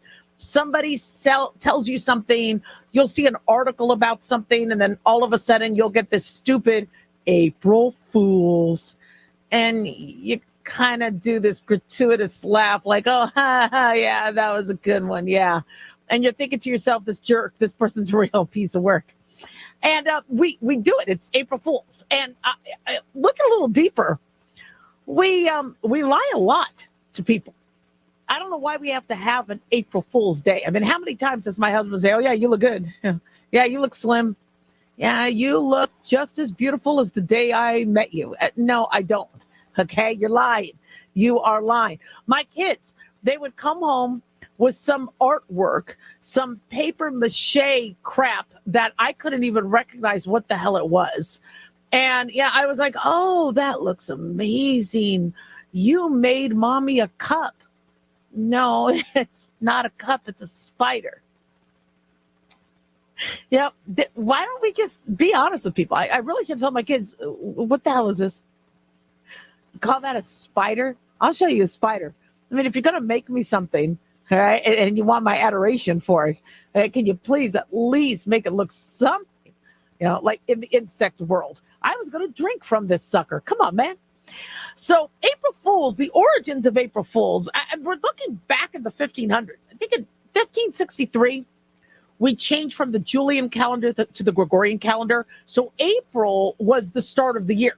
This was when it was the spring. This is when the harvest would start. And so it was the start of the new year. Well, with the Gregorian calendar, to try to make the year a little bit more consistent with the Earth's rotation and orbit, they started the calendar January 1st. So April Fool's Day came about because there were some individuals who didn't get the memo.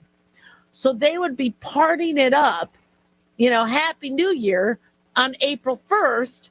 And those people who got the calendar, I don't know if they had mail at the time or how they knew that it was a new calendar, were like, okay, you guys are fools. It's not the new year. We changed the new year like 2 minutes ago. It's you guys are wrong. That's not what we're doing. So even though we don't have 100% idea of where April Fools came from, they think it could have come from that. Also, the Hilaria in ancient Rome.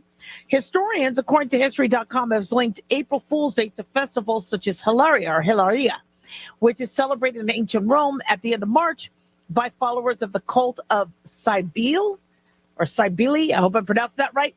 They said it involved people dressing up in disguises and mocking fellow citizens and even magistrates, and was said to be inspired by the Egyptian legend of Isis, Osiris, and Seth. So, April Fool's Day allowed people to do pranks, to make fun of people. Back in 1957, BBC reported that Swiss farmers were experiencing a record spaghetti crop and showed footage of people harvesting noodles from trees. And that was a big April Fool's hoax. How people believed that is beyond me. In 1985, Sports Illustrated writer George Plimpton tricked readers when he ran this made-up article that rookie pitcher named Sid Finch could throw a fastball over 168 miles per hour. And I guess people started talking about it. In 1992, NPR ran this spot. I remember this when they said Richard Nixon was running for president again. And it was not obviously Richard Nixon was not ready for president again. Taco Bell in 1996 duped people when they said they were going to purchase Philadelphia's Liberty Bell and going to rename it the Taco Liberty Bell. People lost their tacos with that one. In 1998, Burger King advertised a left-handed Whopper, and apparently people did go to buy a left-handed Whopper. Google apparently does some April Fool's Day pranks, etc. And so, what do people do today? Well, just go to work and try to do your job. Okay, I understand people, have nothing better to do and they like to prank people, but we kind of already aren't really believed. I am tired of being lied to. I'm tired of being BS'd. Already, I can't believe what's going on in the media. I can't believe a politician. So now we add a day, and you almost start to, second guess yourself going, well, wait a second. Okay, the president says this. Does that really mean one? Or you start to second guess yourself, and it's dumb.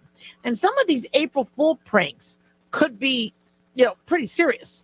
Like a mom, like I was thinking about calling my husband saying, I'm done with the kids. I'm going to disown them. You take them. I'm going to go find a new husband. And, my husband might be like, oh, hell yeah. All right, good. Wifey's gone. And then I come home later tonight and there's a new woman in the house. You got to be really, really careful with some of these things. Now, I love Christmas. Okay? As far as I'm concerned, Santa Claus is fine.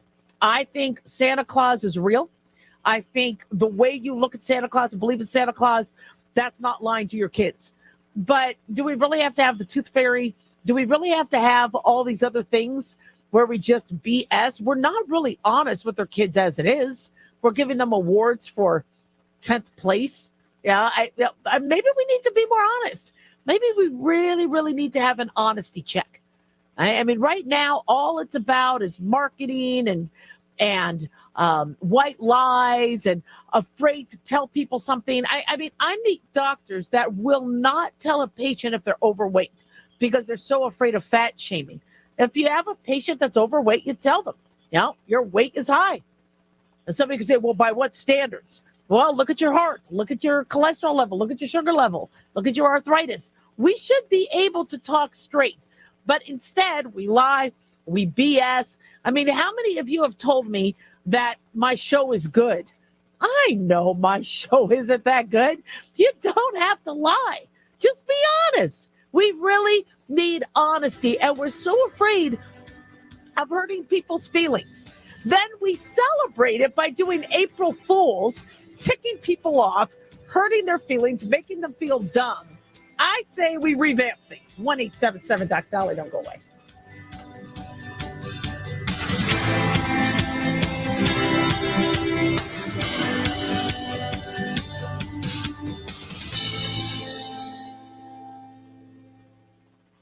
Addictions can sneak up on us and come in many forms, whether it's drugs, alcohol, sex, video games, porn, or something less obvious such as food, internet, or shopping. Addiction can seem innocent at first and then evolve into an insurmountable evil. In our book, Addiction Basics, Caitlin Kalikas and I dive into the common addictions and provide tips for identifying and preventing these before they sneak in and take over our lives. Addiction Basics can be found on Amazon or on my website, drdahlia.com. Check it out. Dr. Dahlia here. Are you tired, gaining weight, burned out, stressed out? Well, how's your dopamine doing? Not sure? Then check out our book, Deploying Dopamine. How you feel right now, how you will feel an hour from now, how you will feel next week is completely reliant on our dopamine. Christian Kalikas and I created Deploying Dopamine, a book that tells you what dopamine is, when it dysfunctions, and how to successfully deploy dopamine when needed. So find Deploying Dopamine on Amazon or drdahlia.com today. It's easy to see. We're being conned by the institutions we used to trust. The mainstream media is distracting us with meaningless headlines instead of focusing on the harsh realities facing American families. We all know something big is coming, and that's why so many folks are preparing. They're becoming more self-reliant by investing in emergency food storage from My Patriot Supply. My Patriot Supply is the nation's largest emergency preparedness company, and they make it easy for you to prepare. Go to MyPatriotSupply.com and secure some emergency food kits. There's a dozen to choose from that contain tasty breakfasts, lunches, and dinners, averaging 2,000 calories per day. Get at least one food kit for each family member. My Patriot Supply also sells large solar generators, gravity-powered water filtration systems, heirloom seeds for your garden, and survival gear. Order by 3 p.m. and your items will ship that same day. Time is short. Prepare today. Go to MyPatriotSupply.com. MyPatriotSupply.com.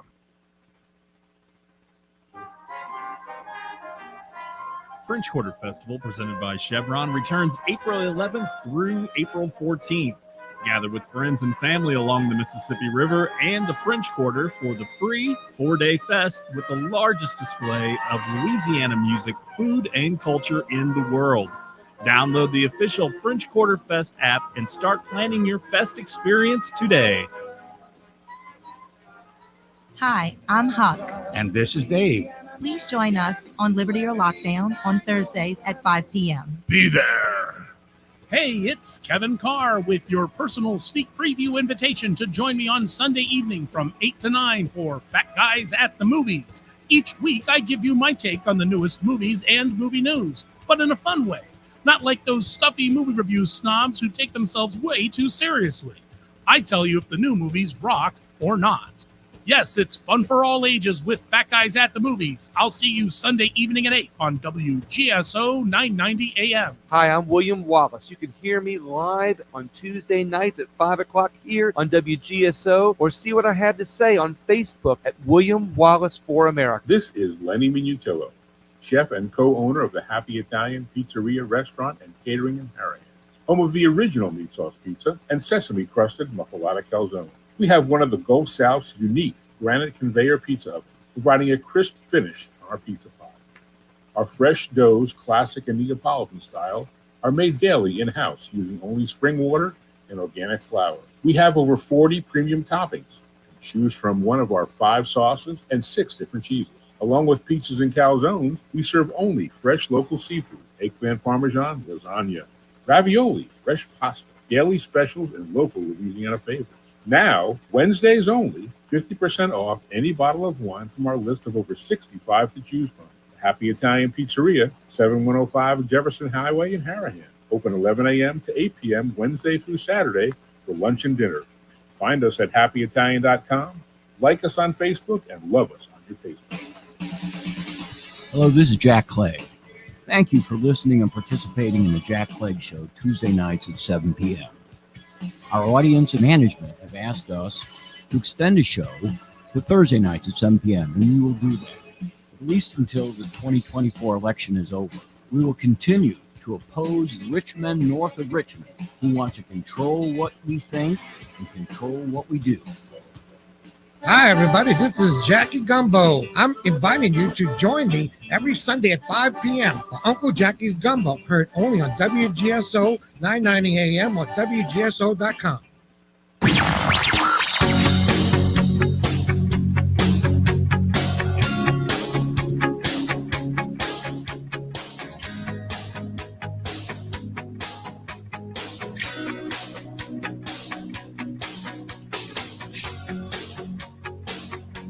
All right. We are back on the Dr. Dolly Show. Thank you all for tuning in. 1-877 Doc Dolly, 1-877 DOCDALI.